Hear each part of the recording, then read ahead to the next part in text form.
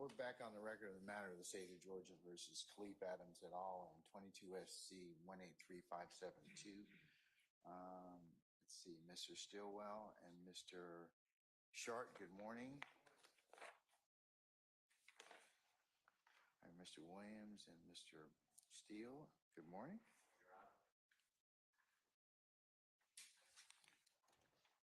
All right, Mr. Kendrick and Mr. Weinstein, good morning. All right, Mr. Huey and Mr. Matthews Sr., good morning. Good morning. All right, Mr. Nichols, Ms. Westmoreland, Mr. Harvey, good morning, councils. And Mr. Ryan and Misty Williams, good morning. All right. Mr. Brown, Mr. Smith, Mr. Juhelski, Mr. Atkins, and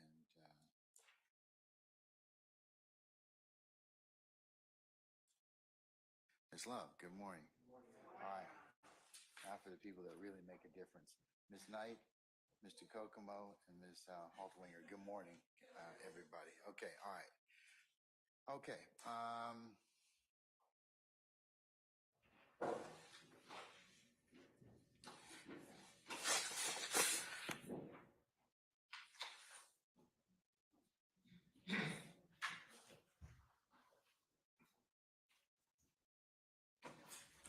All right, all of our jurors are present. Anything else I need to take up with you all before we bring our jurors out and call our first witness? Who's your first witness, by the way? Good morning, Your Honor. Our first witness will be Officer Clinton Hayes. Okay, all right. Anything? All right. Sergeant Ingram, summon our jurors, please.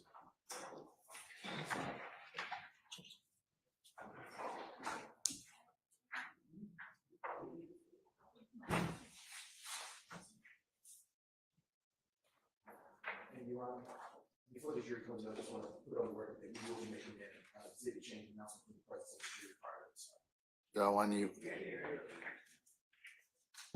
Prior to the start, Your Honor, of us calling Officer Clinton Hayes to the stand, we will be putting that exhibit change on the record for the jury, as we said last week. Is that the one that Ms. Hilton? Yes, Your Honor. Okay. Thank you. Right.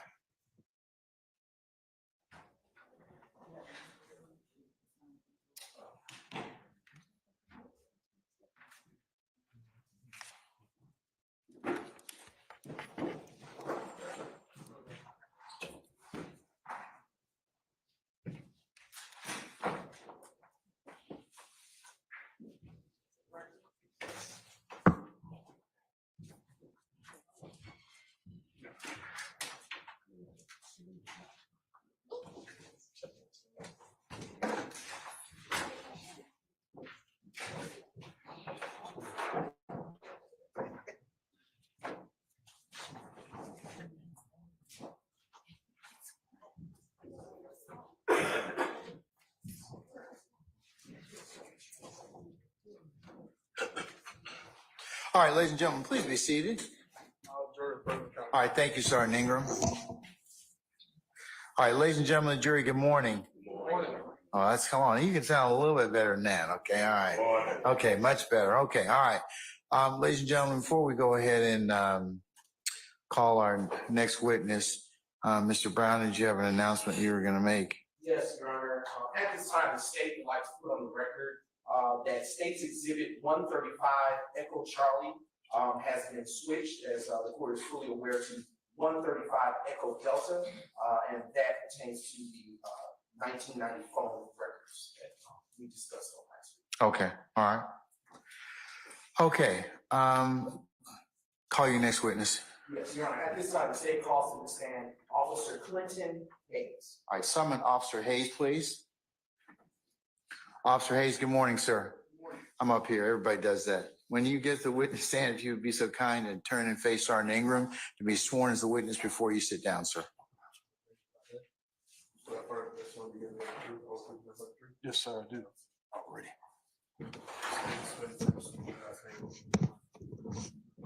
My name is Clinton Hayes, Clinton. Last name Hayes, Hays. All right. Good morning, Officer Hayes. Good morning. Are you employed? Yes, sir. And what do you do for work? I'm a police officer with the Atlanta Police Department. how long have you been with the Atlanta Police Department? A little over 12 years. And, what is your official title? Officer. And what are your duties and responsibilities, as an officer with the Atlanta Police Department? Answer calls, write traffic tickets, direct a patrol, stuff like that. And, have you always worked in that kind of capacity? Yes, sir. And, what is a zone? A zone is an area of the city. There's 6 zones in Atlanta. It's an area of the city patrolled by officers. And in each zone, there's 14 beats. And each officer has their own beat that they're responsible for calls or traffic enforcement and stuff like that. Is a zone larger than a beat? Yeah, a zone is the area where all the officers patrol, and then the zone are little areas within a beat. Okay.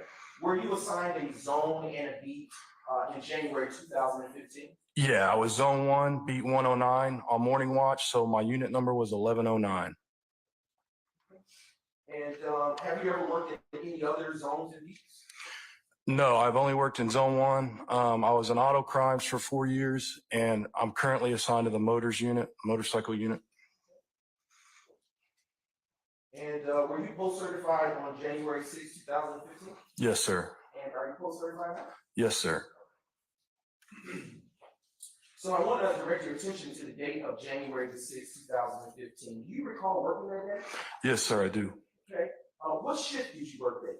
I was morning watch, which means I got in at 10 p.m. and left at 6 a.m. And in the law enforcement community, what is a watch? There are 3 watches. A watch is just the time that you're there working. There's morning watch, which is 10 p.m. to 6 a.m. Day watch, which is 6 a.m. to 2 a.m. And evening watch, which is 2 p.m. to 10 p.m. And what zone and beat were you working on January 6, 2015? I was working beat 109 and zone 1, morning watch. And excuse me, do you recall working in the general area of Club Crucial on that day of January 6, 2015? Yes, sir, I do. And do you know if on Tuesday, January 6th, let me ask this question. What do you recall about working on Tuesday, January 6, 2015? That would have been a Monday night going into Tuesday. That's a night that Crucial was open, and it's always pretty packed on those nights. So around that time, they were probably closing and letting out the club. So I was doing a directed patrol in the area, just showing visibility so we'd have less stuff going on over there. Okay. What can you describe for the jury what a directed patrol consists of? Yeah, directed patrol is just where you park, usually put your blue lights on, just remain visible. Usually do them in high crime areas or just so you don't have any crimes in that area or fights, just to remain visible out there. In your experience being on morning watch in zone 1 on that beat 109, do you know that to be particularly high crime area? Just usually when Crucial is open, there'll be a lot of fights in the parking lot, a lot of theft from vehicles. We had a couple shootings up there, and just around that time when they were open, especially when they were letting out, me and several other officers in the zone would go up there and direct a patrol, just remain visible up there. And when you say letting out, what do you mean by that? Letting out, clubs closing and people leaving to their cars or going home or whatever. I want to walk back to something you said earlier. You said that it was a busy time for them on that particular day. Do you recall that? Yes. Okay. What did you know that day or night to be for Club Crucial? They called it, I heard it called like industry night. It was always one of the packed nights over there. I think they would have like boxing matches up there and it'd just be a lot of people up there at that particular club. And then in what county is Club Crucial situated? Fulton. And is it still open today? I'm not sure. I think it's open. Overruled, sir. I think it's open sparingly. I don't really recall if it's open like normally, like they have normal business hours. And I want to go back to you indicated that when you were in that zone and on that beat, you talked about being in that area. Had you worked in that particular area doing directed patrol before? Yeah, I was at beat for a while, and usually we'd be in that area around that time. A lot of officers would be directed patrolling up there. Now, on that evening, were you targeting a particular person? No, sir. Were you targeting a particular group? No. Were you assigned a patrol car? Yes, sir. Do you remember what kind of vehicle it was? Around that time, it most likely would have been a Ford Taurus, a sedan. And was it marked? Yes, sir. Equipped with emergency lights? Yes, sir.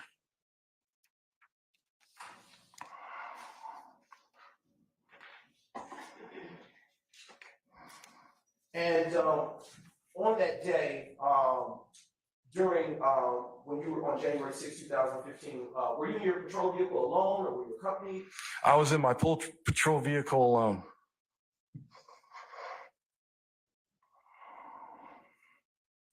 I'm sorry? I was in my patrol vehicle alone. Oh, okay, okay, I'm sorry. I was by myself. And were you in uniform that day? Yes, I was in uniform. I am now preparing to show you, for the record's purposes, states exhibits 2 Tango to 6 Tango to defense counsel, as well as states exhibits 7 Tango to 9 Tango as well.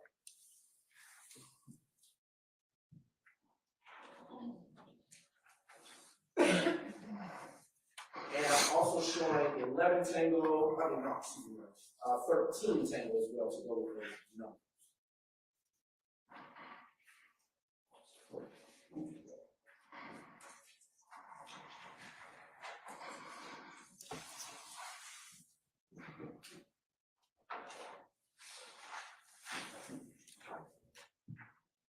Chris.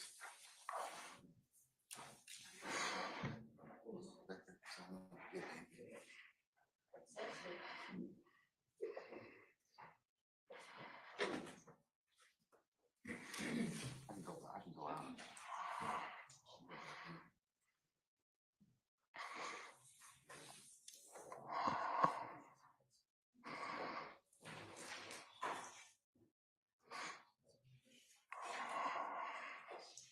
Your Honor, I am now approaching the witness with state's exhibits 2 Tango through, to be clear for the record.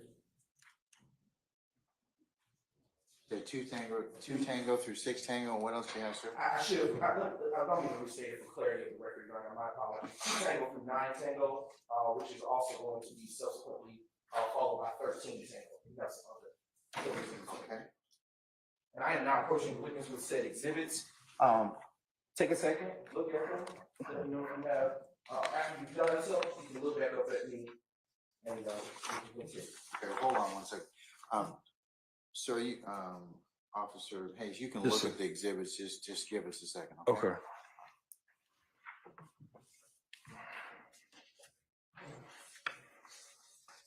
Counsel, let me know when you're done looking at it. So.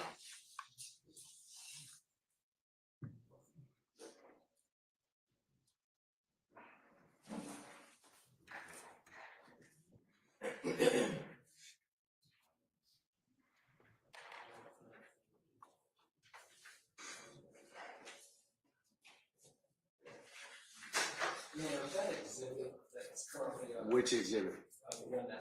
Which? Oh, the one that's, which one? The one that's on the easel? Yeah, sure.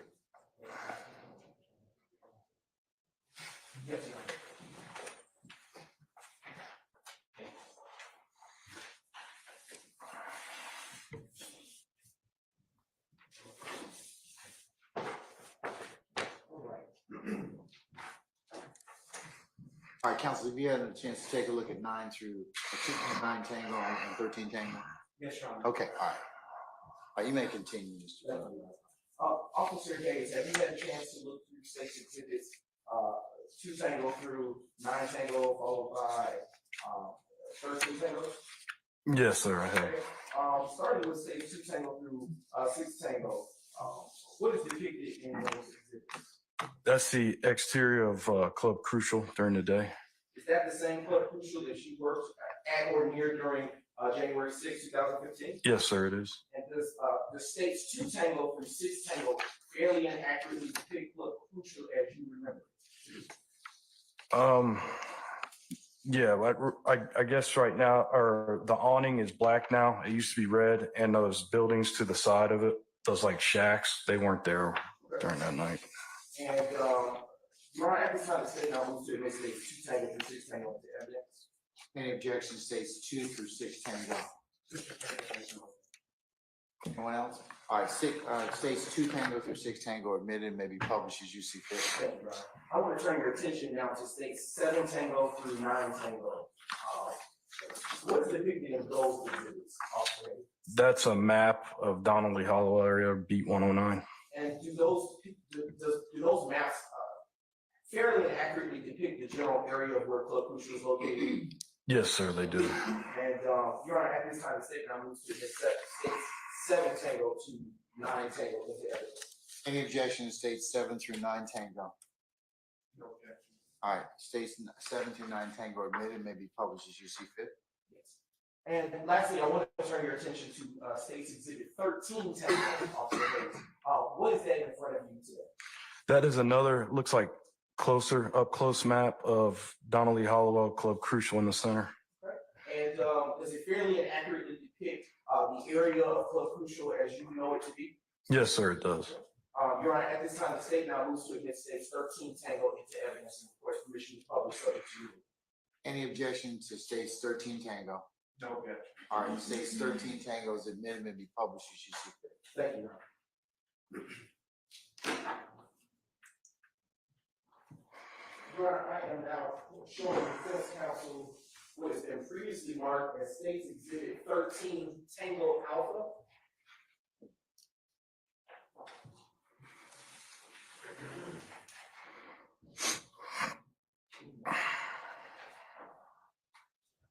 And Your Honor, I am going, with your permission, going to approach Officer Hayes with states exhibit 13 Tango Alpha and ask a few questions very carefully with this. Officer Hayes, what is it that I have in front of you right now? That is a map of Donnelly Hollow with the Club Crucial. Is it fair to say that this is just an enlarged portion of states 13 Tango? Yes, sir. And does it fairly and accurately reflect everything contained therein in states 13 Tango? Yes, sir. Okay, and is it fair to say that this is just an enlarged version of that same exhibit? Yes, sir. Your Honor, at this time, the state. I stand the objection. I'm sorry. That was Mr. Steele. Absolutely. Yes. Your Honor, at this time, the state moves to request to publish states 13 Tango Alpha for demonstrative purposes. All right. Any objection to states 13 Tango for demonstrative purposes? No objection. All right, it's admitted for purposes of demonstrative purposes only. Can we publish it so it can be seen, so everybody can see it, sir? Sure thing, Your Honor. We can utilize the screen as That well. would be great. Councilors, you're welcome to relocate around if you want to. That's your call. Thank you, Your Honor.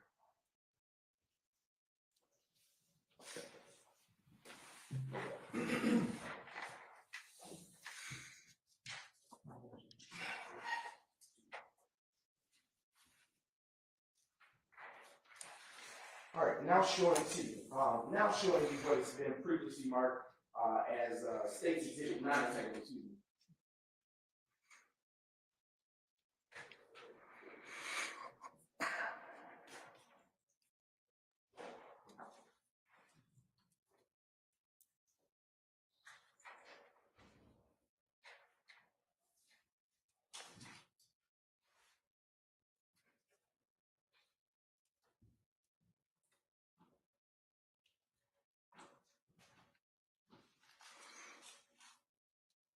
And just a brief indulgence, Your Honor. Officer Hayes, what are we looking at here on, and if you turn to the left, you can see utilize the screen. Oh, okay. On the left, yes, and be careful, you'll roll off of there. What are we looking at on the screen that is next to you on States Exhibit 9 Tango? That's a map of Donnelly Hollow and the area of Club Crucial. And if that board is actually interactive, you can touch it. Okay. Excuse me. Using that pencil. Can you circle where you see Club Crucial? Right there. Okay, and what is that orange street that runs in front of Club Crucial? That's Donnelly Hollowell. It used to be called Bankhead Highway. Okay. And I am now showing you State's Exhibit 2 Tango, and you can erase. Just one second.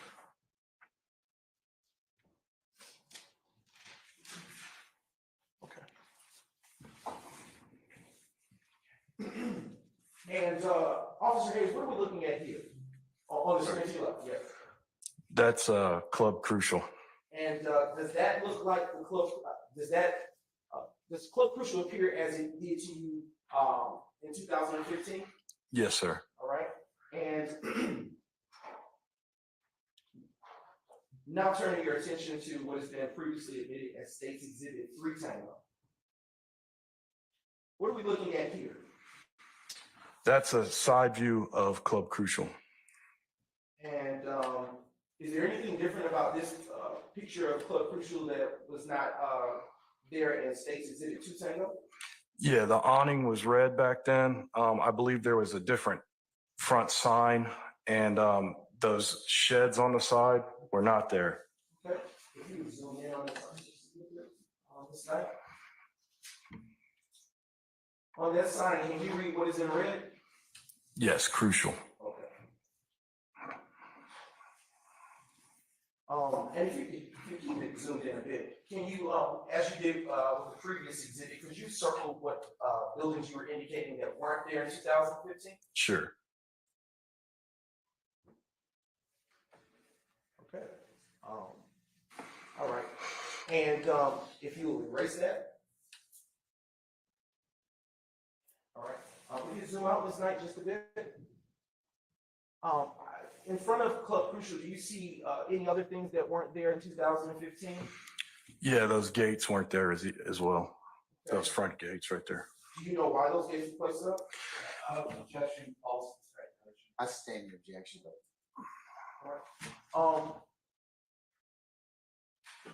If you zoom back in, Ms. Knight, on the side, please. Do you see any numbers on that sign? On the pole? Yeah, I do. On the pole, it says 2517. Is that the address to Club Crucial? Yes, sir.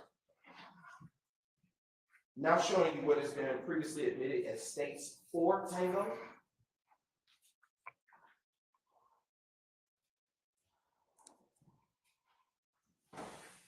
Okay. Is it fair to say that this is a closer view of the shaded buildings that you described in the State's prior exhibit?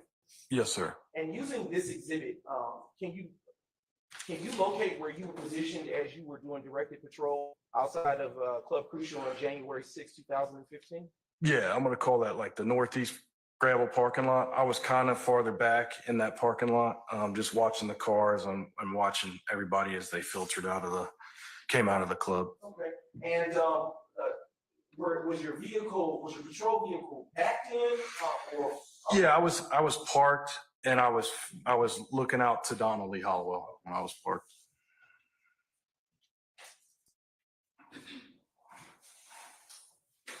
Is there any reason that you were parked in that particular spot? They had a bunch of officers up front. I don't recall how many, but on the other side of Donnelly Hollowell, directly in front of Crucial, there's like a fenced-in area with the sidewalk. So they always had officers parked in front of there. So since there were officers parked in front of there, I wanted to get on the side lot and get my lights on to get some visibility out there. Now showing you what has been previously admitted as State's Exhibit 5 Tango.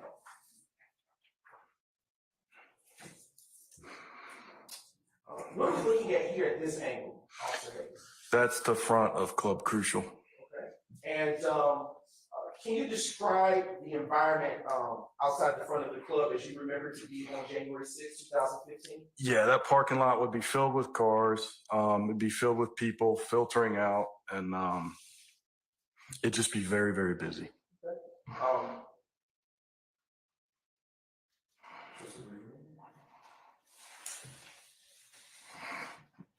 Were there anyone parking the vehicles? They'd have parkers, if I remember correctly, there's a little plaza to the left of that. So they'd have parkers come out there and like kind of valet their cars in that vehicle. But yeah, there would be armed security out there. Yeah, people parking cars. Utilizing State's Exhibit 5 Tango, can you tell the jurors where other officers may have been positioned at that time while you were working directed patrol? Yeah, on the other side of the street, it's like I don't know what it is, but it's a business and there's a fence around it and there's a sidewalk. So they'd be like vehicle or patrol vehicles parked up and down that sidewalk. There'd also, we put a vehicle on right at the intersection of Church Street and Donnelly Hollowell. That's directly across from Club Crucial there because cars would be parked up in. No, you're fine. I'm looking for a point. And if you can point on the screen above, the screen, or using State's Exhibit 13 Tango Alpha, either one suffices, but can you show where the officers would have been based on your recent testimony? Like I said, that's that business and there's the fence. So patrol vehicles would be parked along this sidewalk right here. We'd also get a bunch of people parking up and down Church Street and we get auto break-ins there. So we usually have a car parked on top of Church Street and every once in a while rove up and down just to make sure nobody was breaking the cars. I'm going to hand you a marker and utilizing State's Exhibit 13 Tango Alpha, what I would like for you to do is to mark where your patrol vehicle would have been. Sure. At the time. On this thing? And for the record, Your Honor, I would like to say that we're going to have Officer Hayes mark an H where his vehicle would have been on the night that he was doing directed patrol on January 6, 2015. So if you may mark that exhibit, yes, sir. I'd be in this general area right here. Right here. Okay. I would like, using that same marker, don't close it, so you're still going to use it. For the record, would you please mark with a P1, P2, P3, etc., where other officers would have been stationed at the time that you were doing directed patrol on January 6, 2015. Okay, well, I don't know how many officers were out there per se. The general area where they would have been. We'll do P1, we'll do at least 3 out here, P2, P3, and then we have one right here, P4. And the P4 address, street, what street is that? That's Church Street at the intersection of Donnelly Hollow. Okay. And you may reclaim your seat. All right. And I'm not sure that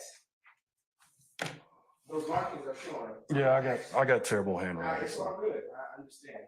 Would you, for the purposes of the record, place these blue push pins where you mark P1, P2, P3, P4. I want you to be careful because this board could tear.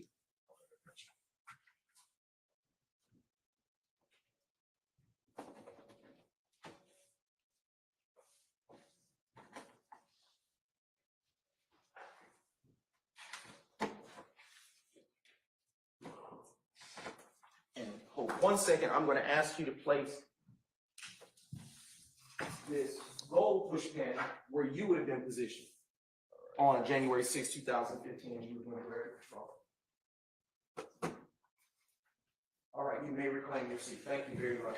You're welcome.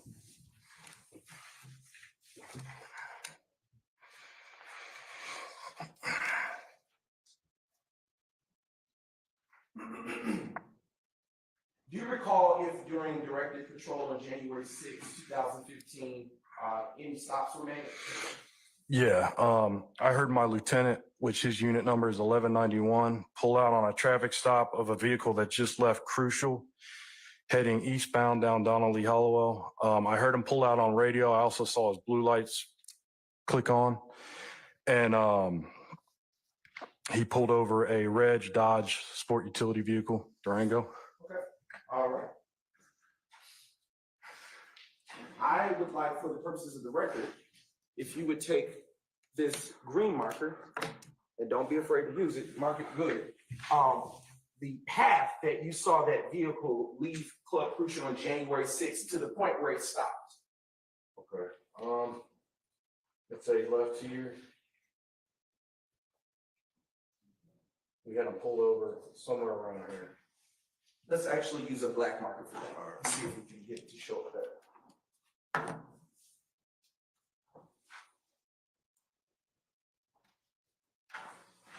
Okay, all right, you may be seated. And with this red push pin, well, before you see it, with this red push pin, would you indicate where the vehicle that was stopped was stopped? Okay.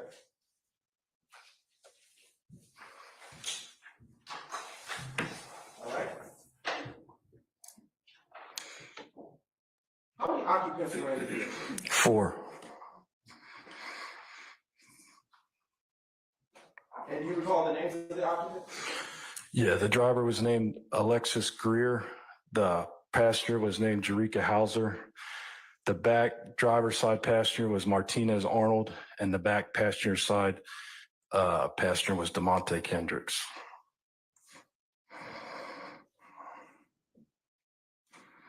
And why was this red Dodge Chevy truck stopped on that road? Objection calls for speculation.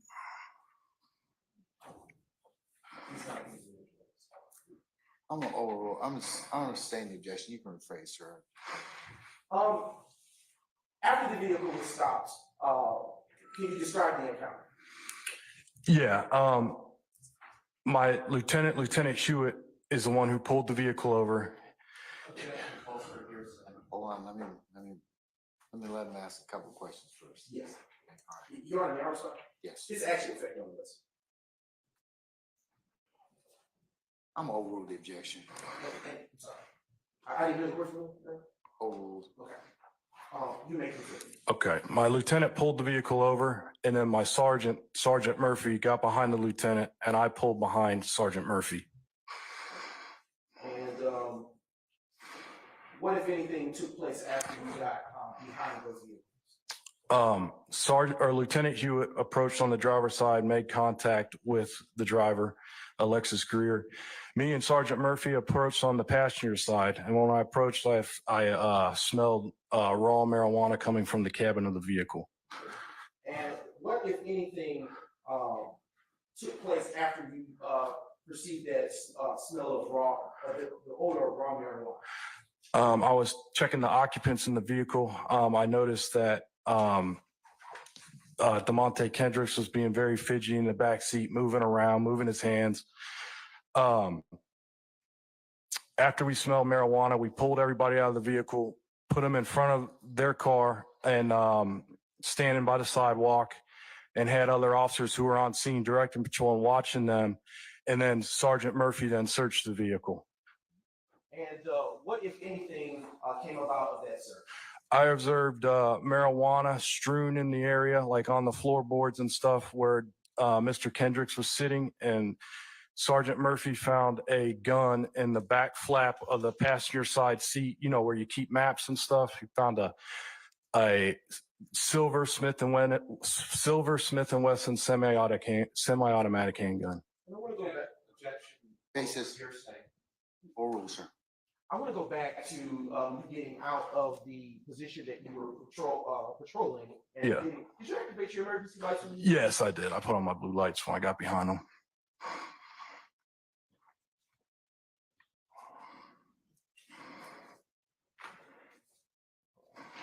And after the firearm and the marijuana was located within the vehicle, what, if anything, else took place after that?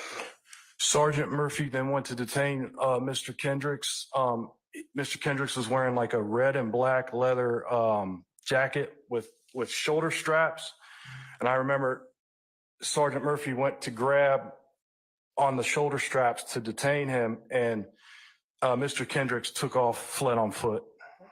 Now I want to, go back and ask you another set of questions that I should have asked before. Can you tell the jury if you remember the windows being up or down when it stopped, when you approached the vehicle? They would have been down because I smelled the marijuana. Um, and where was everyone located as the vehicle was being searched? When we took everybody's out, we put them on the sidewalk in front of the Durango and had officers watching them while we were searching the vehicle.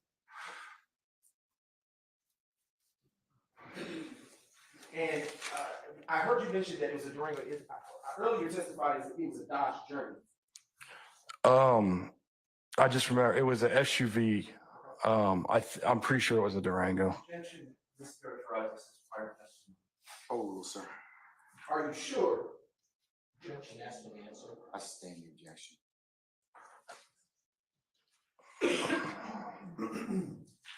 After the,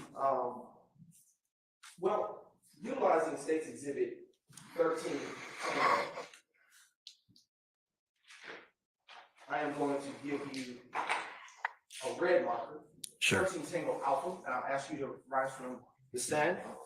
And using this marker, I would like for you to draw the path that Mr. Kendrick took as he took flight from the location where the vehicle was stopped. Mr. Kendricks ran eastbound down Lee Hollowell, crossed over the street somewhere. He would have ran off this, it's Hall Street. Keep going. He would have ran this way to Hall Street, which is this one right here. Okay. I want you to put some pressure on that mark so that it can show up where. I got you. Thank you. Ran path up through here, cut through the parking lot and up Hall Street. He then ran behind the first house to the left, and Officer Butler caught up to him and tased Mr. Kendricks. I want you, if you would, for the record, please put a DK in the area where he would have been stopped. It would have been behind this tree line because it was in the back behind this house in the back here. Thank you. You're welcome. You may be seated. All right.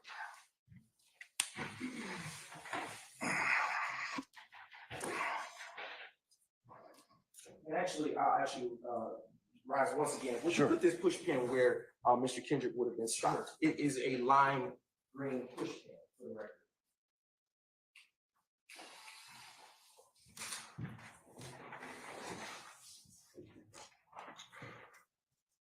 Okay. Did you write a report for this case?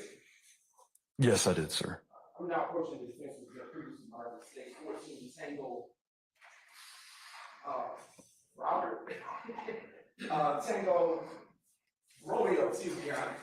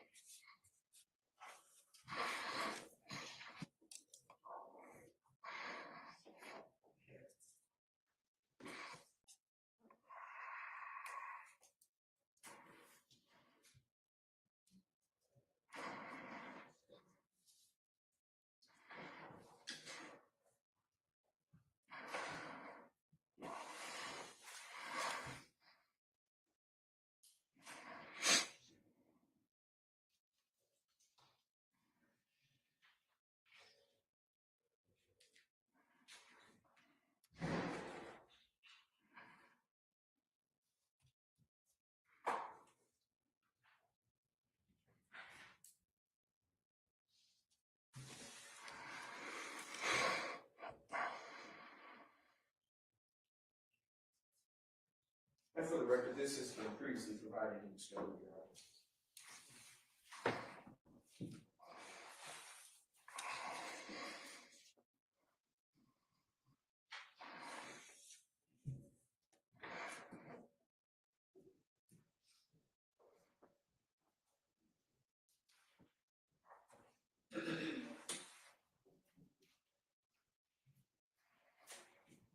I object to him being shown that document at this point. Your basis, sir. What's the reason that he's being shoveled? Yeah, I'm kind of unsure about that too, counsel. Your Honor, Bless you. at this time, we're refreshing his recollection. There's been no question to refresh his recollection on.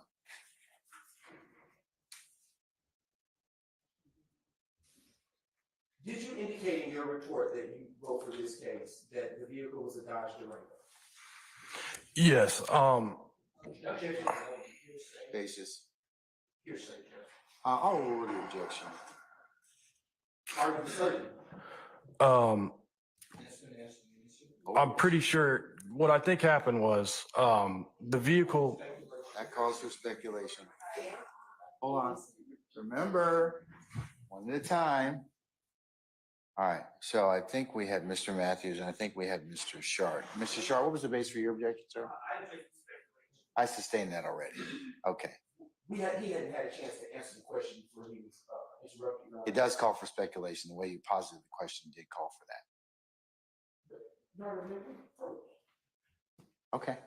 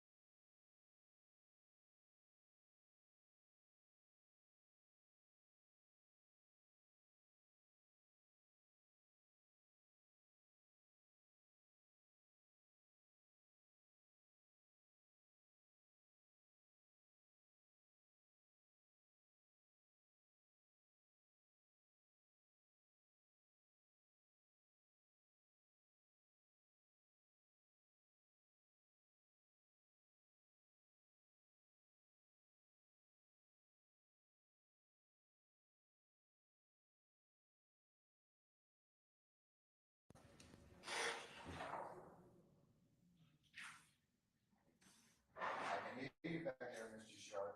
I can hear you back there, sir. Yes, sir, Your Honor.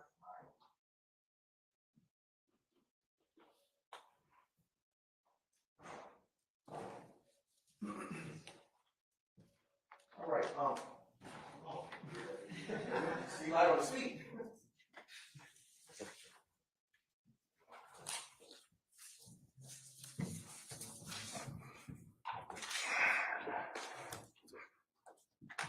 Officer Hayes, when the stop was made and the occupants were ordered out, were any of them in cuffs as the search was going forward? No.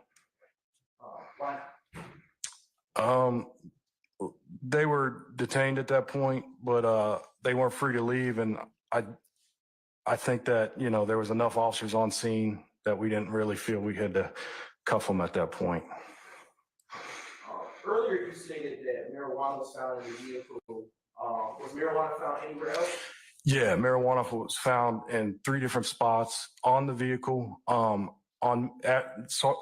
He's a lieutenant now, but Officer Butler searched Mr. Kendricks after he got him in custody and found. I sustain the objection. Remember, one at a time, okay? No, it's one at a time, Mr. Weinstein, okay? All right, because remember, Ms. Weaver has to be able to take you all down. I understand, Your Honor. No, you don't, because you keep objecting in harmony. I So- can't intuit what my Okay, well, fellow counsel- Why don't you all look at one another and see whether or not that would be, who rise first and then see who's gonna object. Your Honor, if I may respond, the impact of the statement is affecting us. I'm overrule the objection still. I mean, I'll sustain the objection. I'm still gonna sustain it. Okay. Without saying anything anyone said, can you describe, what was found in the vehicle? Objection, asked and answered. That was Mr. Short and, Mr. Weinstein. He didn't say anything. He just said objection. All right, so was there a basis for your objection, sir? Yes, I was at this place, because of your. All right, I'm gonna sustain the objection. Your Honor, may I respond? Yes. He has personal knowledge of this. This is not his.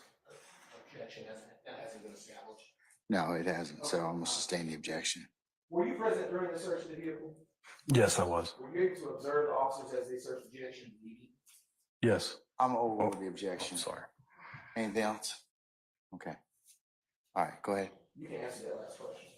Yes, I observed the vehicle being searched. What, if anything, did you observe removed from the vehicle after the search? A Smith & Wesson firearm in the passenger side back flap. Okay. Is that it? And marijuana was strewn all over the floorboards. Okay. And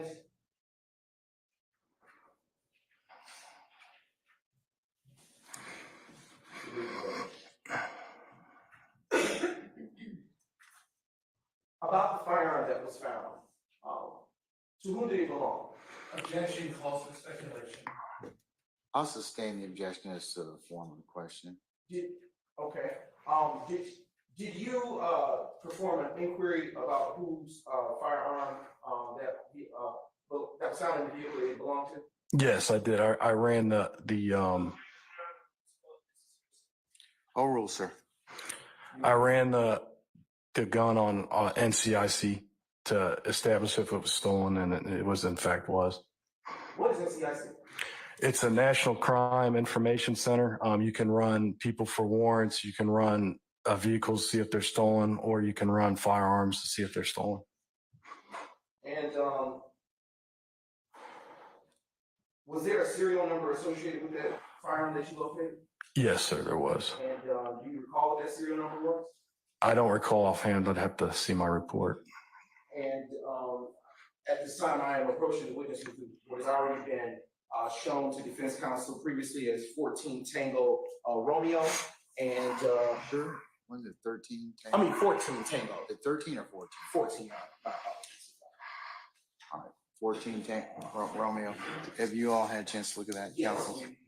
Okay. Don't worry from it, but when you looked up and had your memory refreshed, I'll further ask questions.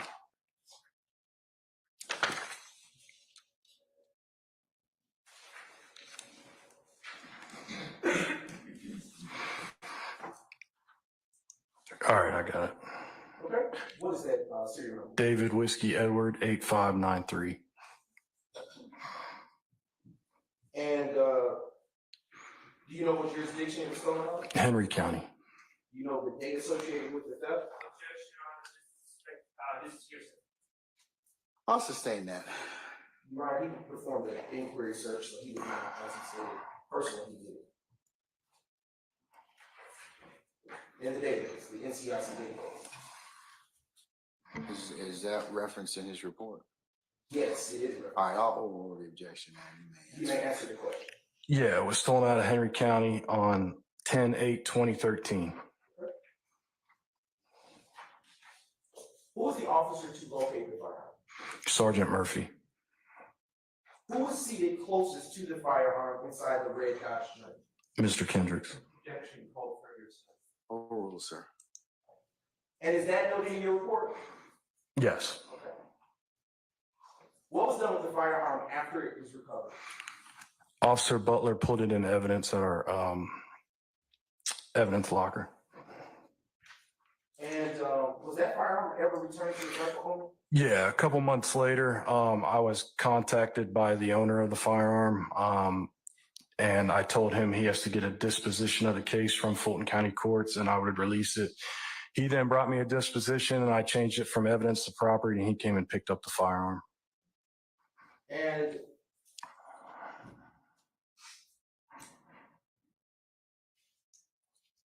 just a brief introduction.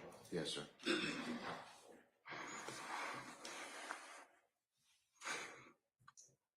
Was anyone charged with the possession of the firearm, the stolen firearm? Yes, Mr. Kendricks was, Why was he charged with it? because he was sitting the closest to it. And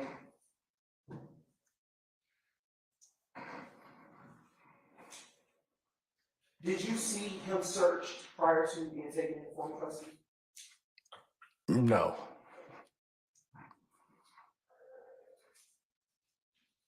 Excuse me. What, if anything, happened with the remaining passages in the vehicle? Mrs. Greer's purse was left open, and they found 3.1 grams of marijuana in her purse. She was cited for marijuana less than an ounce, taken to city jail. The front passenger had an open cup of some type of alcohol, and she was just cited for open container and let go. And then the back driver's side passenger, Martinez Arnold, had a warrant out of the city of Atlanta, and he was taken to Fulton County jail.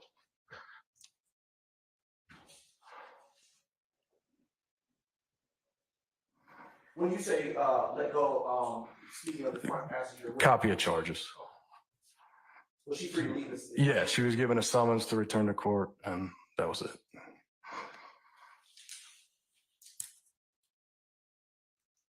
Was who was the driver of the vehicle? Alexis Greer. Was she taken into formal custody or? Yeah, she was taken to city jail and cited for marijuana possession less than an ounce.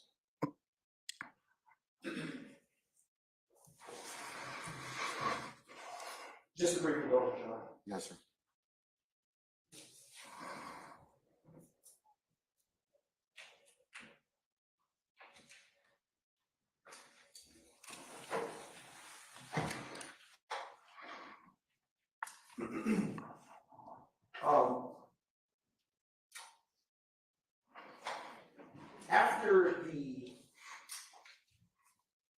After the occupants of the vehicle were either arrested or let go, what, if anything, was done with the red Dodge Charger? The vehicle was impounded. Basis. A little, sir. The vehicle was impounded by S&W Towing. They're contracted by the Zone 1. Did the vehicle have a traffic cone under it when you stopped? When it stopped? Say that again. Did the vehicle have a cone under it when it? Yes, it was. I stand objection. What, if anything, was the basis for the stop?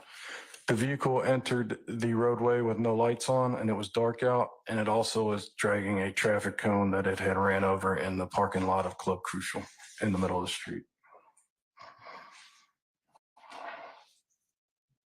Brief indulgence.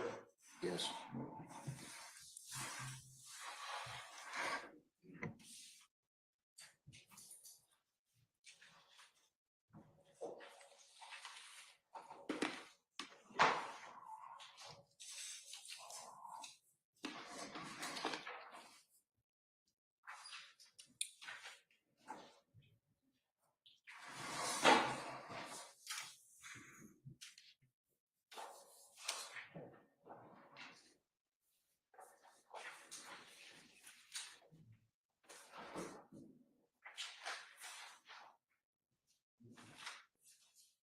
And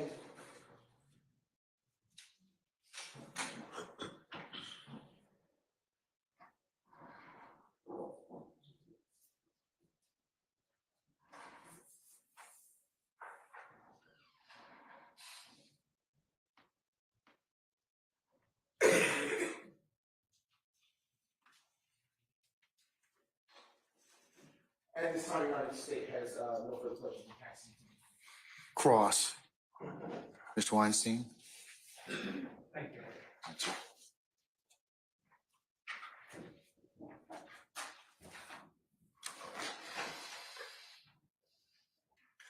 Good morning, Officer Hayes. Good to see you again. Good morning, sir.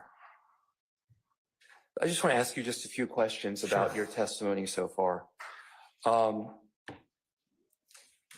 You testified that you saw a Dodge Durango and you drew the path of the Dodge Durango. Yes. Did you see the Dodge Durango throughout the course of that path? I heard the vehicle, I heard like the siren to pull it over. I heard my sergeant or my lieutenant come over the radio with the stop. And when I came out, it was already stopped. So how did you know to draw that red path of the Durango if you didn't see it? Because there's an entrance and an exit to it, like entrance and I just kind of speculated.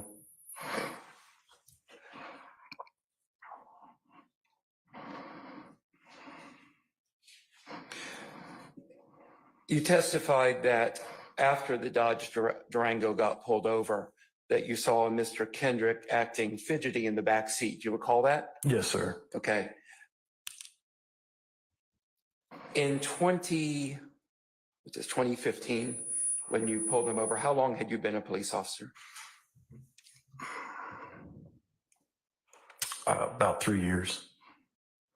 In your experience during those previous 3 years, or even up till now, is it your experience that when you pull over a car and there's an African American in the back seat and it's 2 a.m, that can I finish my question? I'm sorry, I'll stop. I'm gonna sustain the objection. Do you frequently find people fidgety in the back seat when they're pulled over? Sometimes, but not really. You can tell, like if somebody's acting real fidgety, but most of the time, no.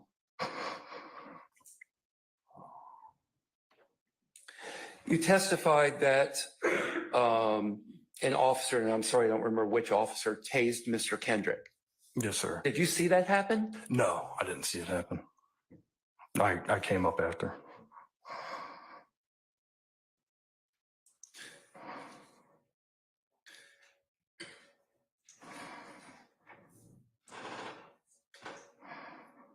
Did you see Mr. Kendrick in the back seat of the Durango? Yes, sir. Okay. And did you assist removing Mr. Kendrick from the Durango?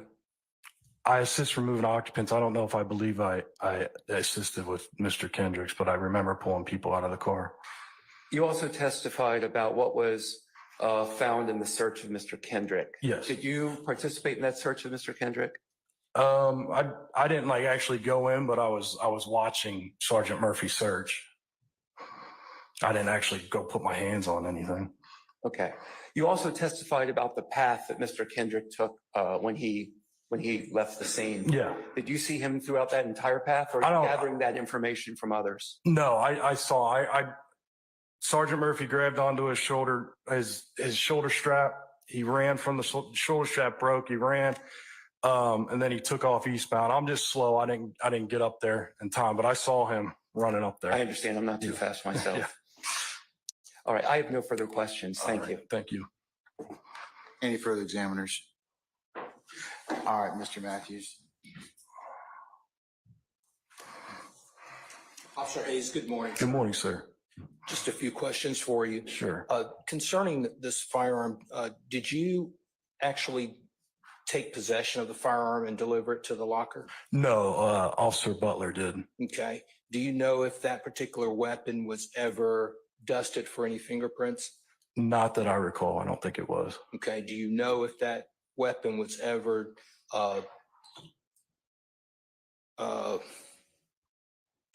I guess the word would be, was it ever searched, or was there any DNA evidence testing that was done for it? No, I don't think so. What happened was when you turn them in, I think the ATF does something with them, like to see if it was used in a prior crime, but I didn't follow up on that, but that's all I know. Okay. So to your knowledge today, as you sit here, can you tell this jury whether or not there was ever any direct testing of the weapon for any linkage to any single individual that was in that car? Objection, ask and answer. Oh, well, the objection, you can answer it. No, sir. Okay. And you never saw Mr. Kendrick with that weapon in his hand, did you? No. And there's no other officer out there that actually saw that weapon in Mr. Kendrick's hand, correct? No, sir. And there was more than one person in the backseat of that vehicle, correct? Yes. And you didn't locate any bullets or anything of that nature on Mr. Kendrick, correct? No, sir. You didn't locate a holster or anything of that nature on No. Mr. Kendrick, correct? I stand the objection. Do you know whether or not there were any holsters located on Mr. Kendrick? No, there were none. I would have put in the report. Do you know whether or not there were any magazines or anything of that nature located on Mr. No, Kendrick? sir.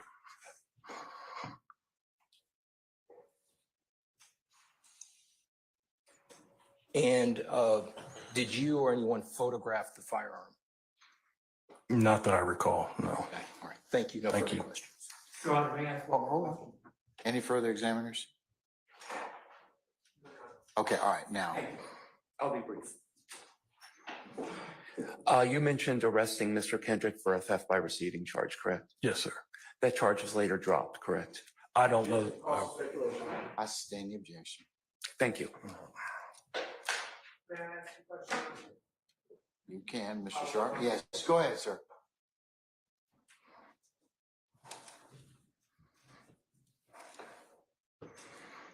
Officer, good morning. Good morning, sir. You wrote reports in this case, correct? Yes, sir. And in fact, you wrote a report about when the, I believe it was Mr. James Sanders wanted his gun back, correct? Yes, I'd have to look at the supplement, but I think that I'm just going to take your word for it. That was his name. Well, if you need to look at the supplement, feel free to. I don't have it in front of me. May I approach You may, with sir. my computer here? Oh, I got it right here. I got it.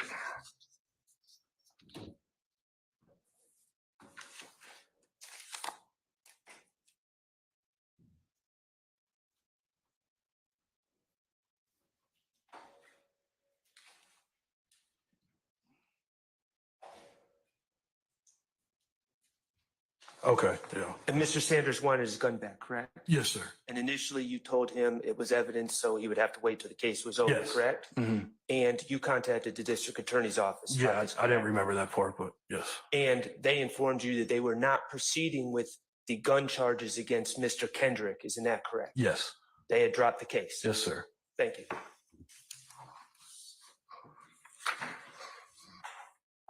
Any further defense examiners?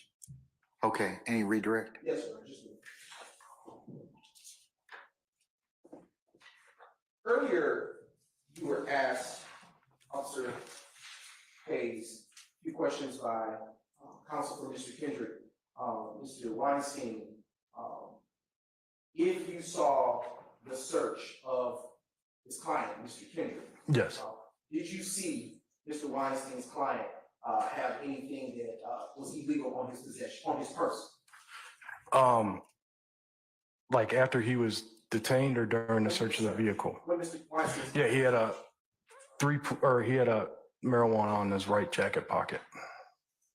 What was done with that marijuana after Mr. Weinstein's client, client was searched and that was found? Officer Butler put it into evidence.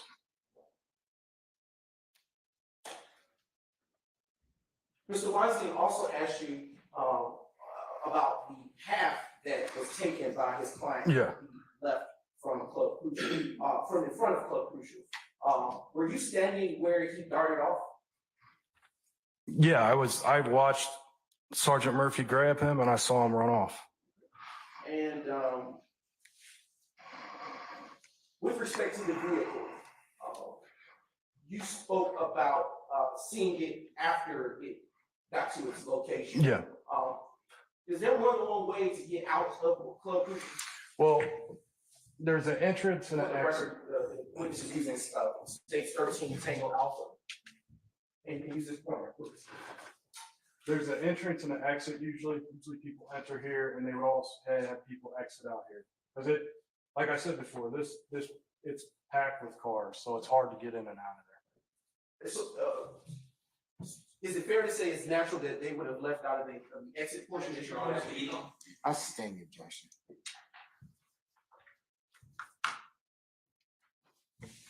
Earlier you were asked by Mr. Weinstein, by Mr. Matthews, if you saw Mr. Kendricks with the firearm on his person. Do you remember those set of questions? Yes, sir.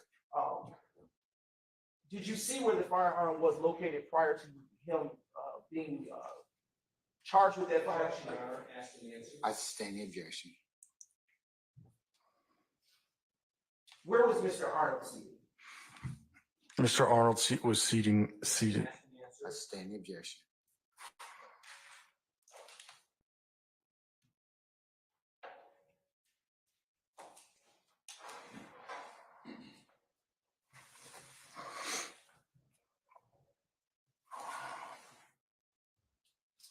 And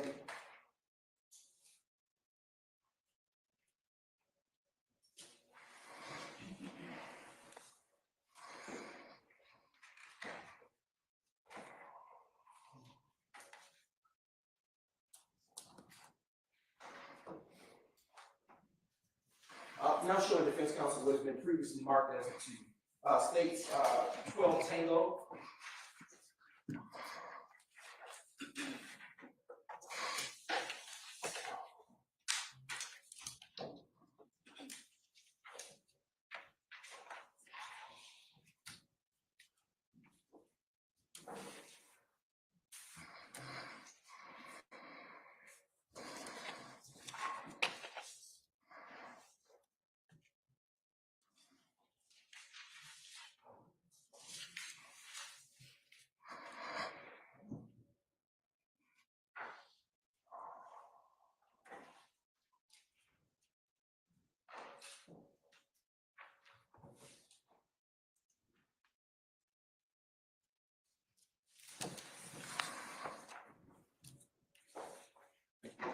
Unfortunately, witness what has been previously marked as states 12 Tango Alpha. 12 Tango. All right, sir. I've handed the witness states 12 Tango. I want you to look at that. Is that the Diamante Kendrick that you arrested on January 6, 2015? Yes, sir. And do you see that Diamante Kendrick sitting here next to his attorney? Yes, sir, I do. Can you identify him by an article of clothing? He's wearing a tan sport jacket.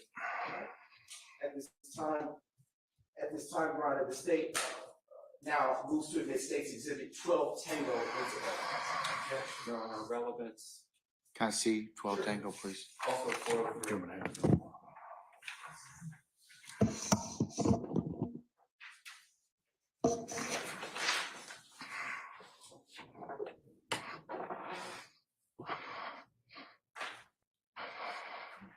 Any further objection, sir? No, Your Honor. All right, it's admitted over objection, maybe post. Thank you. We are now publishing states 12 Tango. And do you see that individual seated in this courtroom today? Yes, sir. No further questions. Anything further, Mr. Weinstein? No, Your Honor. Mr. Matthews? Mr. Sharp? Any other examiner? All right, any further redirect? Nothing further. All right, at this point,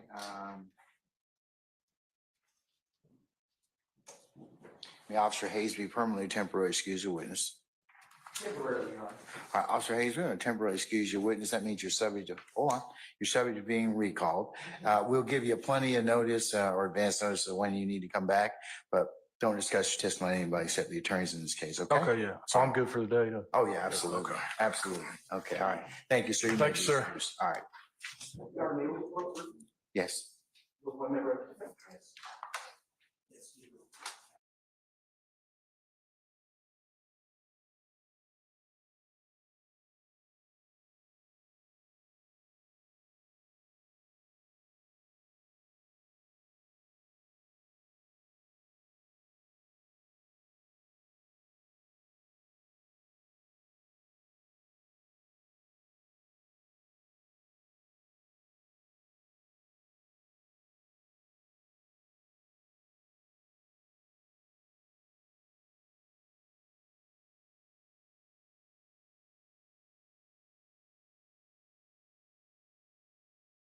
All right, councils, how about we, ladies and gentlemen, of the jury, how about we take a comfort break, about 10 minutes, and then we'll see where the day leads us from there. All right?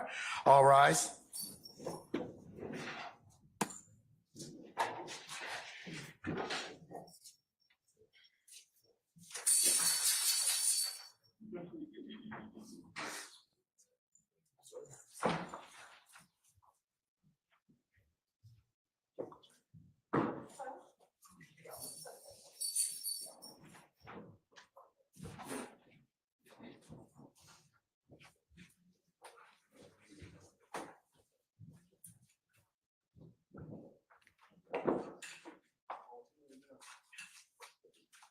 All right, ladies and gentlemen, our jury has left us. We'll see you in 10 minutes, okay?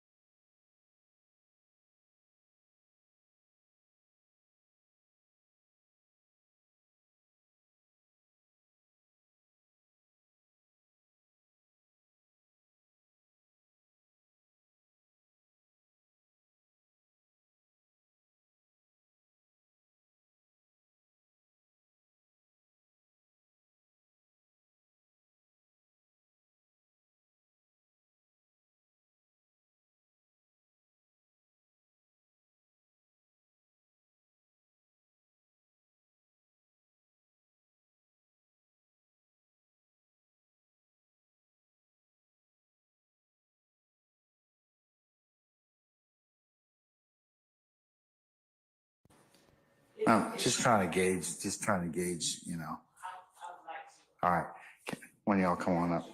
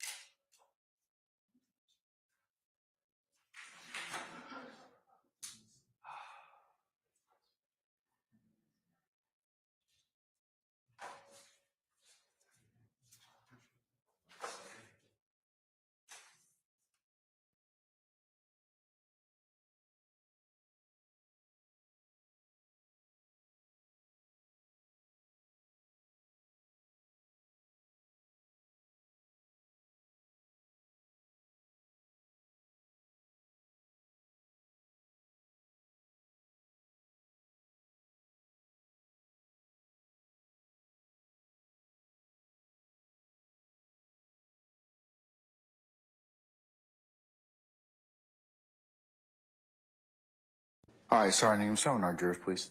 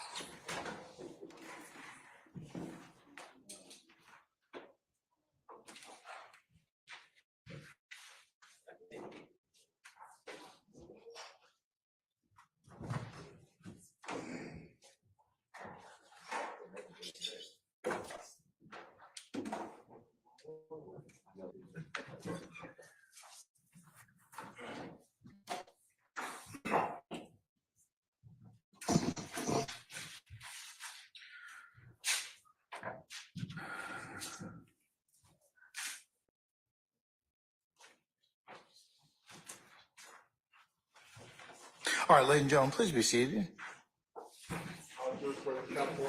All right, thank you, Sergeant Ingram. All right, state, call your next witness. Your Honor, at this time, the state now calls Lieutenant Anthony Volley of the Fulton County Sheriff's Office to the stand. All right, summon Lieutenant Volley, please. Lieutenant Volley, good morning, sir. If you please approach the witness stand. Once you get there, if you'd be so kind to turn and face Sergeant Ingram and be sworn as a witness, please, sir.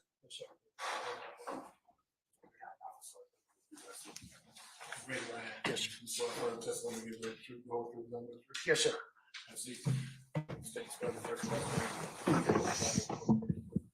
First name's Anthony, Anthony. Last name is Volley, B as in Victor, Olley. Good morning, Lieutenant Volley.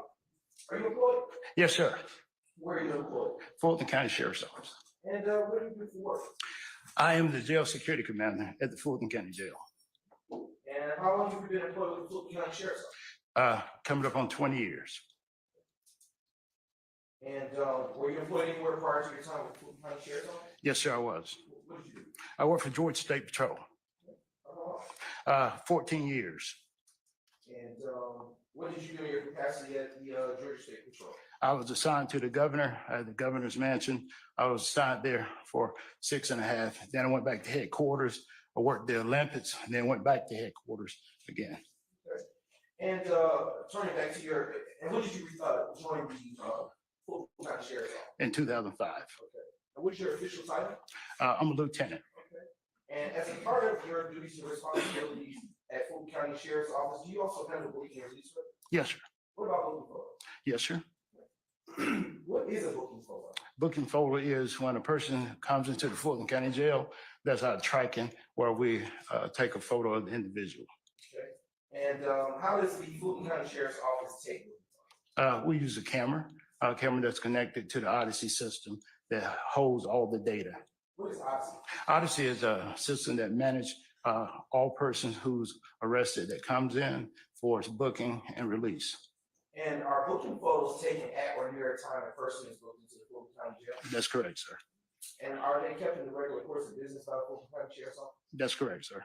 And can you please describe for the jury where pictures are stored by Fulton County Sheriff's Office? Okay, so in the Odyssey management system, it's found under the jelly. The jelly is anyone who's been booked in and have a photo that's taken. It's located in the Odyssey system that manage all the criminal activity, criminal warrants that comes into the jail. Okay. What is a booking and release record? A booking and release record is a record that's kept with the data showing when a person comes in and when a person exits and how did they exit, what was the final result. Are the arrest and release dates recorded at or near the time the person is booked in or released from custody? Yes, sir, that's correct.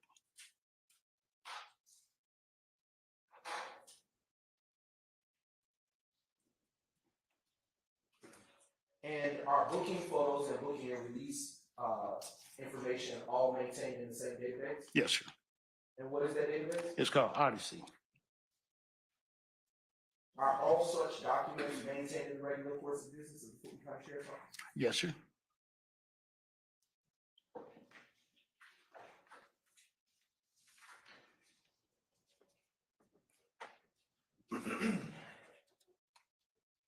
I am now showing the defense what has been previously marked as states 12 Tango, 10 Tango, and 11 Tango. Just so you see. Back there.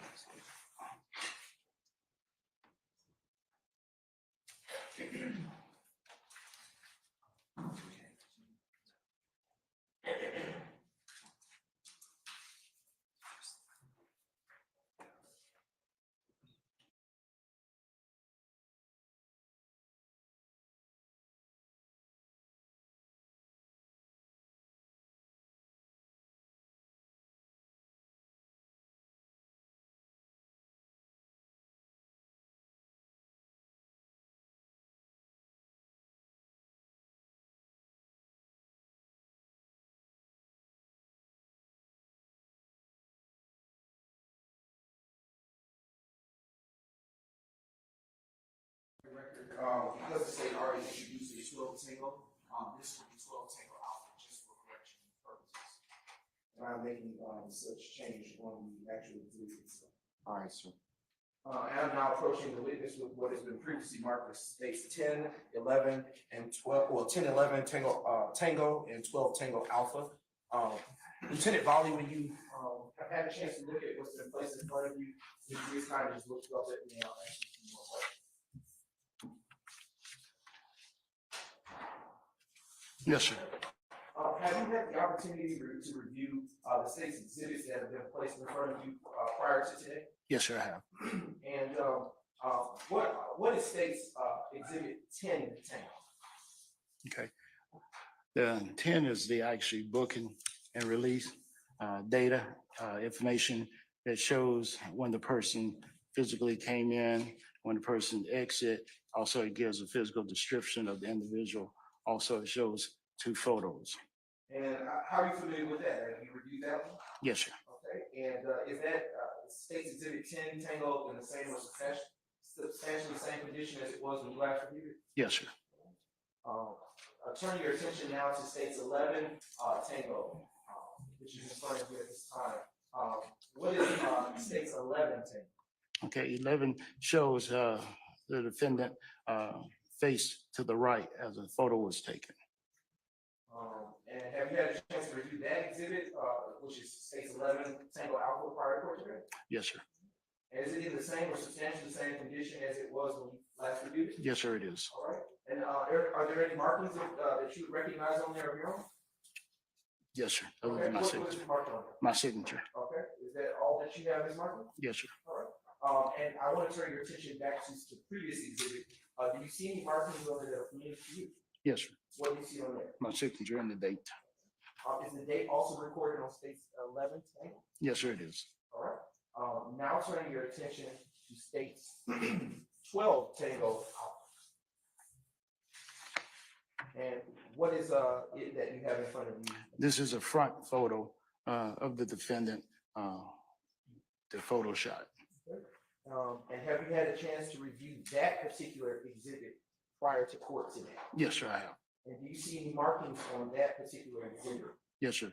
My signature and my date is date. I'm going to make sure for the Madam Court reporter that you can be heard. I'm sorry. Yes. Sir. Yes. Can you restate what you said? Yes, sir. This is my signature and date's date. And is that exhibit that you now hold as states exhibit 12 Tango Alpha in the same or substantially same condition as it was when you initially reviewed it prior to court? Yes, sir, it is. Your Honor, at this time, the state now moves to admit states exhibits 10 Tango, 11 Tango, 12 Tango. Any objection to states 10 Tango, 11 Tango, or 12 Tango Alpha? All right, hearing none, they're admitted, may be published as you see fit. Thank you. And you can keep those. Okay. Now publishing for the record states 10 Tango.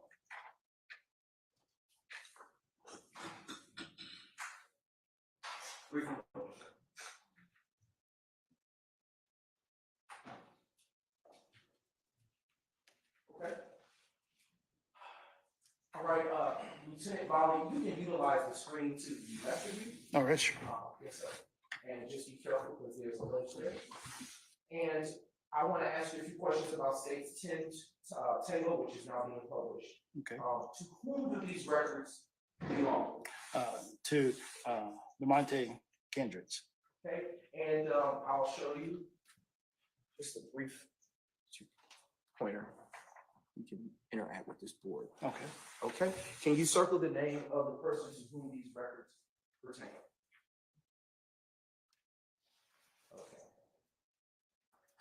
Okay. And utilizing these records, can you tell the jury what is the description provided for on these records? What it shows is the height and the weight of the individual. And why is such a description provided on jail records? As the individual enters into the jail, it does a couple of things.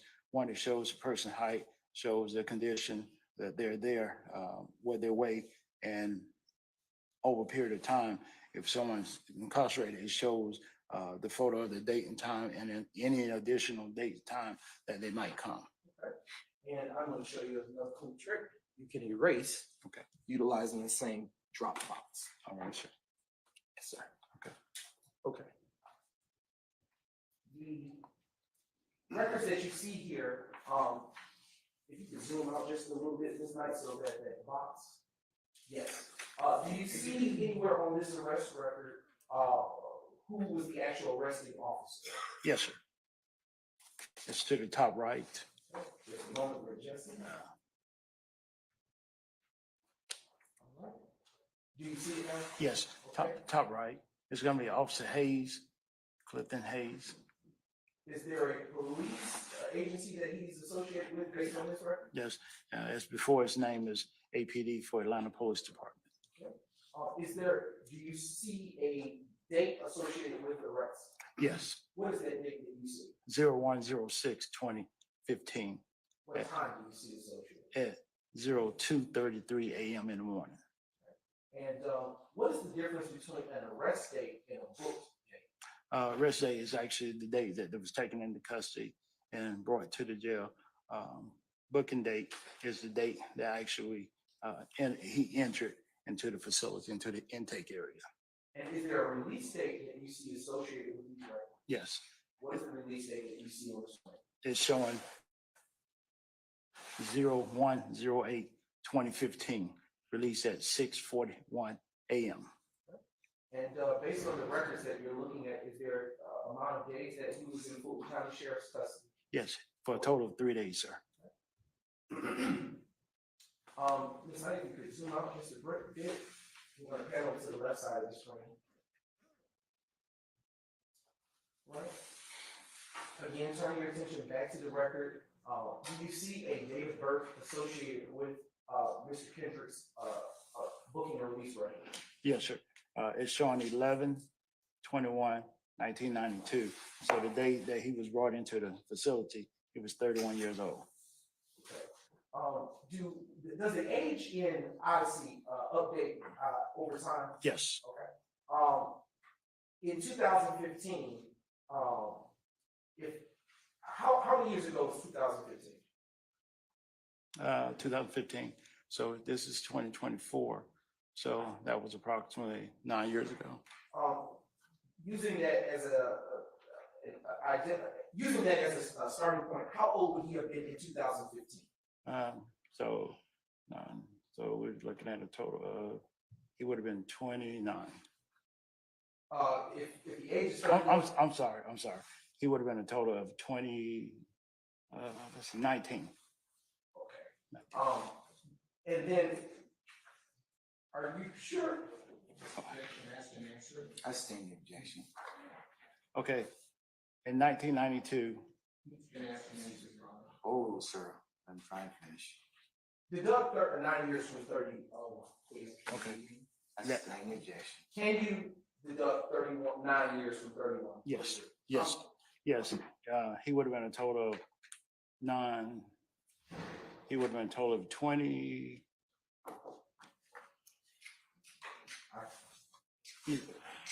22. There we go. Yeah. All right. Given that, I'll strike that.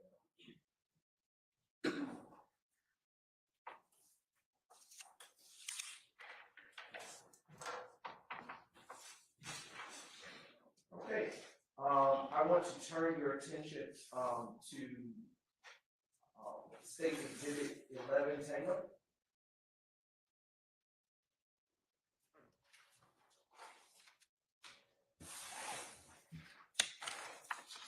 And what are we looking at here? This is another photo shot where he's facing to the right. When you say who are you referencing? Mr. Kendricks. And is this picture a part of what you described earlier as booking and release information? Yes, it's part of it. Is it fair to say that this is a booking photo? Yes, sir, it is. And would this same picture have been taken at or near the time he was booked into the jail? Yes, sir.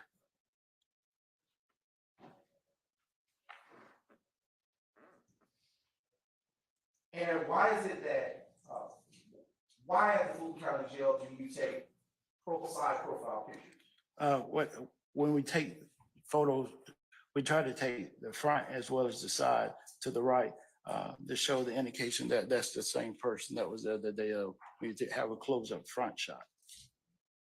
Is that done for every person who is brought into the custody of Fulton County? Yes, sir, everyone. And I am now showing you, what has already been previously admitted as State's Exhibit, 12 Tango Alpha. What are we looking at here? There's a front shot of Mr. Kendricks. And,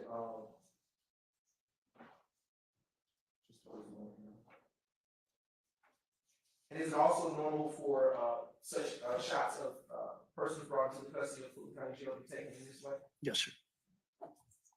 Front photo. And is this also one such photo that would have been a part of the arrest and release record? Yes, sir. For Mr. Kendrick? Yes, sir.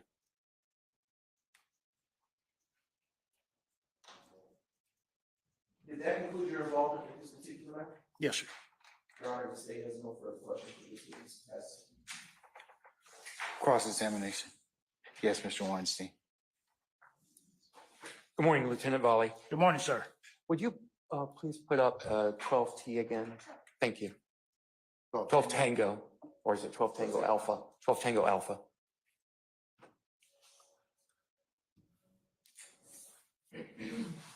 Thank you. What color is Mr. Kendrick wearing in this picture? It's shown to be a gray type sweater. It's not red, correct? No, it's not red. Thank you. No further questions. Any other examiners? Mr. Steele, go ahead.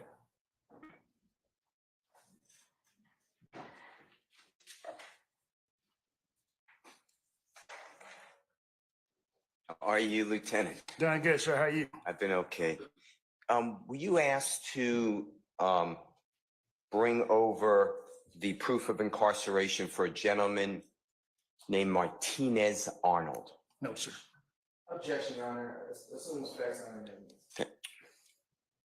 I'll sustain the objection. Your Honor, I'm asking the gentleman whether he was asked to do something. This has nothing to do with facts in evidence. I would ask the court to potentially reconsider. Your Honor, Yes.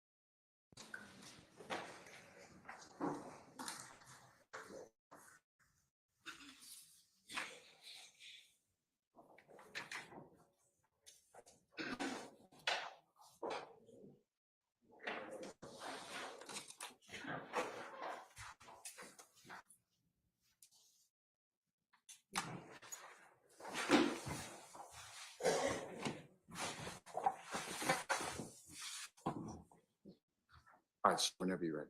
Lieutenant, Yes, sir. in order to prepare to come in and testify before the honorable jury today, will you ask anything about a gentleman named Mr. Martinez Arnold? I'm gonna object, Your Honor, on the basis that we spoke about the bench. I'm gonna sustain the objection. Why don't you rephrase, Mr. Steele? Couldn't phrase. Did you look into anything dealing with a man named Martinez Arnold? I'm gonna object again, Your Honor, on the same grounds. I'll rule objection. You can answer it, sir. No, sir, I did not. Okay.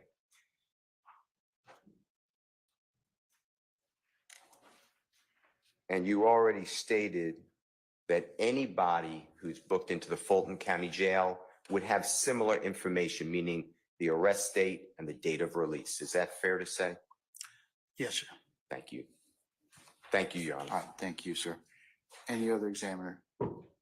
Defense examiner? All right, any redirect from the state? No, Your Honor, nothing for this. All right, may Lieutenant Volley be permanent? Your Honor, may I ask one question? Oh, let's see. One's a singular, okay? No subparts. When booked into the Fulton County Jail, are persons, arrestees, often having to give their clothing into property? Yes, sir. So, no further questions. All right. Mr. Matthews, anything, sir? Lieutenant Volley. Yes, sir. Good morning, sir. Great, thank you. I just have a question. You were asked about Mr. Kendrick's bookend just now, correct? Yes, sir. All right. You noticed on the document that it had Mr. Kendrick being arrested at 2:33 a.m. hours, correct? Yes, sir. And tell the jury, what does bookend actually mean? Bookend is actually when the person is brought into the Fulton County Jail in the intake area Okay, and actually begin the process of booking them into the Odyssey system. okay. So bookend involves picture taking, correct? Yes, sir. It involves fingerprinting, Yes, sir. correct? It involves basic information in terms of height, weight, date of birth, et cetera, That's correct? correct, sir. You can't tell the ladies and gentlemen of this jury what specifically was going on between that 7-hour span between 2:33 a.m. at the arrest and 9:04 a.m. at the time that Mr. Kendrick was booked in, correct? That's correct, sir. You don't know what was going on during that period of time, correct? That's correct, sir. And can you tell the court, if you can orient them, the distance from Donnelly Hollowell and Rice Street? It's in the same proximity. It's Yeah. close, Yeah, correct? very close. Okay. Thank you. No Yes, further sir. questions. Anyone else? Any other defense examiners? Okay, any redirects, sir? Is it uncommon for arrestees to have to wait for a while before they are booked? That's true, sir. That's true, sir. Are they always taken directly to the jail? Objection, leading. I sustain the objection. I sustain the objection. You can't answer that.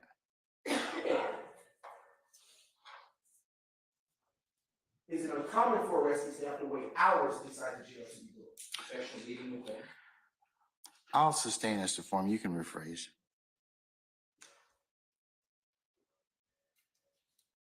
What day, where do the arrestees wait before booking? In the intake area. About how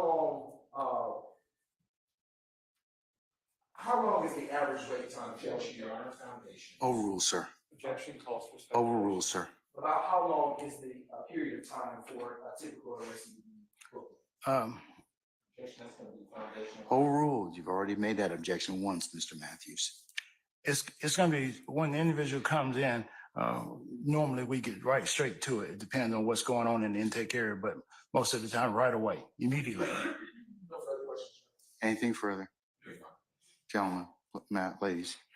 All right, may Lieutenant Volley be permanently temporarily excused as a witness? Temporarily, Your Honor. All right, Lieutenant Volley, I'll leave you to your usual duties and avocation. You will be subject to a recall. We'll give you plenty of advance notices and let you know, okay? Thank But you. don't discuss your testimony to anybody except the attorneys in this case, all right? Yes, sir. Thank you, sir.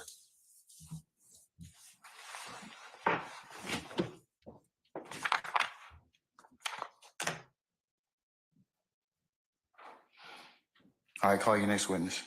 Yeah, our next witness is a longer witness, is a longer witness.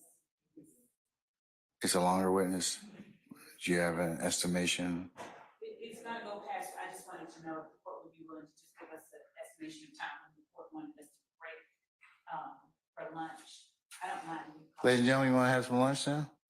Okay, all right. Okay, so why don't we do this, ladies and gentlemen? How about I have you come back for 12:45, and then we'll go ahead and get started with our next witness. Okay? All right. All rise.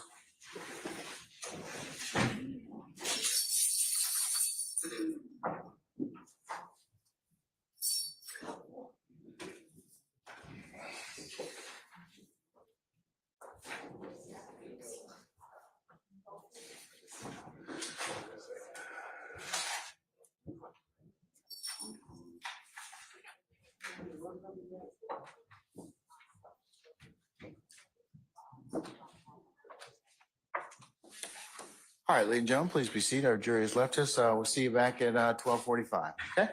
All right, we're in recess.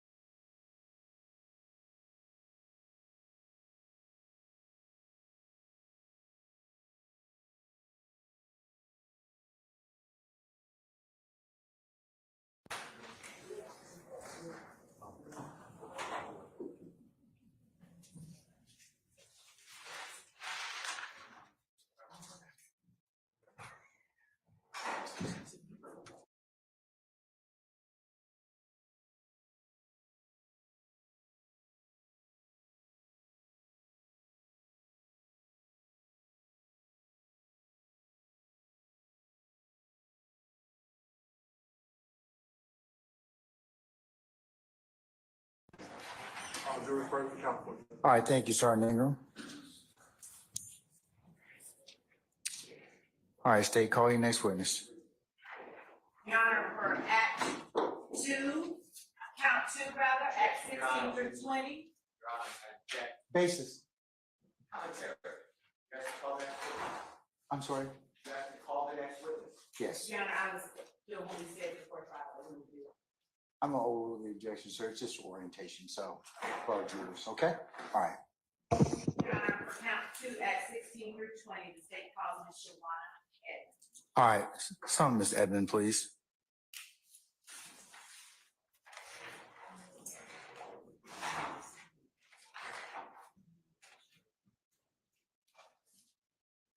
Ms. Edmond, good afternoon, madam. If you would please approach the witness stand. Once you get there, if you face Sergeant Ingram and respond as a witness, please. Sure.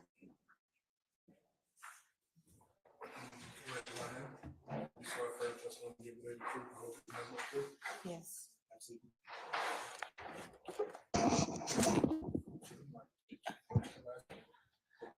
Okay. Hi, my name is Shawana, Shawonna. Last name Edmond, Edmond. Good afternoon, Ms. Edmond. Good afternoon. How are you? I'm well, thank you.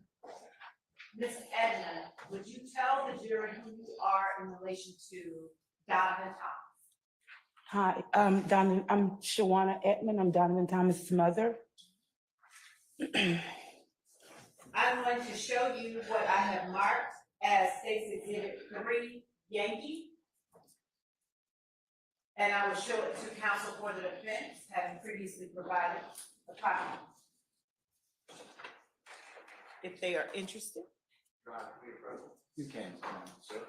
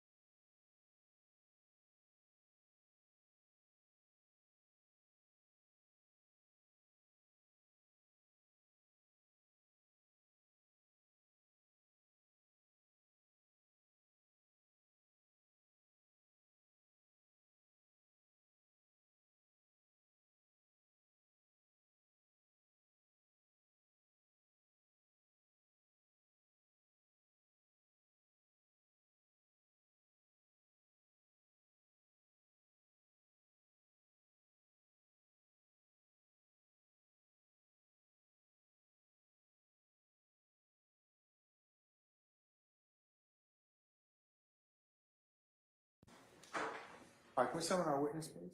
Yes, Your Honor.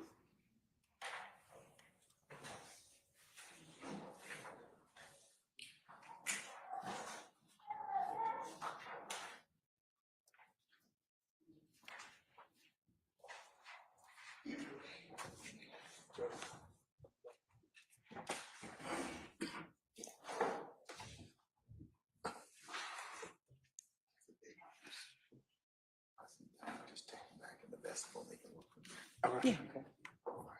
Yeah. Mm. Oh, that's fine. Or she can go to 8H. Or she can go to 8H.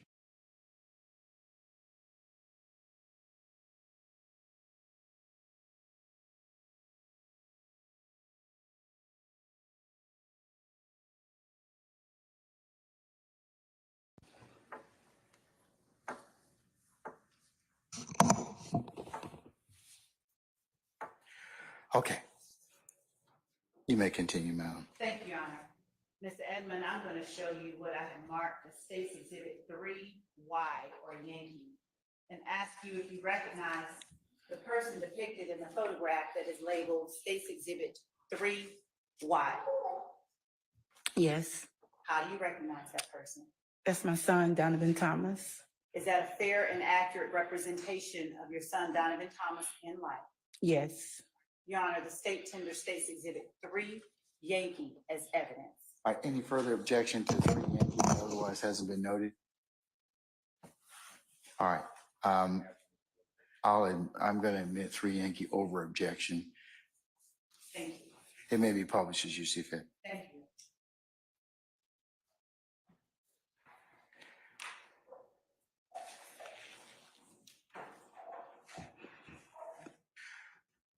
Ms. Love, hold on one second.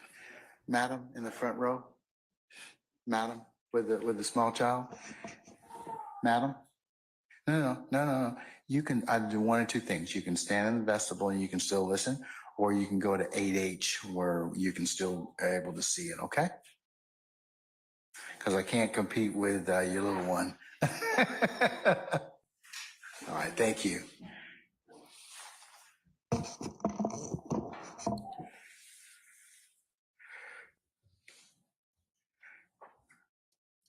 All right, go right ahead. Thank you, Judge. Would you tell the jury who it is that is depicted on State's Exhibit 3 Yankee? That's my son, Donovan Thomas Jr.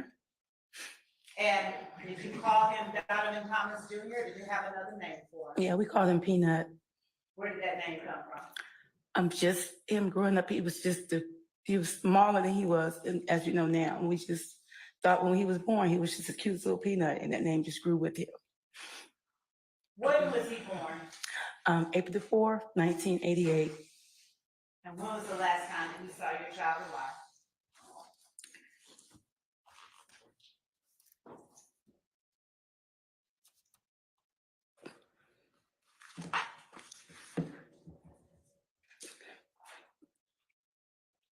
The last time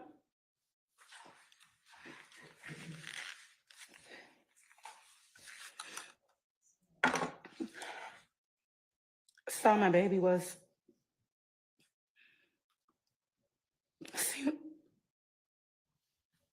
give me a minute, please.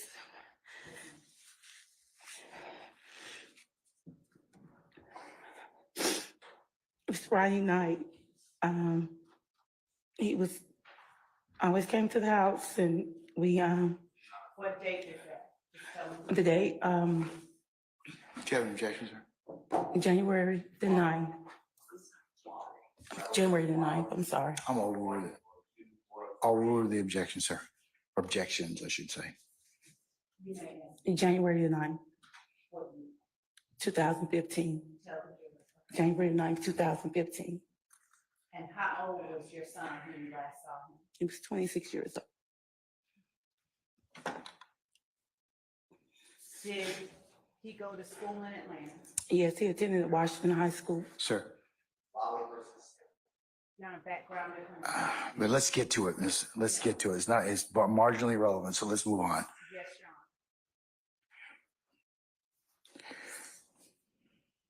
Honor. Was Donovan your only child? No, I have one other oldest son. Donovan was the baby. And did Donovan have children? Yes, Donovan have 2 kids. I sustain the objection. Do you remember the last day that you talked to your son? And Your Honor, I'm gonna go right into something else after this. All right. Do you remember the last day that you talked to your son? Yes, I spoke with him January the 10th, 2015, that morning, but it was afternoon. Do you remember around what time? It was between maybe 2 and 4. I was at my flea market and he called me. Now, backing up to the day before when you said that you last saw him, did your son drive at that time? Yes, he did. And what kind of vehicle did he drive? He drove a blue 2007 Chevrolet Tahoe. And was he driving it the last time that you saw him? Yes. When you talked to your son between 2 and 4 on January the 10th, 2015, without talking about anything he said in particular, are you able to tell the jury whether he was anxious or apprehensive about anything? No, he was just his normal. Basis. That was Mr. Steele and Mr. Sharp? Or no, Mr. Harvey? I sustain the objection. Thank you, Judge. Would you describe your son's mood as he spoke with you on January 10th, 2015? He was the same happy-go-lucky self. Always calling, checking him as he always did. All right.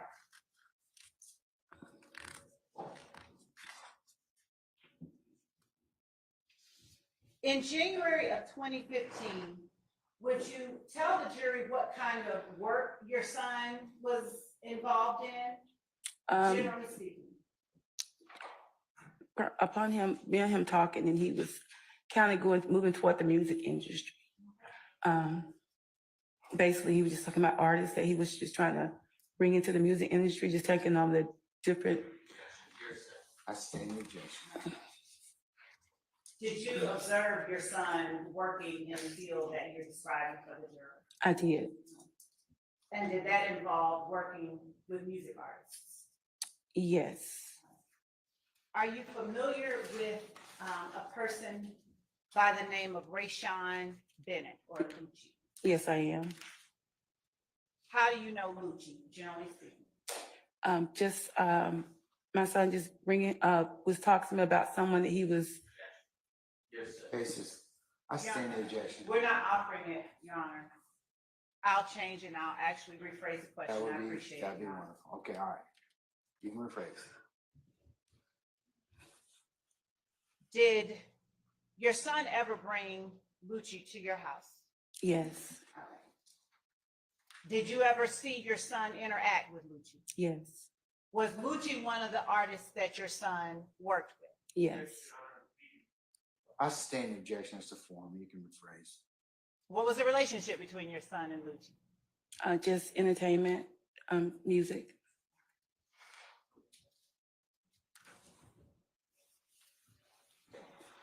Are you familiar with a person by the name of Javon Fly Henry as well? Yes. Did your son work with that person as well? Yes. And with respect to Lucci, what was your son's relationship with Mr. Henry? I think with the label, Think It's a Game. Is Think It's a Game the label that Mr. Henry owns? Yes.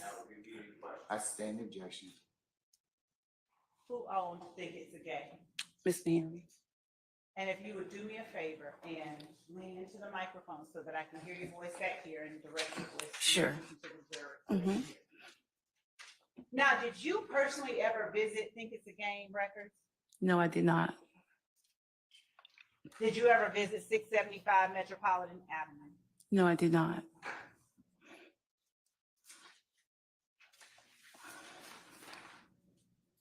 And when you spoke with your son last on January the 10th, 2015, without talking about anything he said, generally, what were the topics that you all discussed?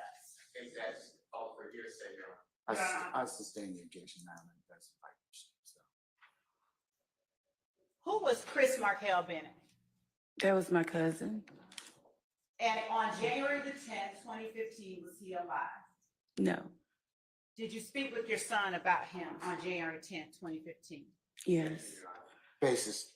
Relevance, A, and B, hearsay. Your Honor, as to the hearsay, I didn't ask her anything anyone said. And as to the relevance, that subject and name will come up more than once later on. I'm gonna sustain the, I'm gonna overrule the objection, I should say. Go ahead. Thank you. Did you speak with your son about him on January 10th, 2015? Yes, we spoke. Do you remember when it was that Chris Markel Bennett died? Yes, I can't remember the exact month, but the year was 2011. And do you remember how he died? It was homicide. When you saw your son's vehicle on January the 9th, 2015, did it have any? I'm gonna overrule the objection. I think she's just orienting. That's the place, sir. Did it have any bullet holes in it that you saw? No, ma'am.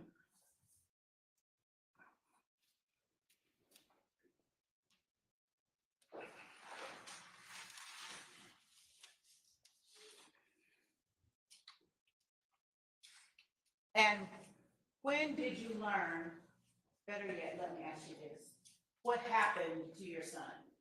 Did he die of natural causes? No, my son's death was a homicide. Did he die on January 10th, 2015? Yes, he did. Were you at 330 McDaniel Street on January 10th, 2015? No, I was home. How did you find out your son had been harmed? I received a phone call. And how did your son die? I sustain the objection. Was he shot, stabbed, or something else? I sustain the objection. No, she said homicide. She didn't say how. Well, it invites speculation unless she knows. Do you know how your son died? Yes, he was shot. It was, and it turned out to be a homicide once.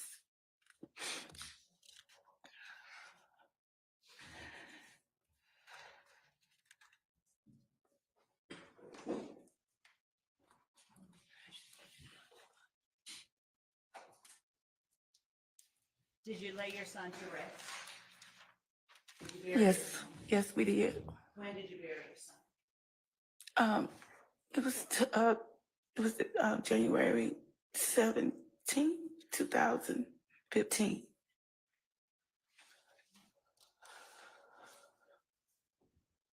And did you lay a gravestone over his gravesite? Yes, we did. Yes, we did. Did you visit your son's grave after 2015? Often, yes. Were there any particular occasions that you visited your son's gravesite?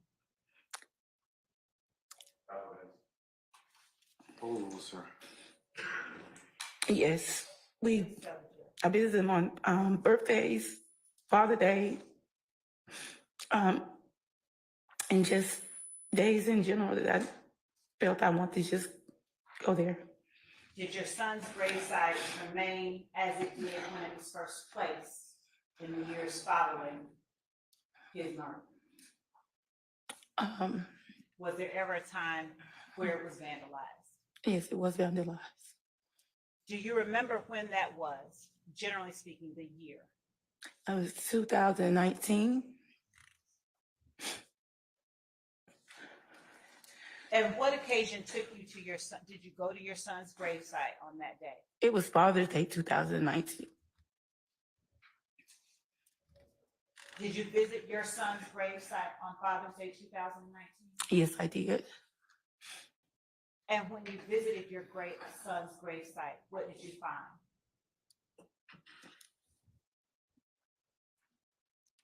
find? Sir.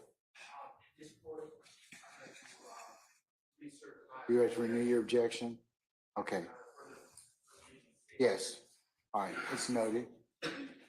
You may go ahead and tell the board what we found. January 19th, it was Father's Day. I drove up to my son's gravesite, and once me and we drove up there, we noticed that the gravesite had been vandalized. And when I got out the car, I wasn't familiar with the word, but some of his other friends were, in the word, it was something was spray painted, slapped on his grave, and it was chiseled around the size of the headstone.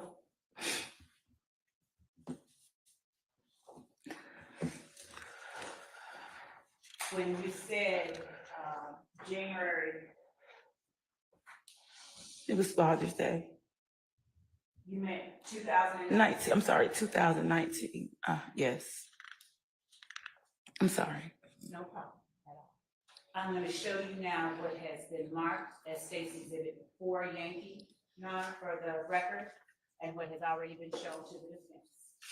And then I'm gonna just ask you if you recognize what is depicted in the photograph labeled State's Exhibit 4 Yankee. So my son's headstone. And is this a photograph that you provided to the state? Yes. And is this a photograph that you or the person you were with took of the gravesite as you found it on Father's Day 2019? Yes. Your Honor, the state tenders State's Exhibit 4 Yankee as that. Any further objection, Mr. Shardas, to other than what's been noted already? All right, it's, I'm going to admit, state for Yankee over objection and maybe publish as you see fit. Thank you, Your Honor.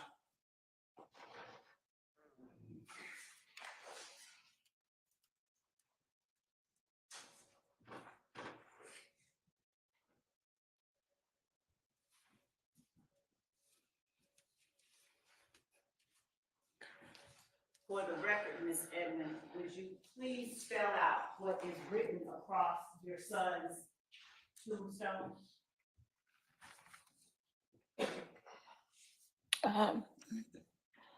It's, you spell it out. Spell it out. SLATT. And is State's Exhibit 4 Yankee a fair and accurate depiction of the gravestone as you found it on Father's Day 2019? Yes, it is. Would you tell the jury for the record what color the letters SLATT are written across your son's gravesite? It's green. Before you saw that, did those letters have any significance to you personally? No, it did not. Did you ever see your son wearing those letters on any article of clothing that he wore? No, ma'am, I did not. Did you ever see your son prominently displaying green attire at any particular time? No, I did not. And do you know who it was that put SLATT across your child's gravestone? No, I did not. No, I do not.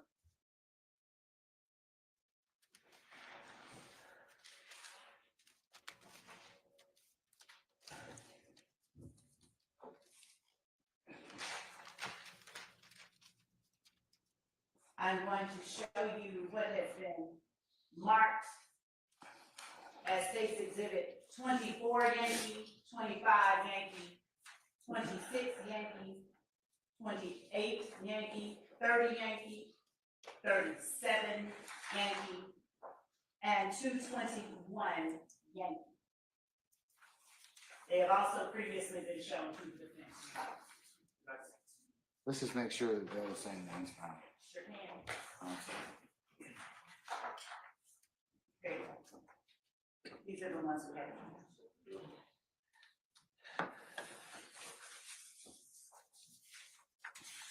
And while council's looking at them, I'll ask you to look at them as well. If you could look at them and not publish them to the jury, just turn it over as you look at it.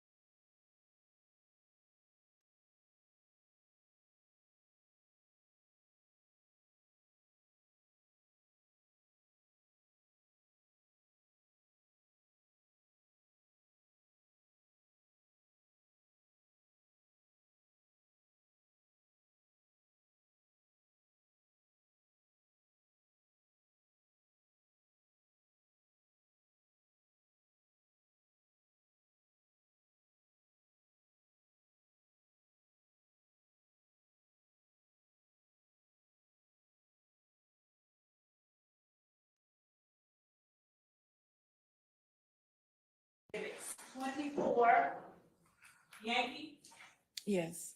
25 Yankee, Yes. 26 Yankee, Yes.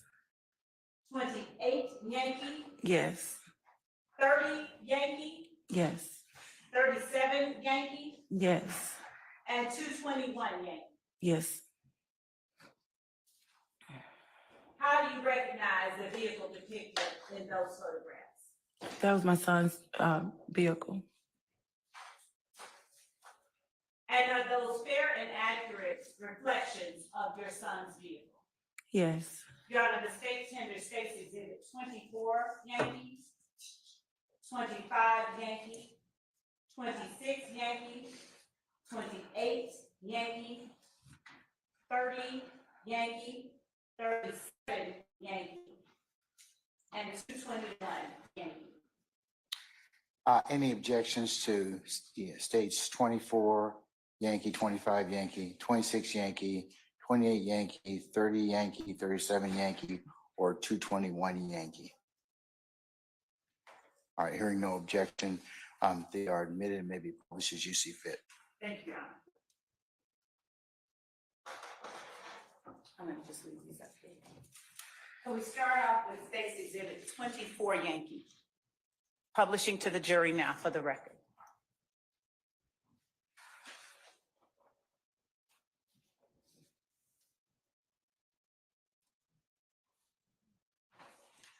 What are we looking at in State's Exhibit 24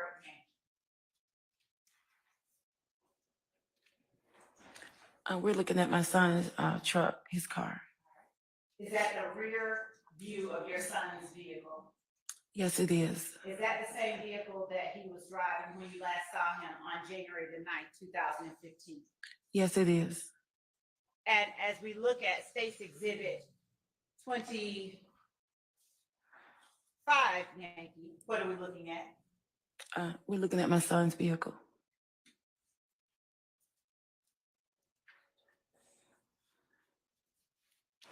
I think you just put up. There we go. Is that the license plate for your son's vehicle? Yes, yes. And looking at State's 26 Yankee, what are we looking at? We're looking at my son's vehicle. And is that driver's side of your son's vehicle? Yes, it is. And looking at State's Exhibit 28 Yankee, is this the passenger side of your son's vehicle? Just one moment.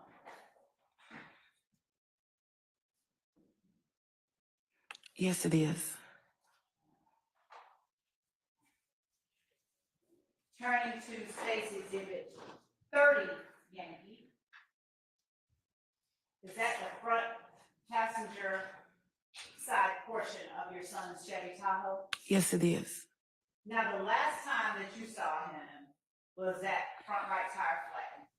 No, it was not. Turning to State's Exhibit 37 Yankee. Is that another photo or close-up photo of the driver's side of your son? Yes, it is. Do you recall seeing the defect above the driver's side rear tire on your son's vehicle the last time you saw it? No, I did not. And showing you State's Exhibit 221 Yankee.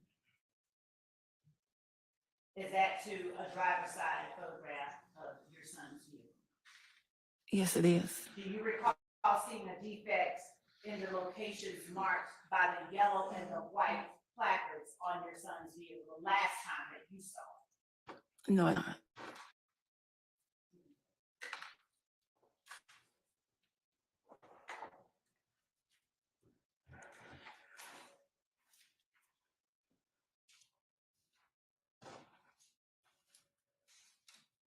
Are you familiar with a person named Kelvin Watts? Yes, I am. How are you familiar with a person by that name? He's Donovan's brother too. Donovan's older brother and him are biological brothers, but we just brought him in to, he's just like Donovan's brother as well. Would you tell the jury the name of Donovan's older brother? Donovan's older brother is Dontavius Thomas. And is that your son? That's my son. So Octavius and Kelvin? No, Kelvin and Marquavius are brothers through different, same father, but different mothers. Okay. And what is the relationship of Kelvin and Marquavius? They're biological brothers. Do they have the same mom? They have the same mom, yes. All right. So when you said that Donovan and Kelvin are brothers, They're, I'm trying to tell you what word it, they're, do they have biological? they don't have, share the same no, blood? no, they don't share the same blood, no.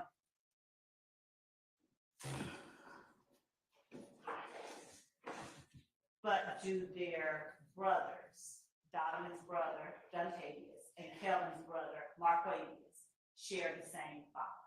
No, just Marquavius and, share the same father. No, they don't share.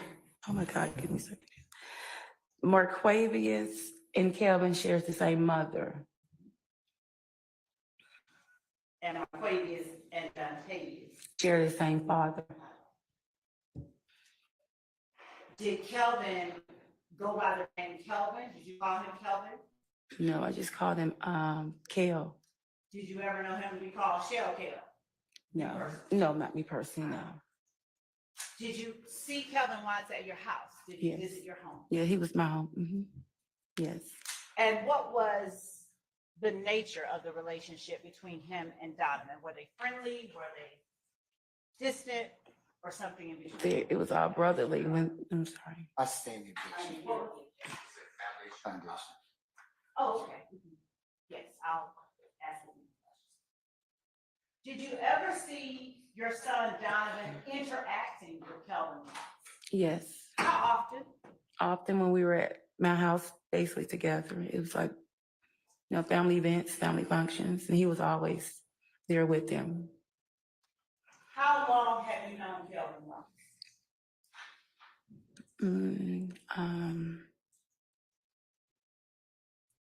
For quite some time now, because it's been maybe about 12, 13 years. And how did you first meet Kelvin Watts? I met Kelvin through his brother Marquavius.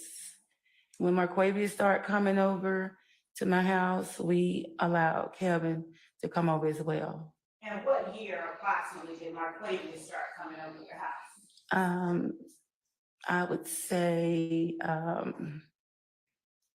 early childhood. They were about 8 years old, so they grew up together. So yeah, they were early 90s,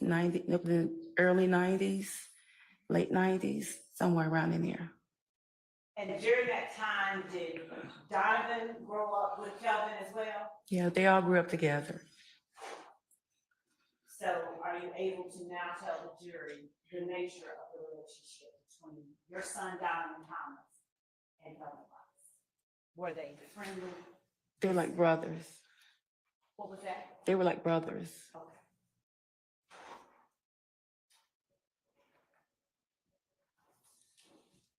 You mentioned Marquavius Curtis. Did he have a nickname? Greedy.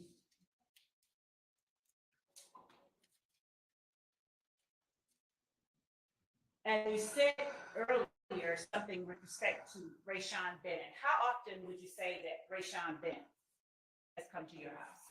Maybe twice that I remember. And who was it that accompanied him, if anyone, when he came to your house? That is, when Rayshawn Bennett came to your house? My son, Donovan Thomas. Do you remember the year that Rayshawn Bennett or Lucci first visited your home with your son, Donovan? It was around 2014, the summer, 2014. And do you remember the last time that Rayshawn Bennett or Lucci visited your home with your son? No, I don't. I do not.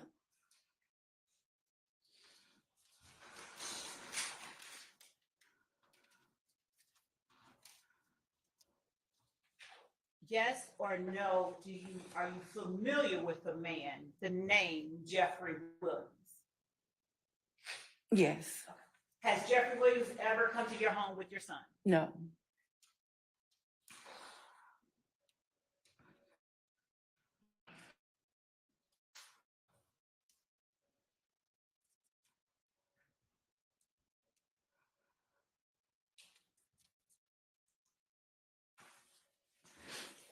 What happened to your son's Chevy Tahoe after his death? It was impounded. Did you ever see it again? Yes, we kept it for a while. Yes. And did you take note of bullet holes in his vehicle at the time that you took possession of it? Yes, we refurbished it and it was repaired and we painted it black. Was there 1, 2, or more than that bullet holes in your son's truck? It was several. Did you ever hear any music that referenced rounds in a Tahoe that caused you concern? Yes. How did you come about hearing music referencing rounds in a Tahoe?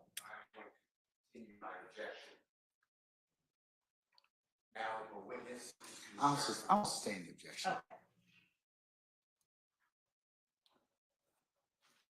Let me ask you this, Ms. Edmond. Maybe a little difficult, but did you know whether or not your son was involved in a gang while he was alive? Yes. Do you know what gang? No. Do you know, generally speaking, what type of gang? I just know it was the blood gang. Okay. Mhm. When did you learn that your son was involved as well?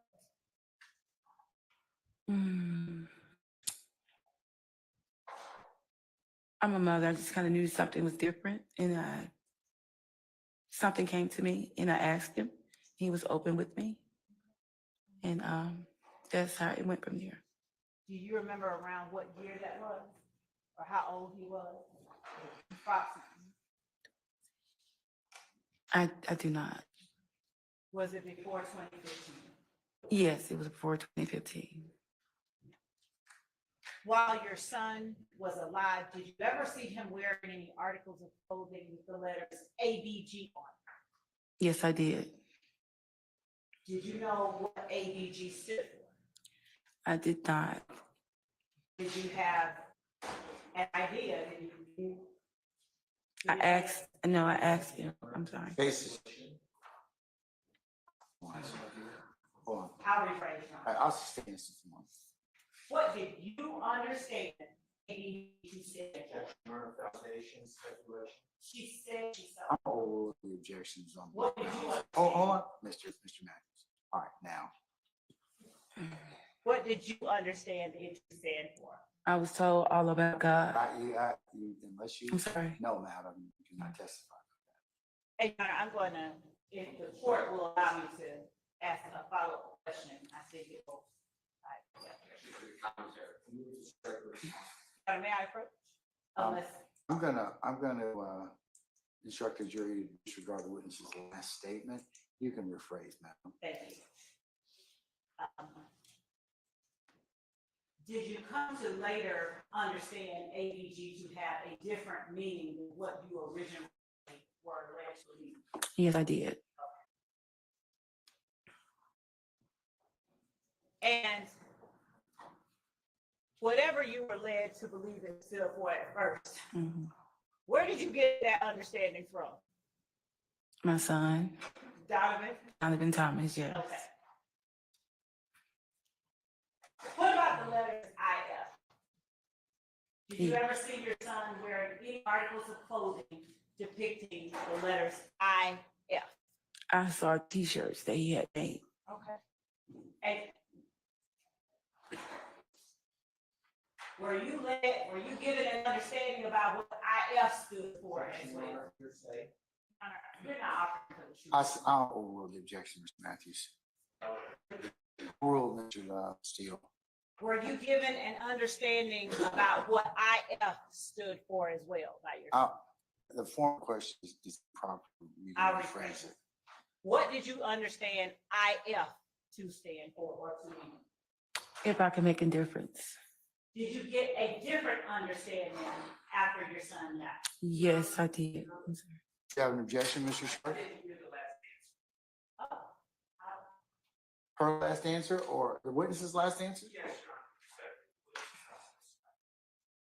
Hold on.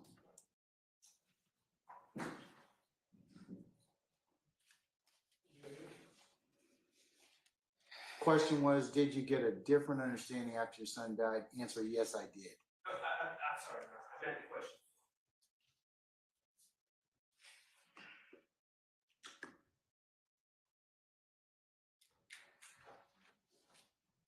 There was, the question before that was an improper question, which the court went ahead and I interjected myself. Okay, And thank you. after that, it was, what did you understand IF to stand for or to mean? Answer was, if I can make a difference. That was it. Thank you. All right. okay.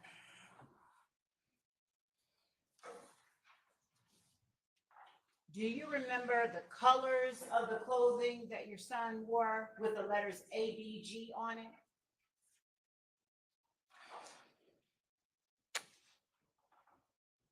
They were, I can't quite remember. I think it was just a t-shirt. Okay. Did your son display an affinity for the color red?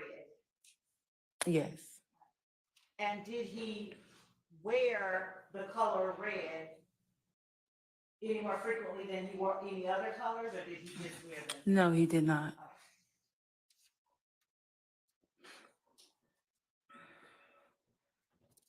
Do you know whether your son ever visited a place called Club Crucial? Yes, How do you know? that was the when I found out he threw a big birthday party there. Did you ever have access to your son's Instagram account? I did. And were you able to observe him at Club Crucial? Yes, I did. And what was he doing when you observed him at Club Crucial? Having a party. Okay.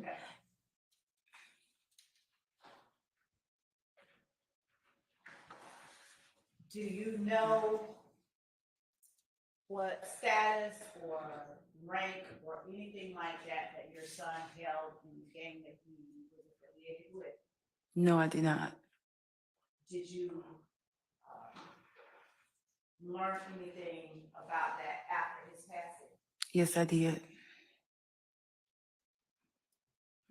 Did your son bring gang stuff, if you will, into your house or around you? No, he did not. No.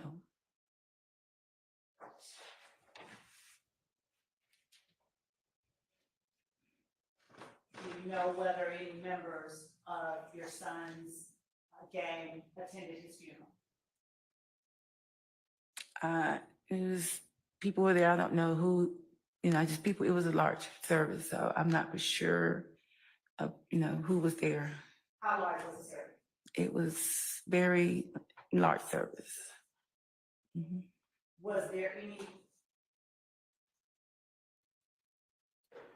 Were there any conflicts whatsoever at your son's service? No.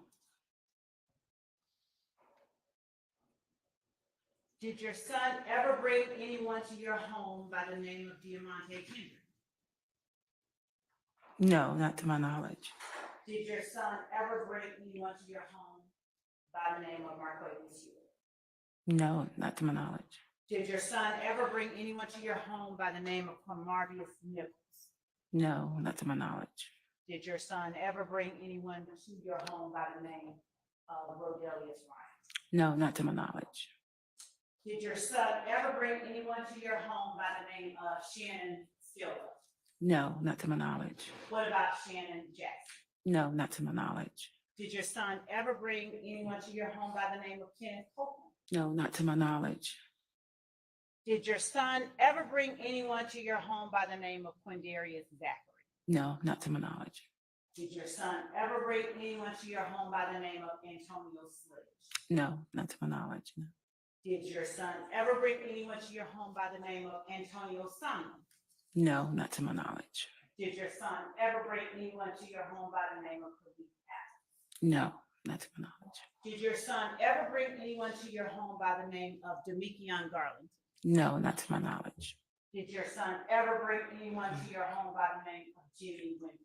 No, not to my knowledge. Did your son ever bring anyone to your home by the name of Walter Murphy? No, not to my knowledge. Did your son ever bring anyone to your home by the name of Trontavious Smith? No, not to my knowledge. Thank you, just one moment. Mm-hmm.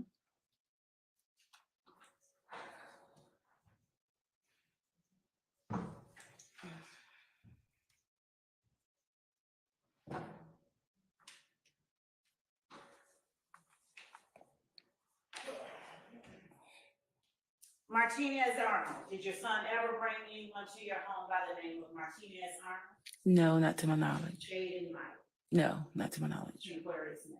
No, not to my knowledge. Thank you.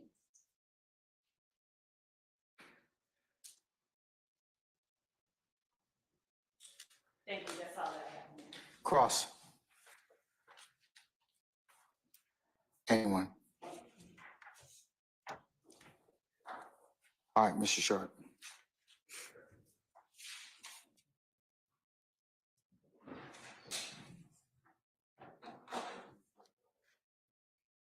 Good afternoon, ma'am. Hi, good afternoon. You testified about your son's gravesite. Yes, Is that in Atlanta? yes, Okay. Yes, sir. And you took a picture? yes. Me and several people took a picture. Okay. And I was a bit confused. You said that picture was taken in 2019? Yeah, my knowledge, 2019, yes. That was Father's Day. Father's Day 2019? 2019, yes. Okay. Did you report what happened to your son's gravestone to the police or the district attorney's office? No, we reported it to the Lincoln Cemetery where the gravesite, and they did the investigation. Okay. Yeah, we didn't call out any officials. Do you know how the district attorney's office obtained the picture? I do not. Okay. Do you know if anyone was ever charged or arrested for that incident? No, not to my knowledge. Okay, thank you. Mhm. Any further examination, Mr. Steele?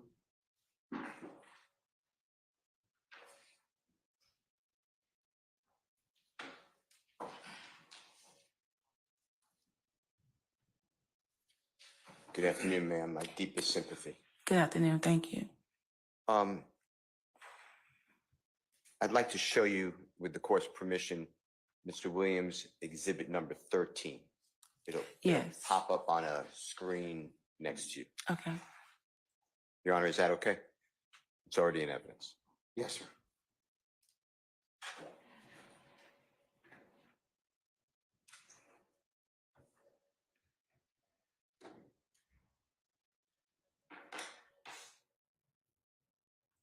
Can you make that a little larger, if it's possible? Ma'am, do you see what has been marked and entered into evidence as Mr. Williams, number 13, to your left? Yes, Okay, and is that your child in the white shirt? yes, it is. Okay. And do you know the person that your child is with in that picture? Yes. And tell the ladies and gentlemen, jury, who that is. That's Jeffrey Williams. And do you know, you see on the top, it says big business _ entertainment or ENT _ nut. Yes, And who, do you recognize that Instagram handle? yes, that was my son's Instagram. Okay. And underneath it, if Mr. Kokomo can just scroll down. Did you see this Instagram posting when it came out, if you remember? I seen that posting after his passing. Okay. And that says, me and little bra, you see that? Yes, I do. Do you know whose home that picture is taken? No, I Or don't. it may not be a home. Do you know who the location of that picture? No, I do not. All right. I'd like to show you two exhibits. God bless you. I'd like to show you two exhibits with the court's permission. Okay. And your permission. Mr. Kokomo is going to approach you. Okay. It is Mr. Williams, number 30 and 33 was given to you in October 2023. No, Oh, we need to see it. it's already been marked and shown to you previously. You have seen it, but it's going to be shown to you again. Your Honor, I need to see it. I said it's going to be shown to you again. Okay, have Mr. Kokomo approach the state and let the state look at Mr. Williams 30 and 33.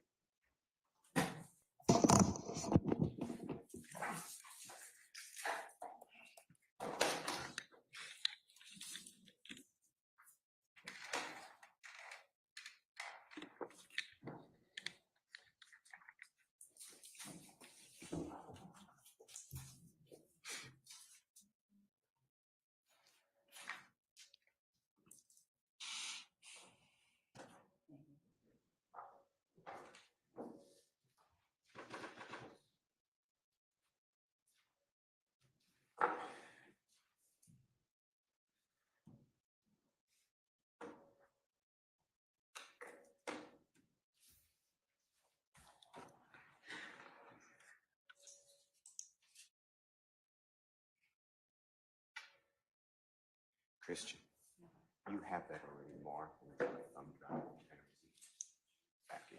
Your Honor, the state has an objection to state defendant Williams exhibit number 30 and defendant Williams exhibit number 33. 33.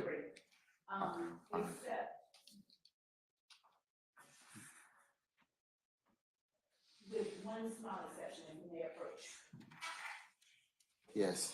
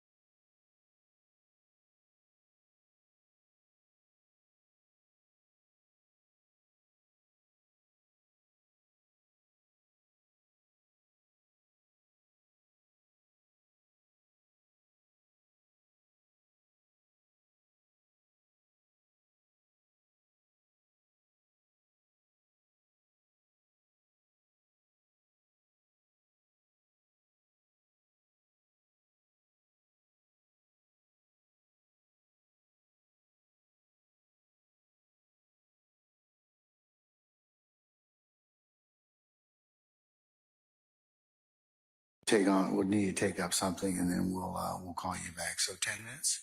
All right? Okay. All right. All rise.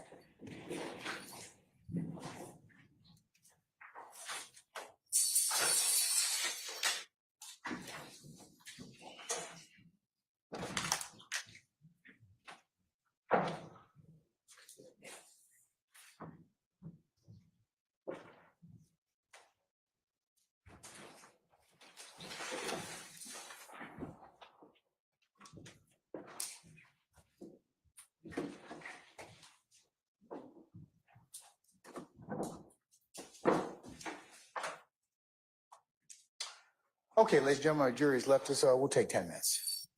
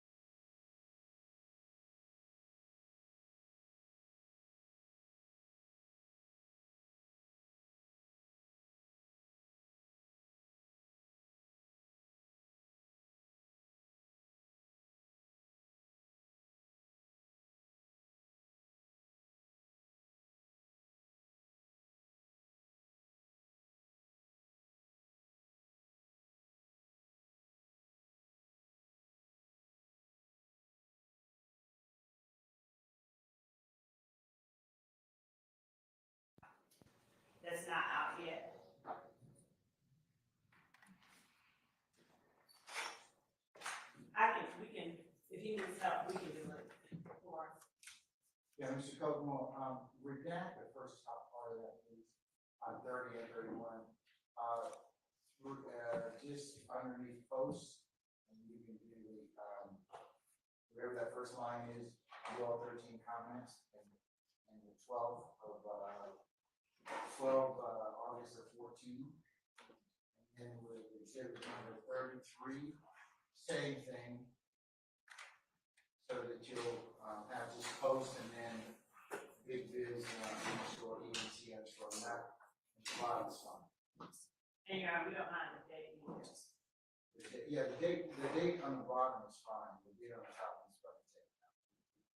Because of if I'm reading correctly, the top comment, it's just.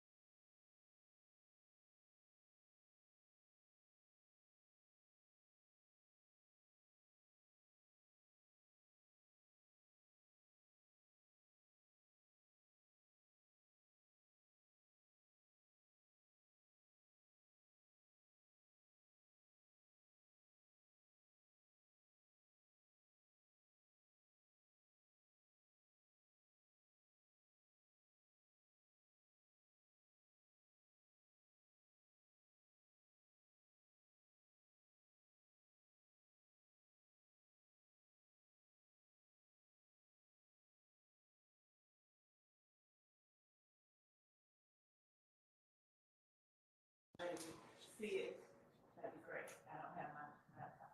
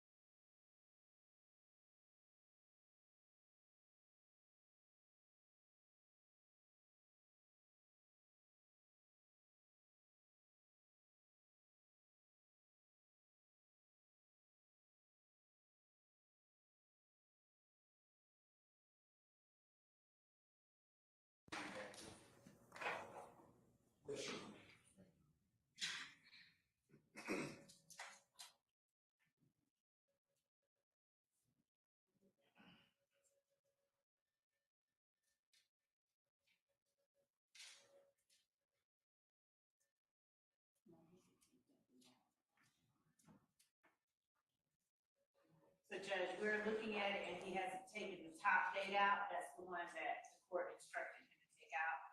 We're asking that the August 12, 2014 date with comments and stuff be taken out. The August 6th, 2014, at the bottom, we have no objections. One is the date for comments and one is the date for posting. So we don't have an objection. I think the court told him to take out the top date. That's still in. Yeah, because it doesn't cover anything.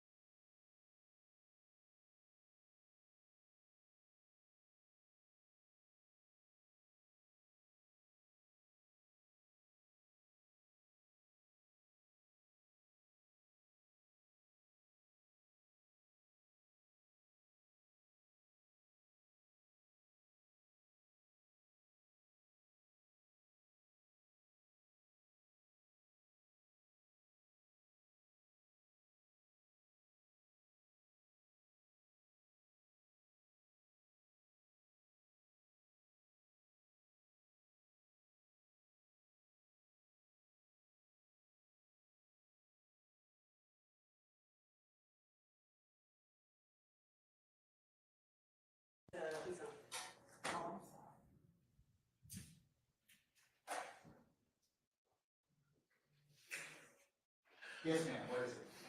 When we look at the exhibit that has been shared, when you move the exhibit itself down, there is, language at the top. So we would ask that, a printout be, provided.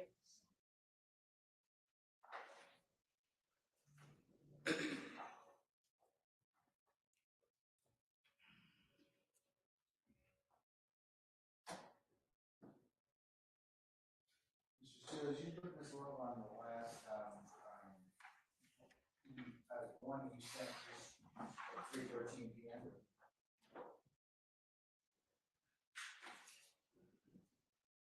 I don't think she's on there.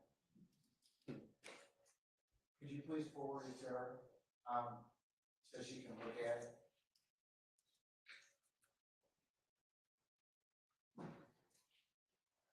Report that.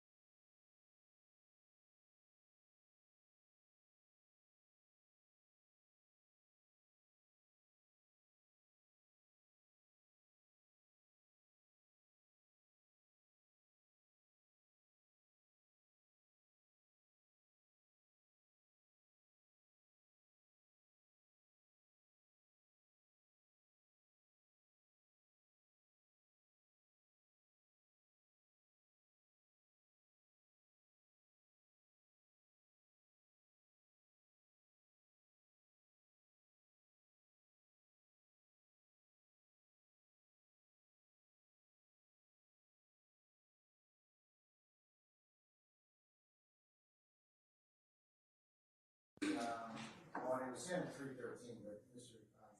You weren't on that one. So Mr. Steele forwarded you and, this one, Weaver and, Mr. Atkins. Shorter string, same exhibit. It's been modified or edited. You get that one? Yes, and that part we don't have any objection. Okay, all right. All right, that can be shown to the jury. Yeah, you can move for the admission when we get the jury out here and the redacted and we'll include I'll admit that. All right, Sergeant Ingram, can we go ahead and summon our jurors, please? Bring our witness back.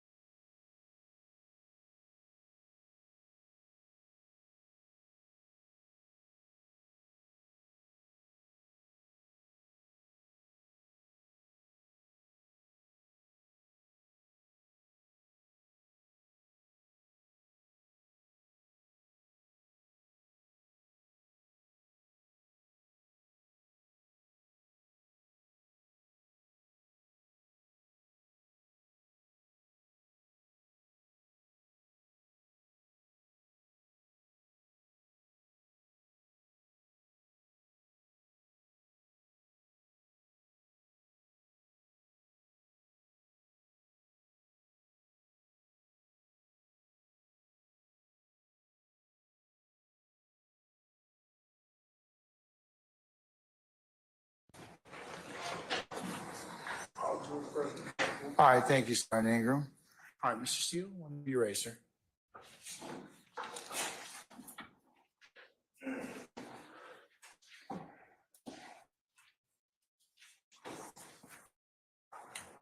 Ma'am, I'd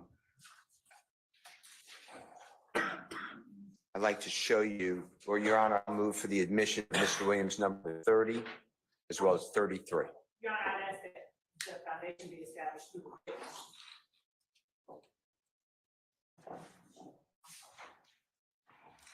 Sir, you can ask them. Sure. Ma'am, Ms. Edmond, may Mr. Kokomo approach you with court's permission and show you a couple of documents? Yes. Thank you. He's going to show you first, Ms. Williams exhibit number 30. Okay. And then when you're done looking at that, if you recognize it, just let us know. Okay. And then if you look at the next one, which is going to be Mr. Williams exhibit number 33, okay? How you doing?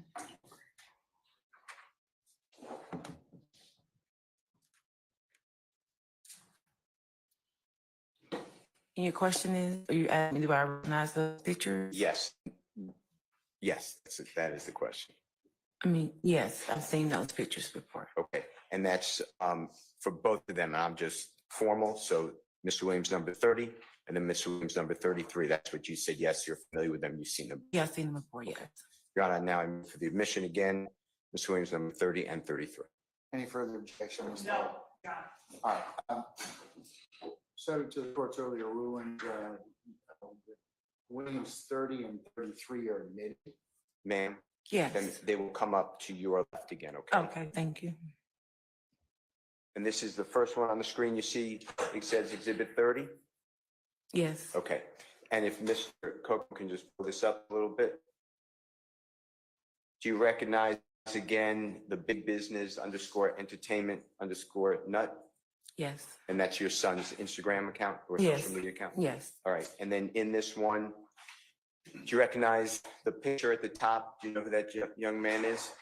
Yes. And who is that? Jeffrey Williams. And then do you recognize in the center picture who that person is in the white? Yes, I think that's the artist Birdman. Okay, and then next to him, and it's also the bottom, so it's in the center, a young female, you see the person in the center, and then again on the bottom, you know who that is?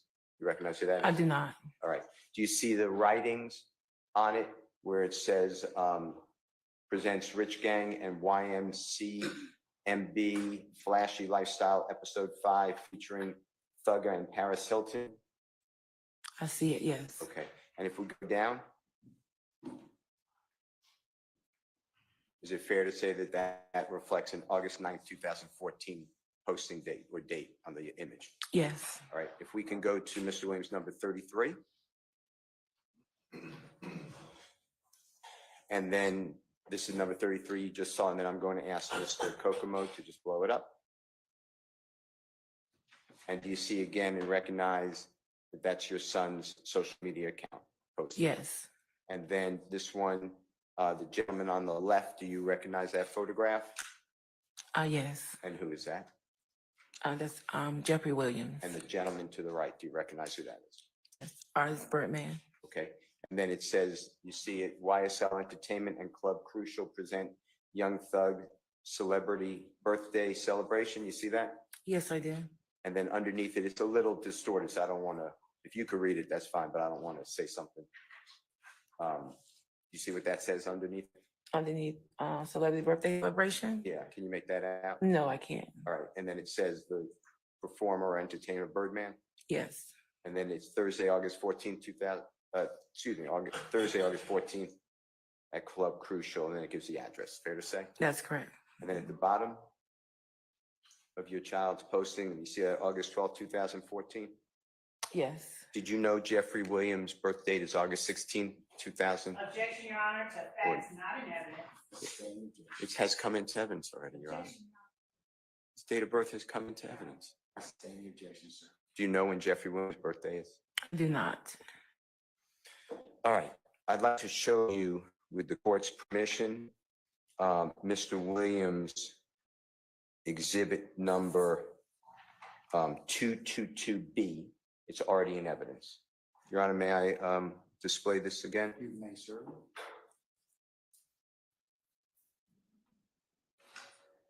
And once it's ready to play, this is a item that's already in evidence. It'll pop up again, same place. And if you could just watch it, and we're going to play, we can play the whole thing, but I'm going to play the first 20 seconds, okay? Excuse me, I'm sorry, there's an objection. Could we identify or at least It's a freestyle video that's been entered into evidence already, Your Honor. It's a music video. Hold on. Let's leave.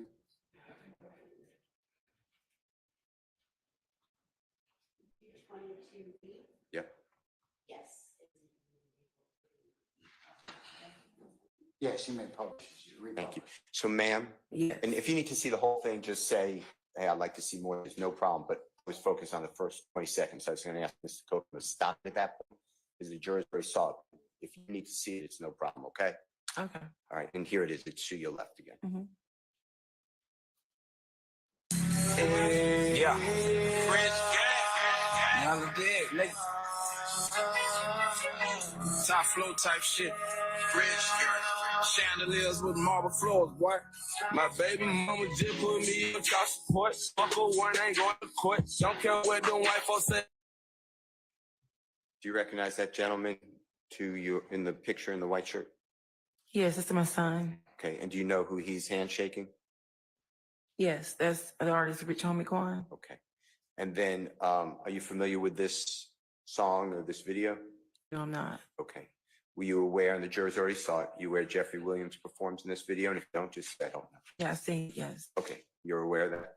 Yes. You saw him in the video? Yes. Okay. And the date of this video? Your Honor, I object us to Vegas, the date of Let me show you what's already in evidence. Okay, let me show you what's already in evidence. Your Honor,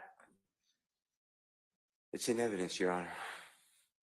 Your Honor, I'd ask that he identify what exhibit Yeah, he's talking about. that's what I was going to ask you to do, Mr. Steele. Just Sure. Identify whatever exhibit.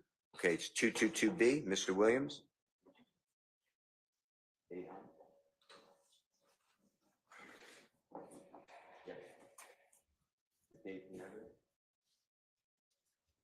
Your Honor, I'll move on. Okay. Have you ever seen Greedy? You know who you identified as Greedy earlier? Yes. And Greedy to you, just remind the jurors. That's my son, Donovan Thomas's brother. And were you aware that Greedy was also in a music video with Jeffrey? No, I was not. No, I'm not. Okay. I'm going to show you, with your permission, the court's permission, of course, but I'm going to show you photograph or an image. Would you take a look at that with the court permits? Sure. All right. Mr. Kokomo, would you approach with your computer if you don't mind? Your Honor, this is Mr. Williams, exhibit number 22A at time 3:19.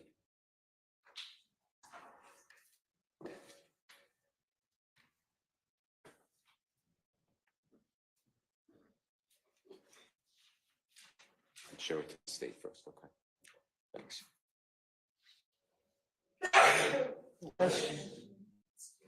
While that's going on, can I ask you another question? Sure. Did you and your child live in the same home separately in Separate, but my home was his home. So, yeah. Cool. When did he move out on his own, if you could remember? Like I said, my home was always open. So he never not was able to be there. So it was a revolving door with him. Okay, let me ask you a better way. Okay. Understanding that he's always welcome and lives in your home, Right. with your child. When did he secure another place to live as best you can remember? I can't say exactly when he officially moved out. That's Mhm. okay. Your Honor, can Mr. Kokomo approach Miss Ann with her permission, of course? Sure. Jerry, someone else to say? Yes. Yes.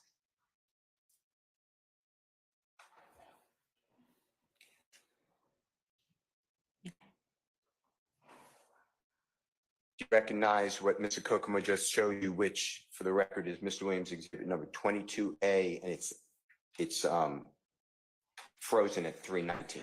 Okay, yes. Okay, and how have you seen that before? I haven't seen it. I recognize the person in the video, but I haven't seen the video. Okay, and does the people in the video, you recognize who they both are, or the people? Yes, I did. All right. Your Honor, I'm going to move for the admission of the whole thing, but later with a different witness. But for 319, that frozen part, right now, Mr. Williams, number 28, displayed the jury. So basically, it's the photo at that point in time. It'll be like a screenshot of that 319. Okay,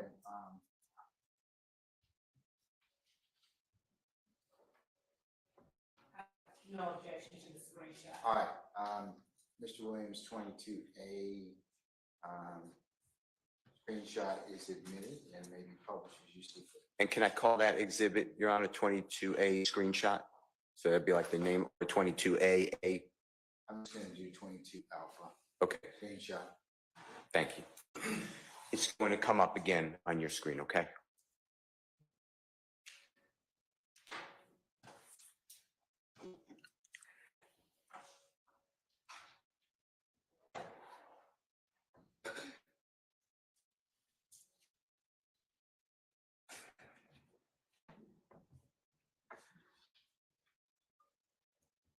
While that's coming up, of that music video screenshot, were you aware what date that was made? No. All right, and then just tell the jury, if you could orient them, tell them who you see in this 319, or excuse me, let me do it a different way. Mr. Williams, number 22A screenshot. Oh, you want me to identify the persons in there? The one on my right, with the red lettering in the front, that's Donovan's brother, Greedy. And do you know what that red lettering says? Looks like it says these at Bird Game. Okay. And the gentleman in the middle is Jeffrey Williams. And do you recognize by any chance the person to the, basically behind a little bit, but to, I think it would be your left? I do not. That's fine. Again, my deepest sympathy. Thank you. Your Honor, I don't have any questions. Thank you. Any further examination? Defense examination? All right, redirect. Just briefly,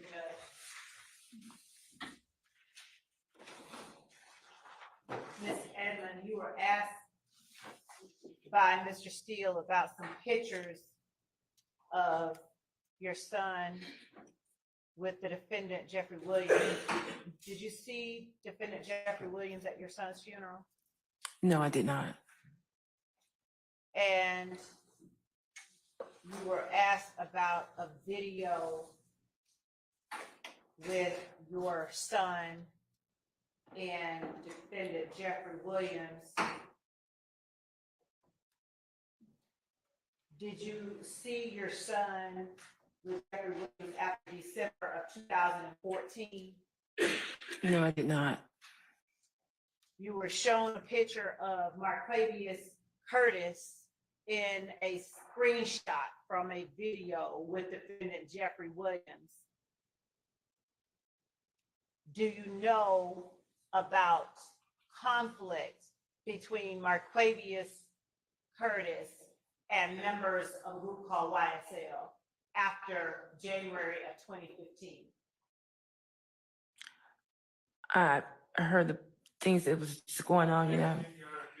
I sustain the objection. To your knowledge, was Marquavius Curtis cordial with Jeffrey Williams or any other members of YSL post January 10th, 2015? Not to my knowledge. I'll sustain the objection, sir. Was Marquavius Curtis cordial with Jeffrey Williams post January 10th, 2015? I sustain the objection. Lay more foundation if you want to ask that. Did you ever observe Marquavius Curtis with Jeffrey Williams after January 10th, 2015? No, I did not.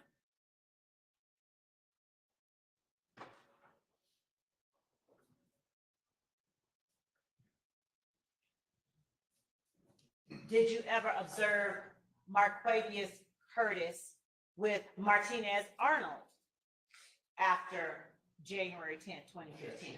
Also speculation. I asked whether she observed. I'll overrule the objection.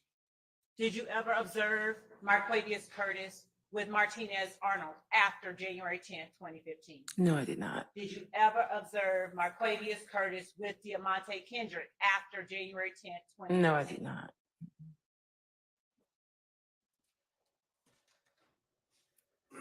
Just one second.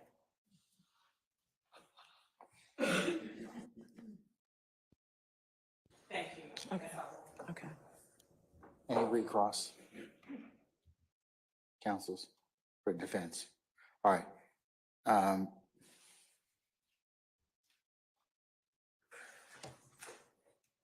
May Ms. Edmond be permanently temporarily excused the witness.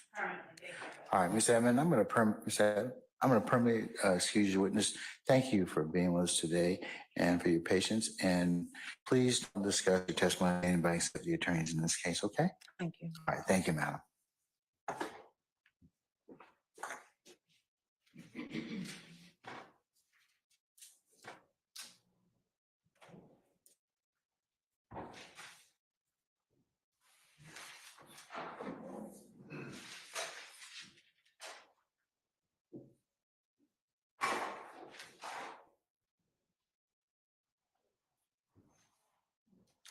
All right, state, call your next witness.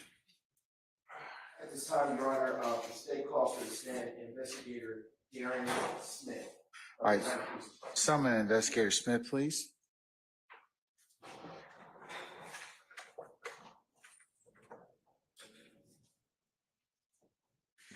Investigator Smith, good afternoon, sir. Sir, if you would please approach the witness stand. Once you get there, before you sit down, if you'd be so kind to turn and face Sergeant Ingram, be sworn as a witness. Raise your hand. Swear firm testimony you give the truth, the truth, nothing. Yes. Thank you. State your name. Dave Smith, DARRINSMITH. Good afternoon, Investigator Smith. Good afternoon. Are you employed? Yes, I am. Where are you employed? The City of Atlanta Police Department, How long have you been with the city of Atlanta? 19 years this past January. And is that where you began your law enforcement career? No, I grew up in Maine and I worked for a small law enforcement agency up there for almost 5 years before coming to Atlanta. So what year did you begin your law enforcement? 1999. And what rank did you reach at the police department in Maine prior to becoming that? I was just a patrol officer when I left. And, what is your official title at the Atlanta Police Department? I am a police investigator or a detective.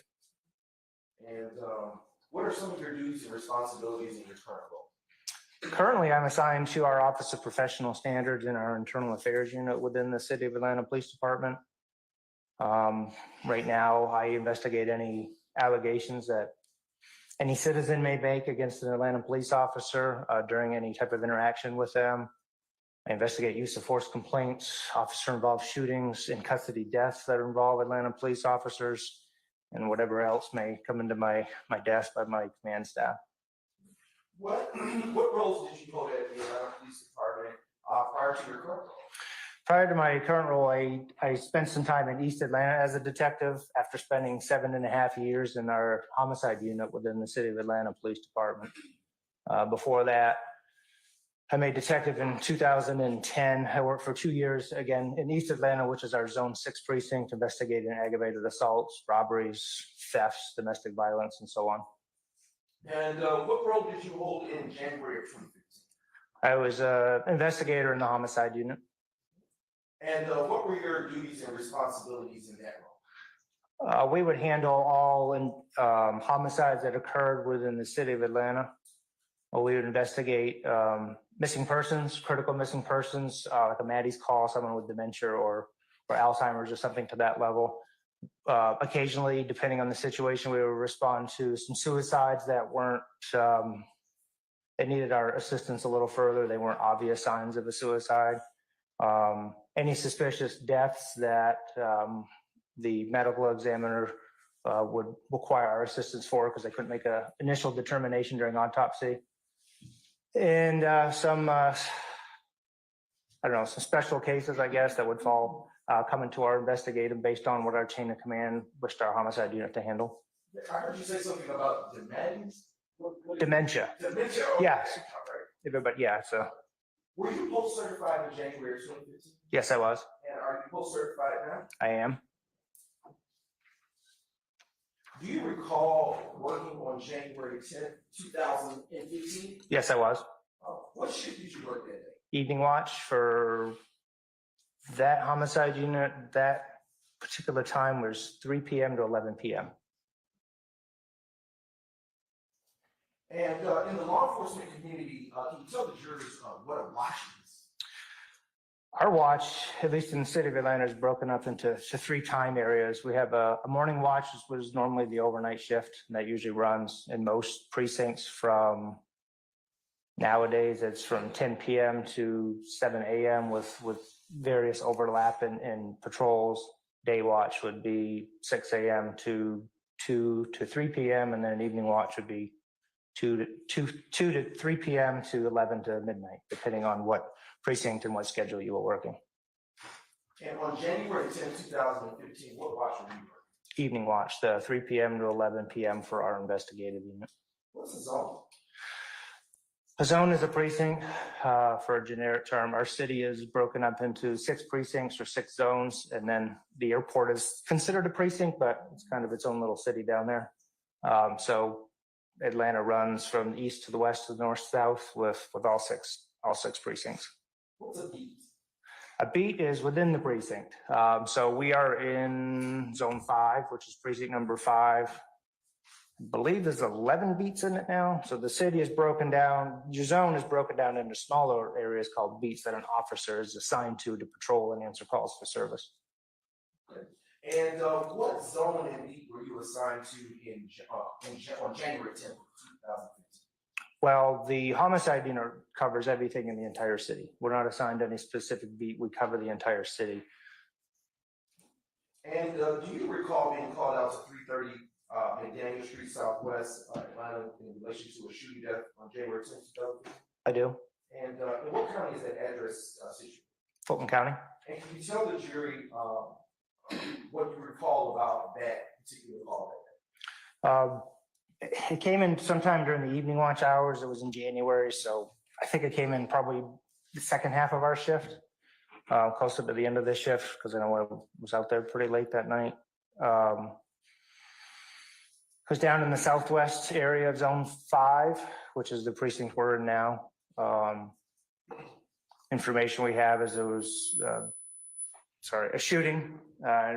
And the only reason homicide would get called out is because either somebody was deceased or was injured serious enough where they weren't certain if they would survive with medical intervention. So we also get called out to those just to make sure that that we need to be there for it. And prior to being called out that day, were you acquainted with the area? I was. How were you acquainted with it? Very. When I started in 2005 on the morning watch here in this particular precinct, I worked that beat most of my time in zone 5. And how long were you assigned that beat when you were a patrol officer for the Atlanta Police Department? Total, probably about 3 to 4 years. And can you tell the jurors what is located at the address of 330 McDaniel Street Southwest? Well, at the time in 2015, it was a barbershop.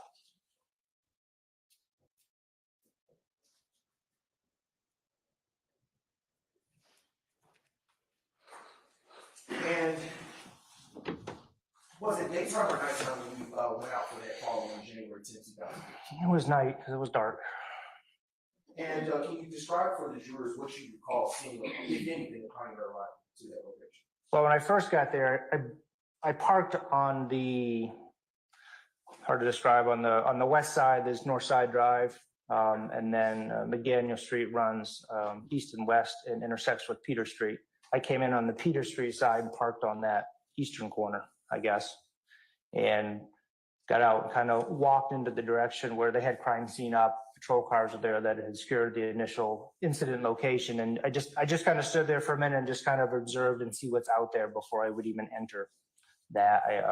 From a distance, I could see there were two vehicles parked in the parking lot at 330 McDaniel Street. I believe there was another vehicle in the westbound lane of McDaniel Street. And so that's kind of what I saw. And the closer I got, the more I realized that some of these vehicles appear to have been, I guess what we call some defects, have been involved in some type of interaction, or appeared that they had been shot, and there was some ballistic evidence that we could initially see when we first got there. Okay, so I want to ask you a few questions on that. But before we do, I want to ask you, what does it mean for a crime scene to be secured? Usually, in most cases, we like to see two types of scenes that are secure: an inner perimeter and an outer perimeter. In most cases, the scene was so fairly wide, we had a fairly good outer perimeter. There wasn't really a need for an inner perimeter because it was stretched out over such a long area. Usually, in this case, patrol cars were on the east and the west side of McDaniel Street, blocking off, so there's no traffic flow and rerouting traffic, so the investigators could have some space to work. And at Northside Drive was the west side. There were patrol cars down there. There's a Texaco gas station right on the corner. There was some patrol cars stationed there as well. What we want to do is make sure nobody comes in and enters the scene. It does happen sometimes. In my experience, family members will show up and they'll see their loved one, they'll try to run into the scene. So we try to make sure that nobody can come in on there. And so it's yellow tape everywhere, caution tape, patrol cars, and usually there's somebody taking names down of anybody that comes in, enters, and leaves the secure crime scene for us. And why would we want anyone to come into the crime scene at that time? We don't want anything disturbed. We want to look at it as is. We don't want somebody to come in there and pick up a piece of evidence and run off with it. We don't want someone to kick some cartridge casing, some ballistic evidence. We don't want someone to drive off with a vehicle that was involved. And you indicated earlier a few moments ago that you said someone would take names. Why would anyone take names? Crime scene log is important. We need to know who comes in and out of a crime scene. A lot of times that is if we need to do follow-ups. I said if the initial beat officer gets there and there's 2 or 3 people that are there, they may be witnesses. So we're trying to write down their information because they may disappear or leave before we can get there and have a word with them. EMS staff, it's important to know who was in the crime scene. So if there's a particular area where there's some what we call medical debris, where they tried to help somebody, we can explain why that's there, because this was the paramedic, this was the fire department. And when you arrived to the crime scene located at 330 McDaniel Street Southwest on January 10, 2015, was it in fact secure? Yes, it was. What role, if any, did you have at that time when you arrived to the crime scene? What was your responsibility? Initially, it was to try to get a preliminary investigation of kind of what occurred down there. The lead detective was en route to the location. Either, I don't know if he was off that day or he was out working something else, but we had to wait for him to get there a little bit. And as a primary role, as the responding investigator, you just want to gather as much information as you can, come up with a plan on what you want to do next. Who do we need to assign tasks to? Crime scene processing, witness canvases, somebody looking for video information, and then the lead detective, if somebody needs to go to the hospital, and so on and so forth. So that was kind of my initial role, was trying to figure out who was going to do what until the lead detective would get on scene. And did you, when you said decide what you wanted to do next, what did you do after you kind of evaluated your I took the role of assisting and processing all the evidence that was at the crime scene. To go in there, we have civilian crime scene technicians that work hand in hand with us while we're out there. So we kind of work as a group together. And when I do a crime scene, I'm really deeply involved with it because I want to make sure we don't miss anything. How were you alerted that there was a call out for shooting at 330 McDaniel Street Southwest at night?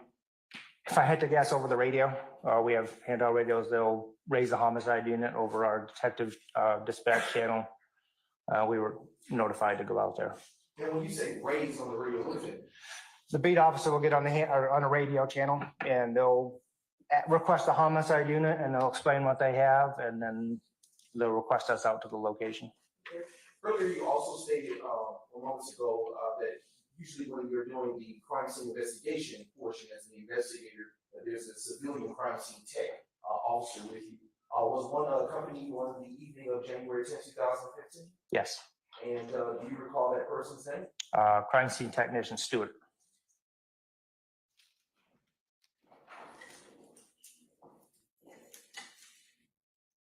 And what was crime scene tech Stewart's responsibility with you as you processed that crime scene? So our crime scene techs are responsible for actually photographing scene direction. We work together with marking which pieces of evidence that we want to have collected and photographed. I said I'm pretty hands-on, so a lot of times I'll put the markers down where I feel they're necessary based on the scene.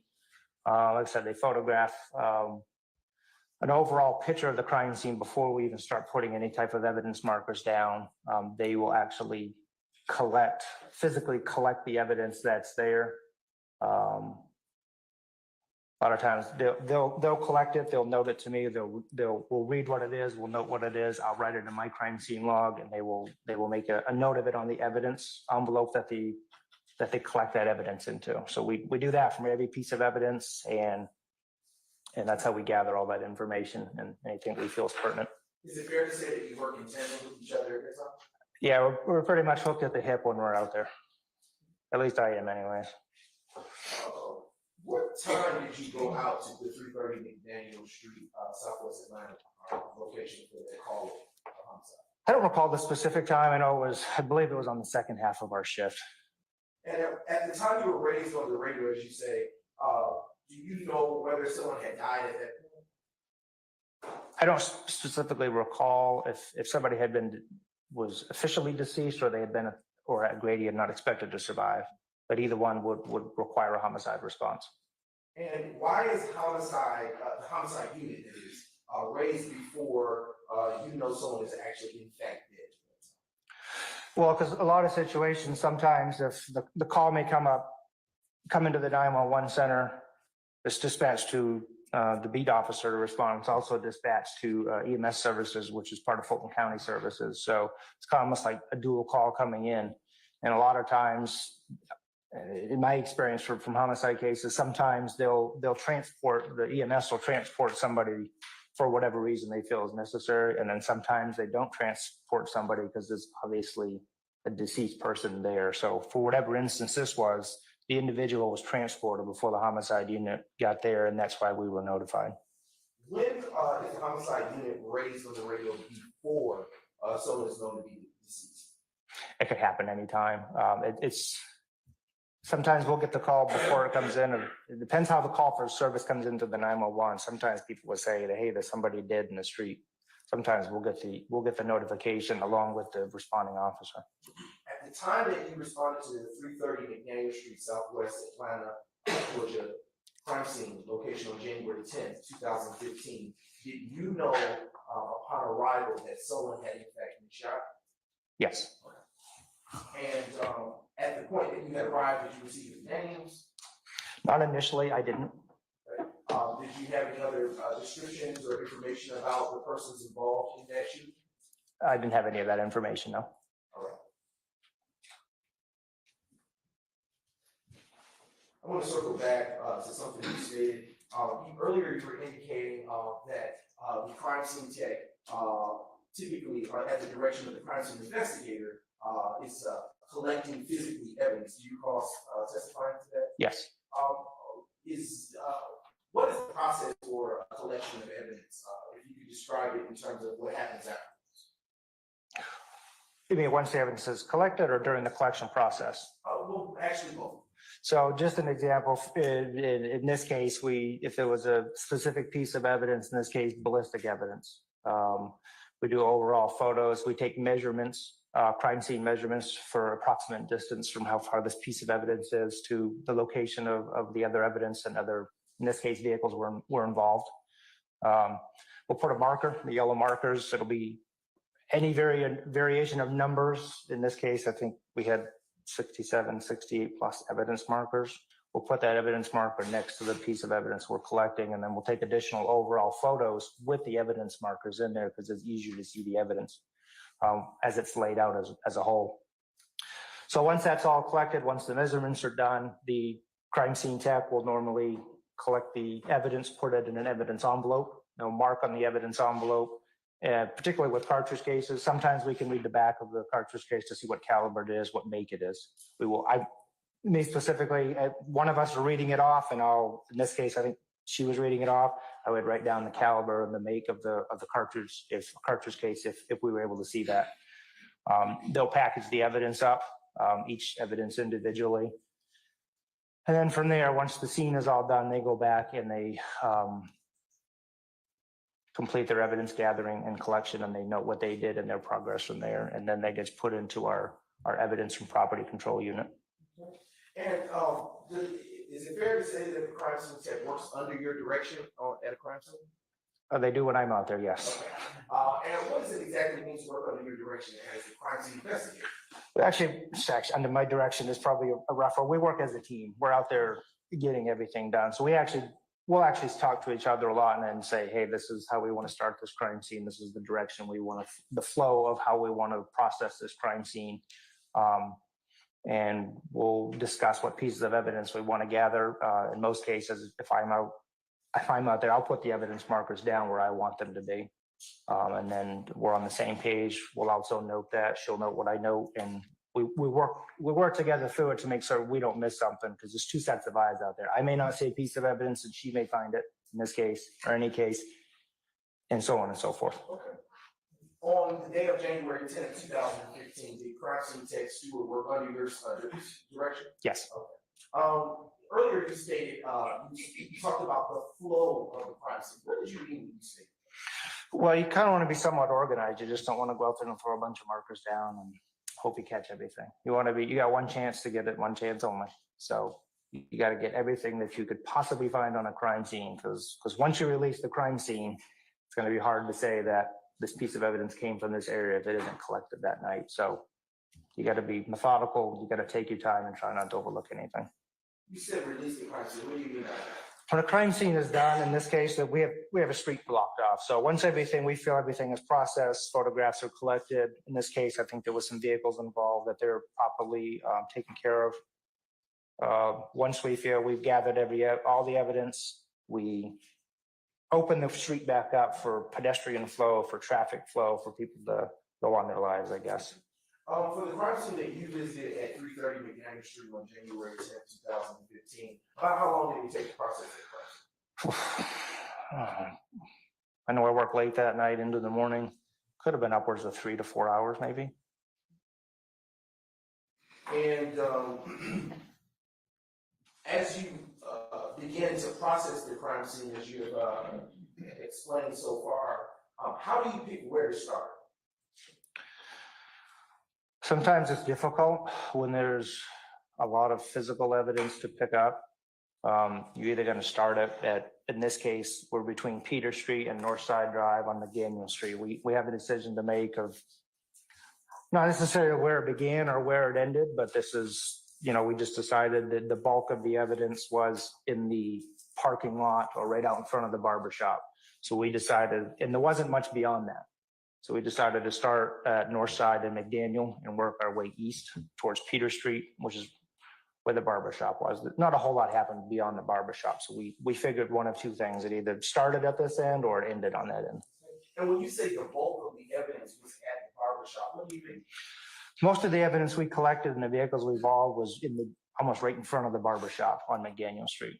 What type of evidence did you collect in front of the barber shop? A lot of ballistic evidence, which is anywhere from a cartridge case, which is a fired bullet that ejects out of the weapon, bullet fragments on the ground. I believe we collected some cell phones, some keys. Is the cartridge case the same as the shell case? Yes, that's cartridge case. The shell case is kind of the everybody knows term. All right.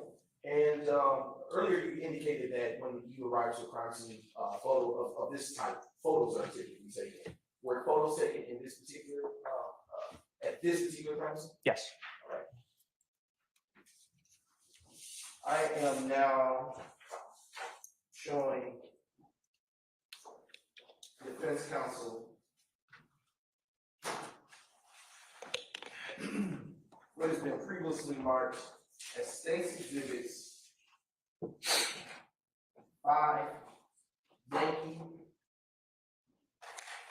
to 23 Yankee, 27 Yankee, 29 Yankee, 31 through 36 Yankee, 38 Yankee to 220 Yankee, and 222 Yankee to 283 Yankee, which has been previously marked and already shared in the discovery process.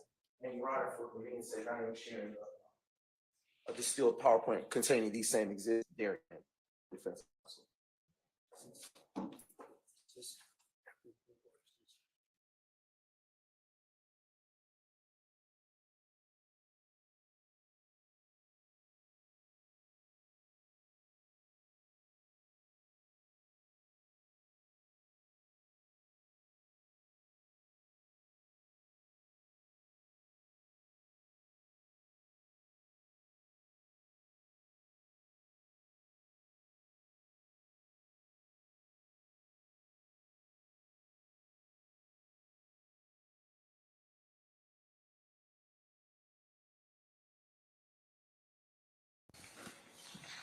The only exclusions to those numbers were those admitted already for prior witness, just for the record.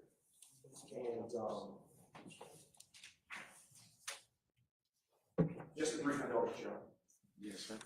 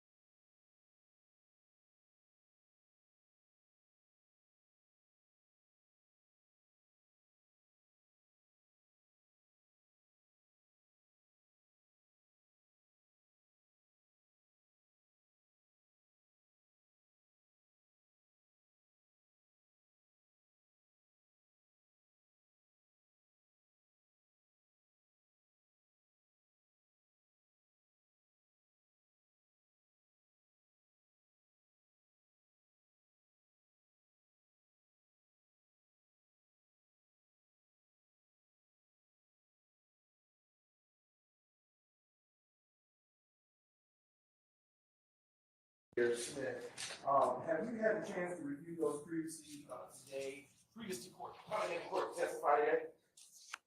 Yes, all of them, as I see my name on them. Yes, and do they accurately depict the crime scene as it was on January 10th, 2015 at the area around or about 330 McDaniel Street Southwest, Atlanta, Georgia?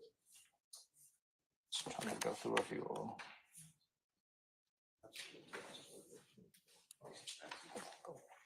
And for the record, the witnesses going to be Investigator, when you finish looking through them, okay? Okay. All right, thanks.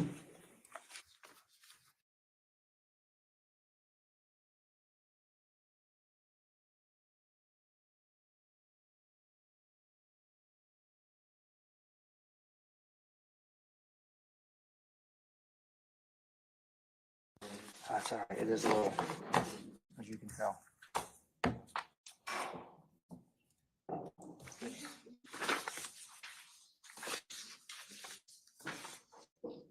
Mr. Brown, let me see if I got your exhibits correct. Yes, sir.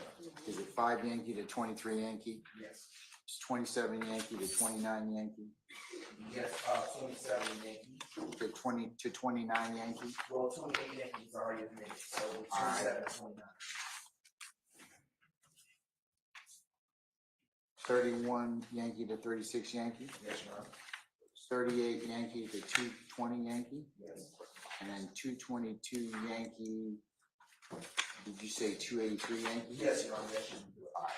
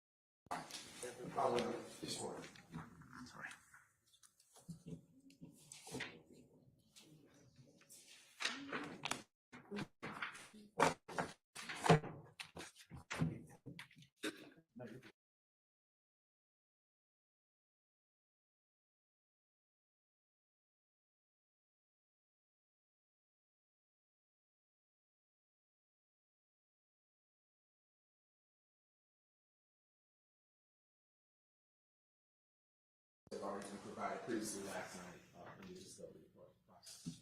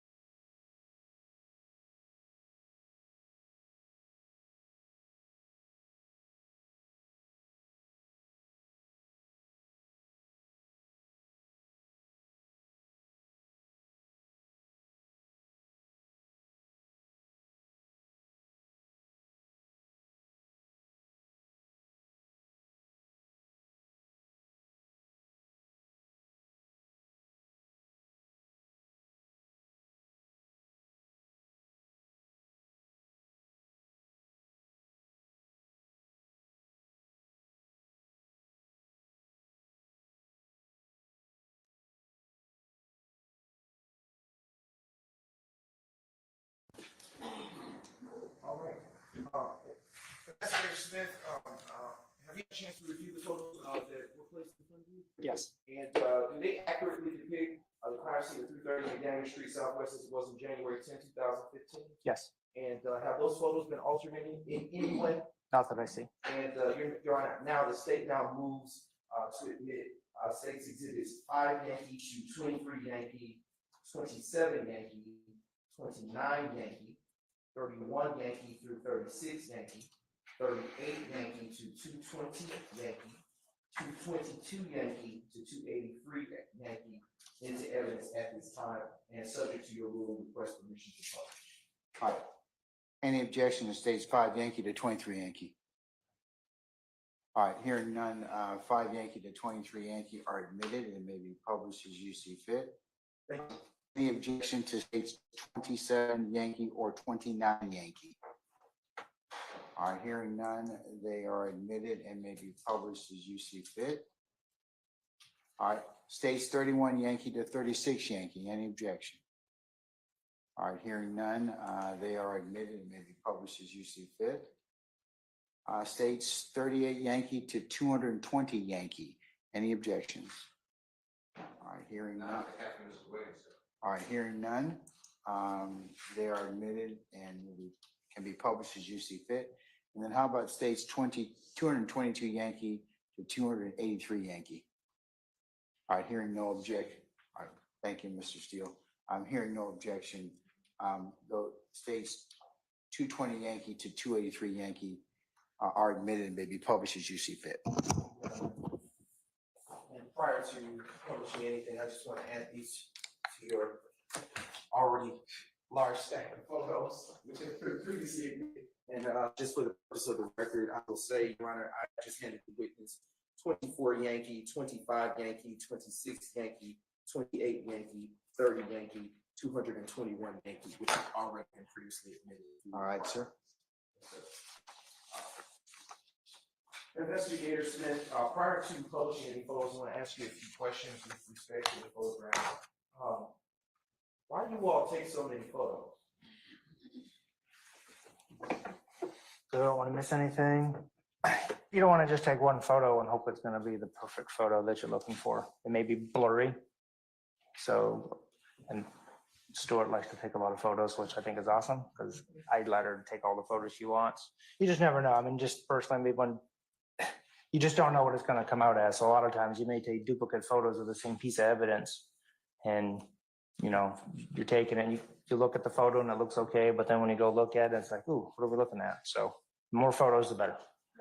I am now looking at what has been previously marked in as states exhibit 284 Yankee and 285 Yankee. These two were also provided by way of email for their courtesy review.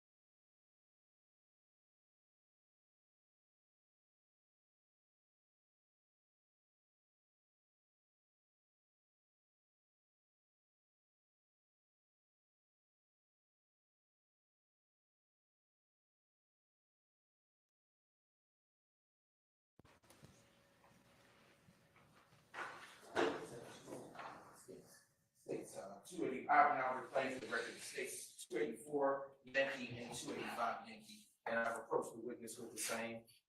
And starting with states 284 Yankee, I'll ask you a few questions about that. What is state 284 Yankee?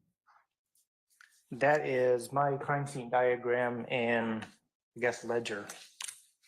Did you perform, did you create that for this particular case? Yes. And why would you have done it? I do that for all my crime scenes I process. Just so depends on the situation. Like this one, this is a very, very large, lot of evidence to collect. Some crime scenes, maybe not as much. So I just wanted to be organized so I can recall what I'm looking at, what each piece of evidence is, so I don't have to guess. This is accurate. And do you see your name or anything on there? Yes. Yes. Where's that? It's at the bottom, my signature and my name. And is that diagram in the same or substantially same condition as it was when we authored it on January 13, 2015? It was. Your Honor, this condition takes 284 Yankee. Any objection to states 284 Yankee? All right, hearing none, it's admitted. Turning your attention now to state 285, Yankee, what is in front of you?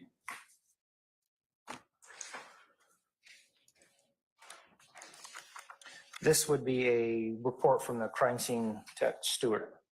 And what is the crime scene record?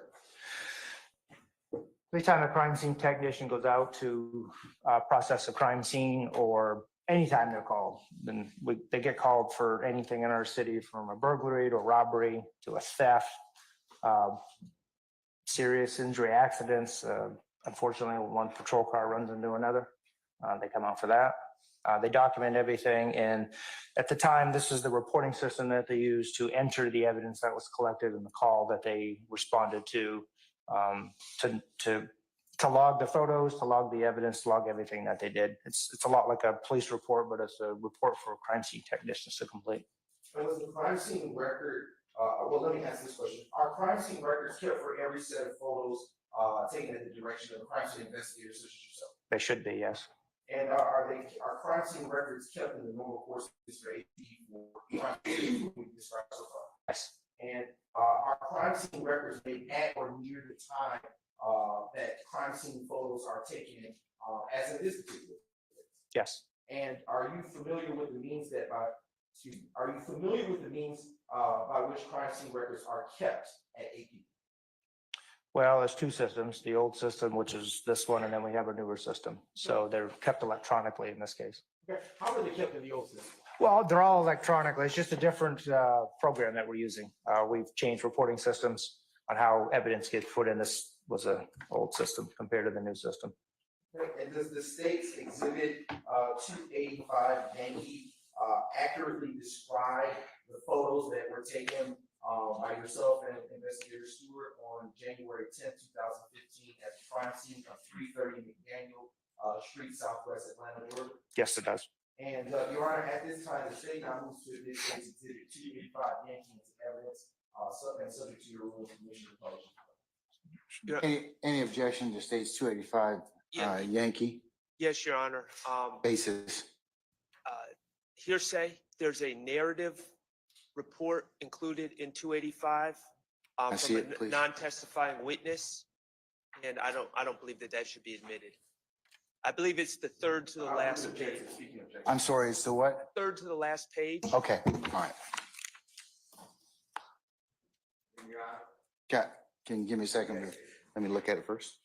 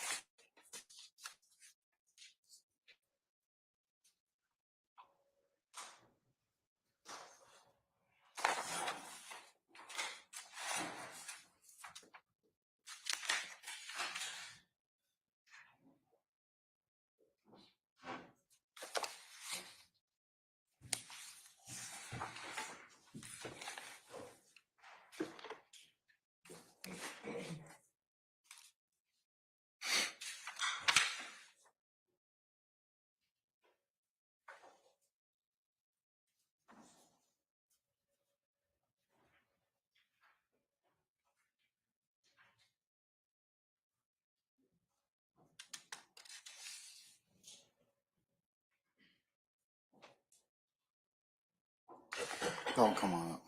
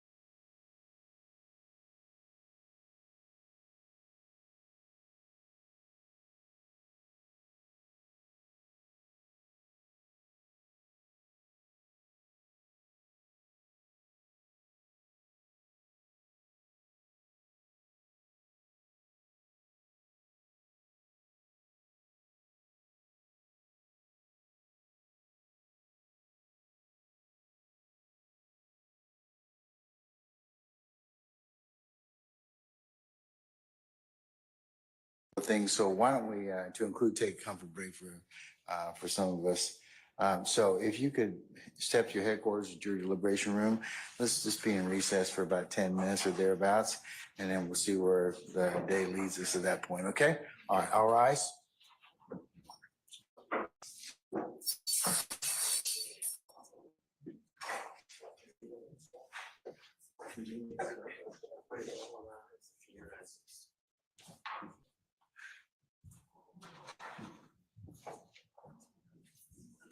No, I don't want to get some step back, so.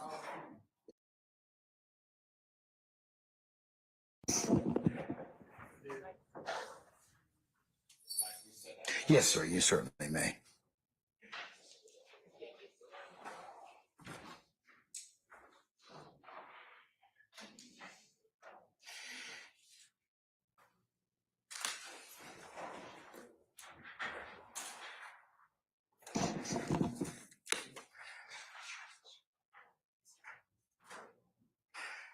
Councils, why don't we do this, and your clients may do this as well. They can go ahead and take comfort. Mr. Williams, you can go ahead and use the restroom. We'll just reconvene when everybody gets back, okay? All right, so we'll be in recess.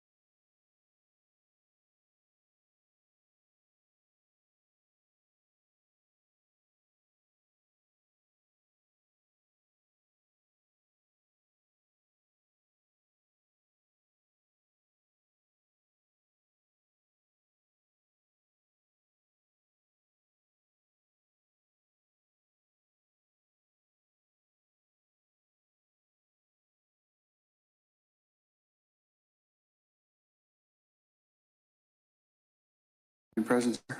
Yes, sir. Everybody's present at council. Good. Thank you, Deputy Ham. All right, council, since it is almost 4:45 and my rough math would indicate that you were going to attempt to discuss some almost 200 exhibits with our current witness, it might be an appropriate time for us to transition and pick up where we left off on Tuesday.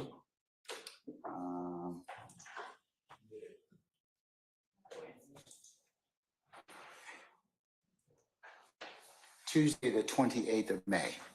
So can we check and see if He's available, Your Honor. We have spoken with him prior to day. You just need to know the start time. okay, what can we I'm gonna just cover that with him just now and then we'll go ahead and excuse him once we bring our jurors in, okay? All right.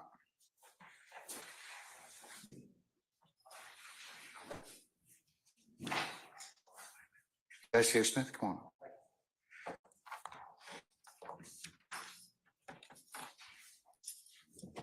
Sir, we're gonna go, you have a seat. We're gonna go ahead and prepare to recess for the day. Are you okay with coming back on Tuesday, the 28th of May for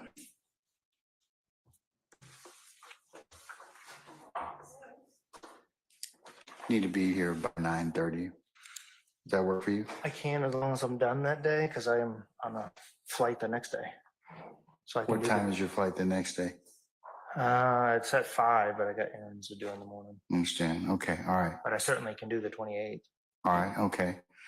All right. State, you good with that? Yes, Your Honor. Okay. All right. And when you should something arise and you need to be called back again, when would you be available other than that? Like you said, you're leaving on Wednesday, the 29th. Correct. When are you coming back? I'll be back in town on June 12th, but not officially back to work until June 17th. Okay. All right.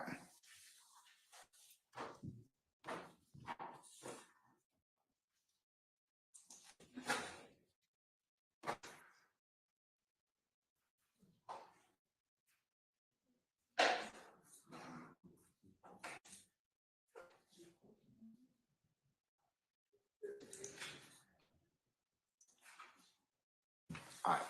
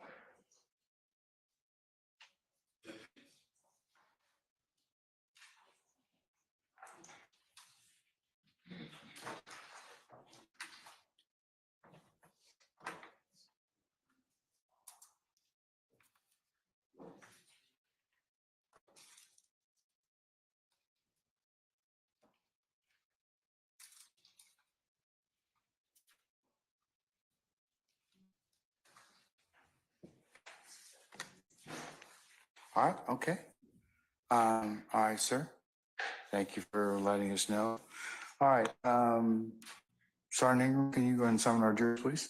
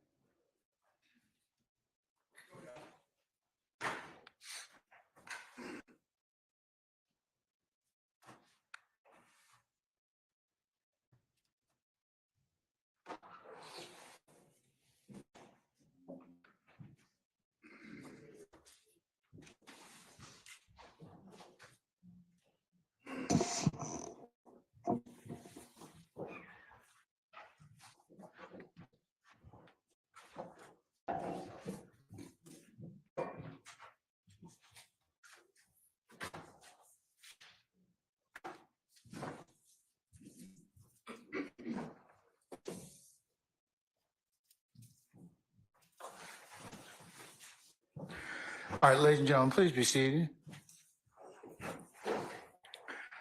Ladies and gentlemen of the jury, it is, we have come to a point in the day which is a natural stopping point for us. So we're going to go ahead and recess for today. Investigator Smith, we will see you on Tuesday, the 28th of May, for 9:30 in court 1C. Please don't discuss your testimony with anybody except the attorneys in this case, okay? Until that time. All right, we'll see you then, sir. Thank you, sir. Okay.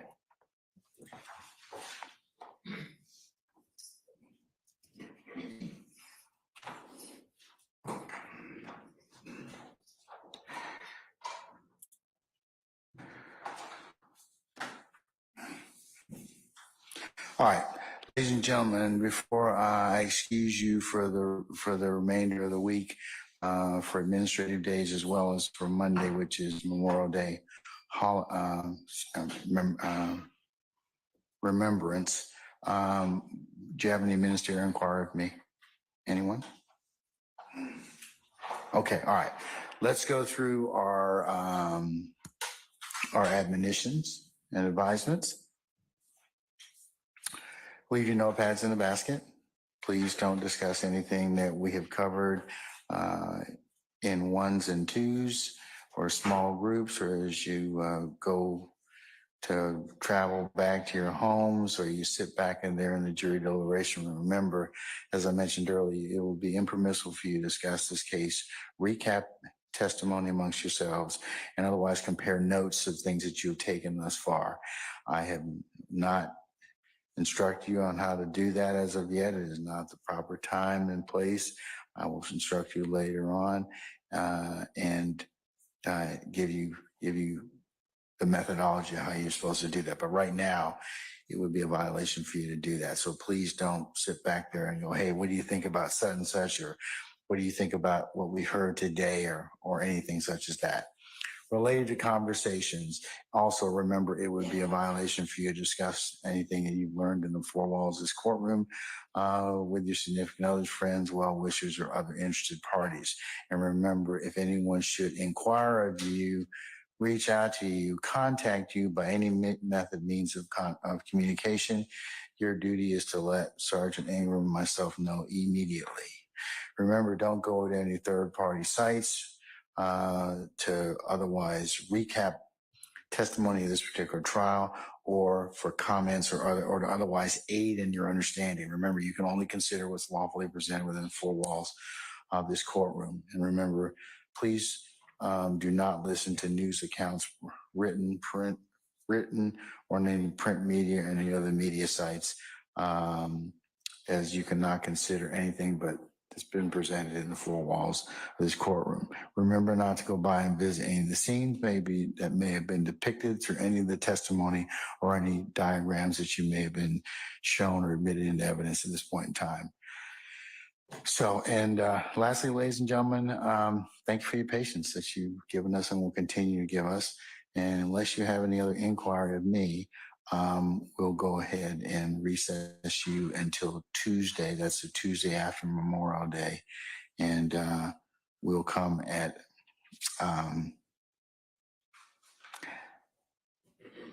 for a 9:30. If you all could be here by 9:30 for an anticipated 10 o'clock start time. And Tuesday will be a fairly lengthy workday. At least we'll go until 5 or thereabouts. Okay. All right. Any questions of me? Okay. Unless you have anything, then we will see you all on Tuesday, and we'll talk then. All right. All rise.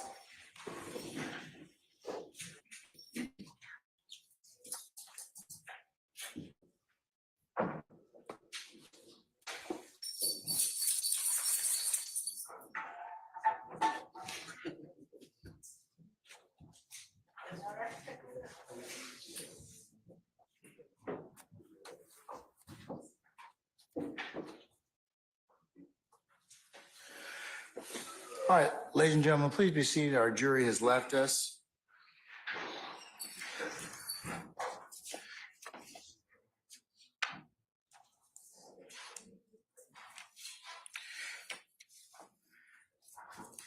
All right, Mr. Brown, is it likely, given what your witness is told, your witness, that is Investigator Smith, do you believe you'll be able to complete your examination of him? I certainly will do my best. It's up to my colleagues across the aisle, Your Honor. Okay, well, we need to probably finish him on Tuesday, whatever length of time it takes, since he's traveling and won't be back for another 2 weeks.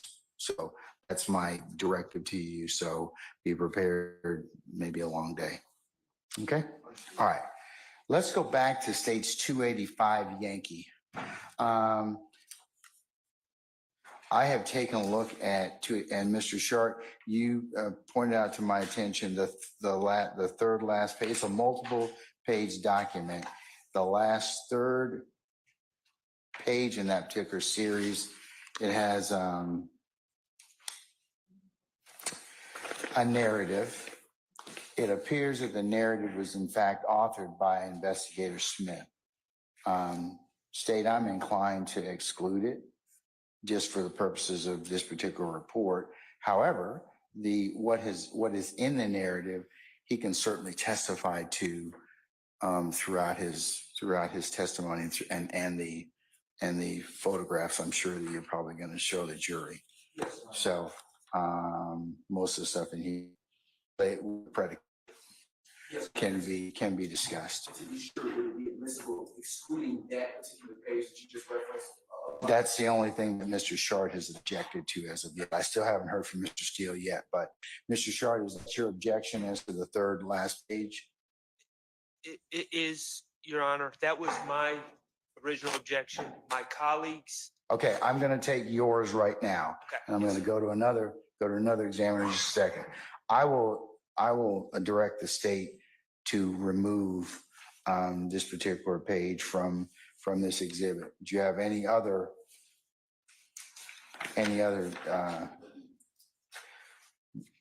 basis for objection on this CAD report?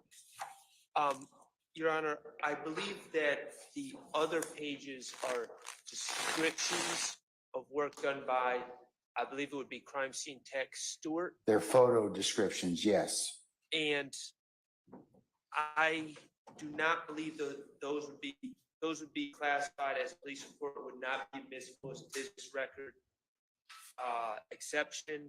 And I've been handed the case Brown v. State 274 Georgia 31. Let me hear Brown again. 231 what? 274 Georgia 31. What year? 2001. That was before our evidence code was revamped, sir. I understand. I believe that the hearsay rules in regard to business record exception, I don't believe that they changed the new evidence code. Okay, Mr. Brown. Your Honor, you have heard from, so far from Investigator Smith, who has testified extensively about the work that he did in tandem and directing Investigator Stewart to do side by side, to use his exact words. He testified that the information contained in that crime scene record are references to the photos that were taken that he has testified about. So it coincides. It will, because of that, aid his testimony, help the jury understand it more fully and completely. He was present for all of the evidence that she logged. It's in the ordinary course of business to create such a record for crime scenes. He said they are made in every crime scene of this type, and it always happens. He's familiar with how such processes work and how they function, especially in this particular case. And he stated it was routinely done. And to the cases that specifically speak to why this should be admissible, quick these dates is a quick reference point for the court. That site being 360 Georgia Ave 525, most on point, Penn site 528, which speaks about investigators being able to reference other things that aided in helping them to make conclusions and results in their investigation. And he can accurately describe the things that are contained therein that crime scene record. So for those reasons, Your Honor, the state maintains its position that it is admissible and it can come through, subject to the exclusion exception that the court announced earlier. In Your Honor. Can you give me a second, sir? Yes, Your Honor. And to add to that, Your Honor, I want to just make sure that, oh, sorry.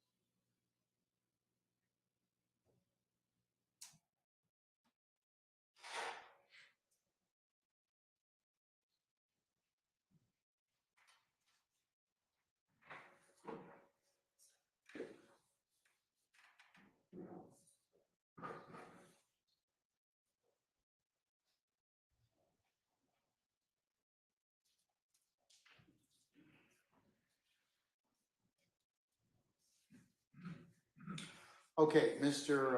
Short, I did in fact read Brown at 274, Georgia 31. It's been distinguished by Thompson versus the state at 332, Georgia Appeals 204, decided March the 30th of 2015. And it says in pertinent part, Thompson contends the trial court committed reversible error in admitting the loss prevention report under business records exception to the hearsay rule, OCGA 24-8-8036, because the trial during this case was conducted in April of 2013. Georgia's new evidence code applies. Business records are admissible as an exception to the hearsay rule if certain criteria are satisfied. Unless the source of information or method or circumstances of preparation indicate a lack of trustworthiness, subject to the provisions of Chapter 7 of this title, a memorandum, report, record, or data compilation in any form of acts, events, conditions, opinions, diagnosis, if it is admissible, if A, made at or not near the time of described acts, events, conditions, opinions, or diagnosis, made by or from information transmitted by a person with personal knowledge and a business duty to report, kept in the regular course of business activity, and was a regular practice of that business activity to make the memorandum, report, record, data compilation as shown by the testimony of the custodian or other qualified witness or by certification that complies with paragraph 11 and 12 or 12 of 24-9-902 or by any other statute permitting certification. So I'm going to overrule your objection on that basis. Your Honor, may I perfect the record? Because Yes, I think you can. there is a distinction. Say again? May I perfect the record? Because I believe there is a distinction. If I could just be heard. Well, tell me what the distinction is. Okay, in Thompson, from what I'm understanding, that was a loss prevention report. We are talking about police reports here. Okay, but it's the same report. It's the same report. Well, can I? It's a report, and it still can be a business record, but it has a different issue as to what can be actually testified to in the report. Your Honor, if I just may, I think these words bring the difference to light. In Brown v. State, on page 36, they cite to the Court of Appeals opinion, the dissent, which they're agreeing with. They say, were we to conclude... The dissent, not the majority opinion. You talk about the dissent? Well, the dissent, because the Court of Appeals found the other way, and the Supreme Court of Georgia is finding the way of the dissent in this Brown case.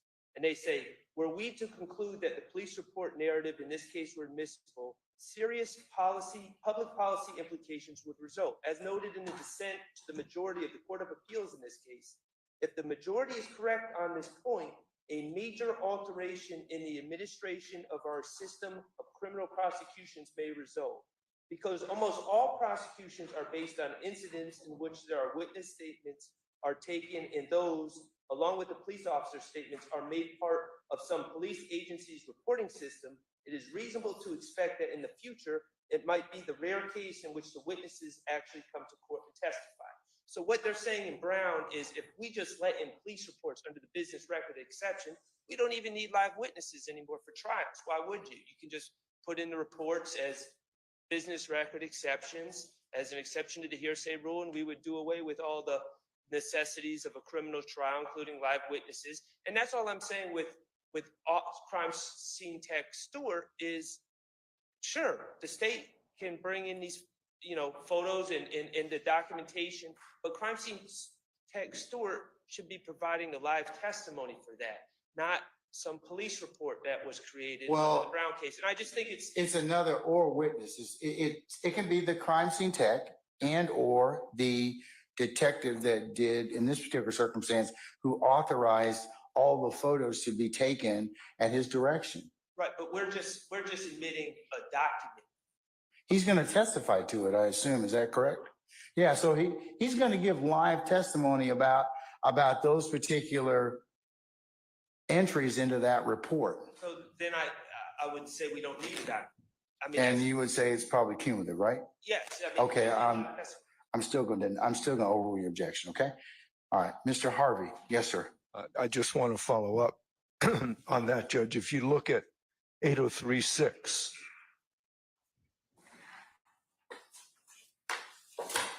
I know you've made your ruling, but let's look at the rules. 8036, after it enumerates the conditions under which a business record might be admitted, says as follows: public records and reports shall be admissible under paragraph 8 and shall not be admissible under this paragraph. I'm going to wait till you catch up and get to 8036. All right, Thank you. I got it. All right.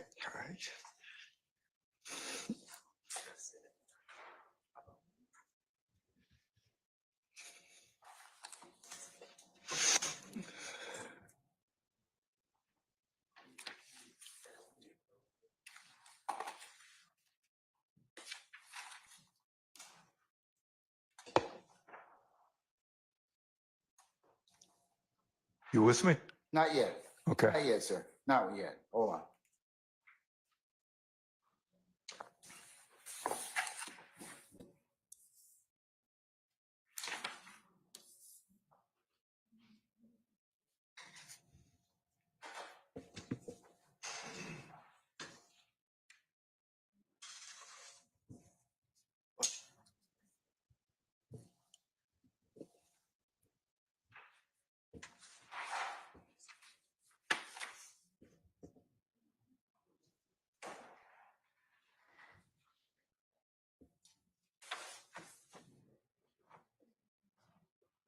All right, sir.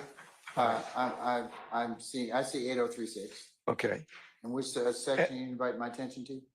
At the end of 8036, it says public records and reports Yes, sir. shall be admissible under paragraph 8 and shall not be admissible under this paragraph.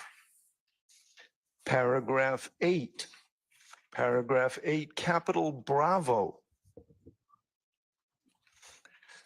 says, You just learned that, didn't you? says, So proud of I'm yourself, smiling, huh? I'm So proud patting of myself yourself? on the Okay, back. all right. Okay. Okay.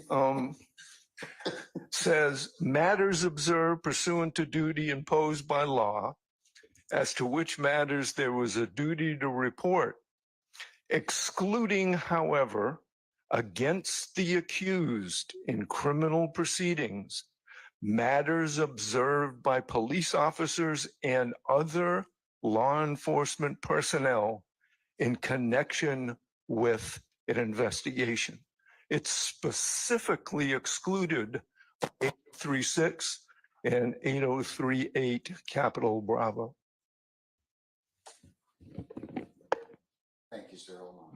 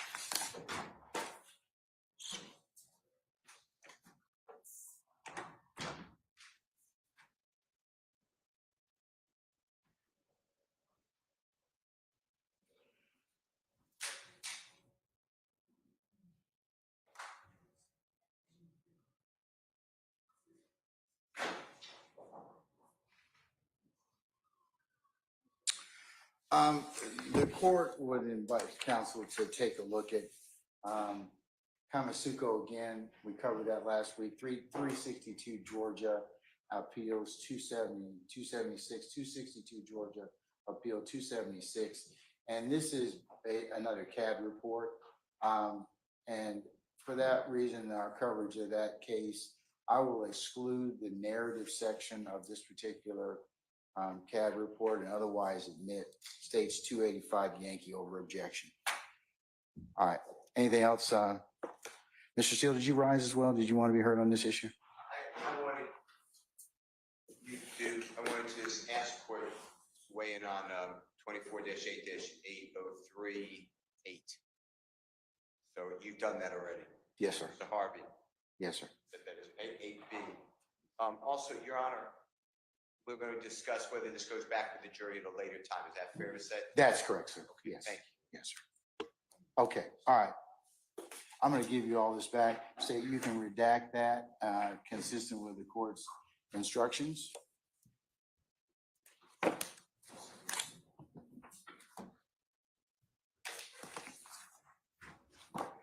All right.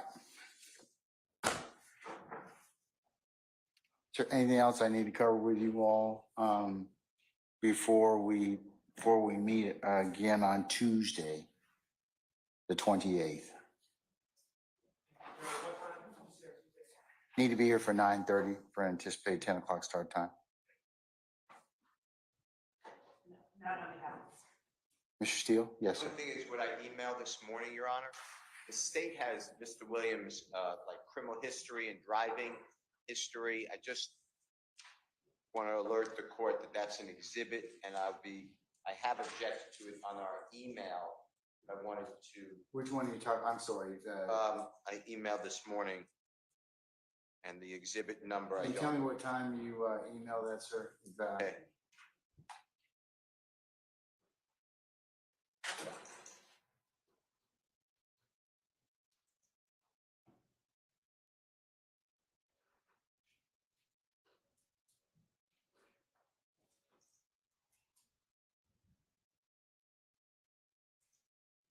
Your Honor, at 6:26 this morning. I addressed it to the sound. I said, "Good day to all," then I skipped 2 lines. I said, "Your Honor." Okay, I'll include that as the next court's exhibit in order, since we're discussing it.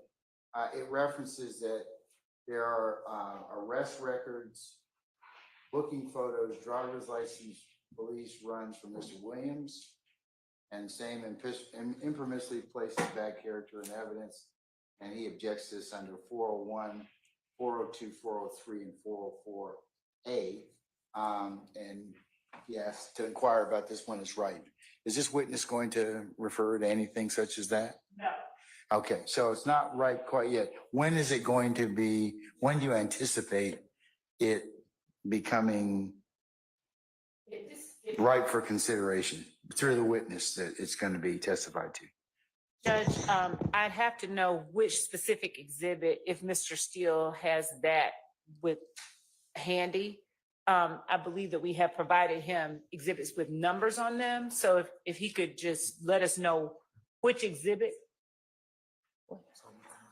Okay, just, or even the number of the slide on the PowerPoint that we've provided to him so that we could know exactly what, because generally speaking, we don't intend to get into, we wouldn't introduce anyone with criminal history. That's wrong.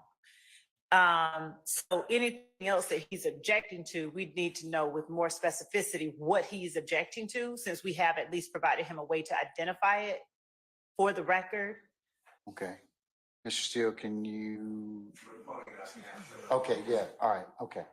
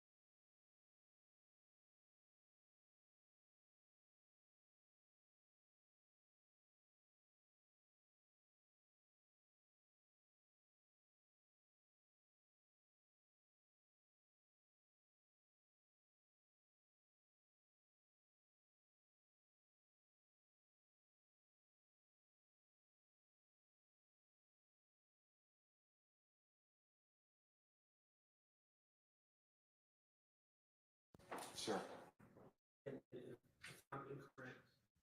I'm sure the state will correct me.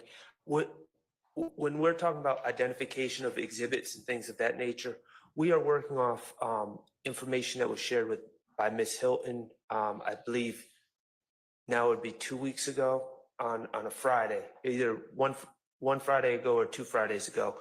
But to my knowledge, none of those exhibits, the state has previously identified things in a PowerPoint, and we acknowledge that. But I don't believe that any of the stuff that was shared by Ms. Hilton has made its way into a PowerPoint with specific exhibit numbers. So that's where the disconnect is, because I know what Mr. Steele is talking about, but it hasn't been put in a PowerPoint form. Oh, then that means it's not coming up.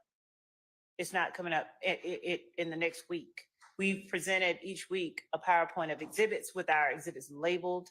So that not only is it not right, I can't say without more specificity as to which exhibit or what he's talking about, who we're intending to introduce that piece of evidence through. I don't believe that his email this morning specifically. Okay, I see. Okay, I'm looking at now the one labeled, oh, okay. Hertz rental car and associated documents that would have helped. So, Your Honor, we do intend to introduce records of Defendant Williams for multiple purposes. They are not coming up on Tuesday. They are likely not coming up on Wednesday.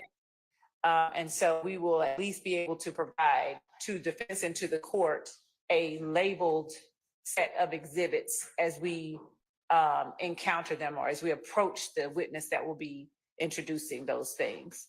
But for various legal reasons, we will be introducing documents pertaining to Defendant Williams. We won't be introducing any criminal histories or anything like that. And I believe that we can probably speak more cohesively on any objections to these as we provide them to the defense in a labeled exhibit form. Okay. So that we can address it for the record and not just sort of with the descriptions given in the email sent this morning at 6 o'clock. Can we do this the day prior or Yes. At the conclusion of the day? Just let Absolutely. me know so we can take a little bit of time to discuss that if it's coming in the next attack and Absolutely. just a little earlier. If you just let me know that, okay? Absolutely. All right. So, Mr. Steele, we'll just stay this issue for the time being until the state raises that, okay? Thank you, sir. All right. Okay, anybody else? Okay, then unless you all have anything else, I'll see you all on Tuesday, the 28th for 9:30. And we'll go ahead and continue with our witness, all right? Okay, we're in recess.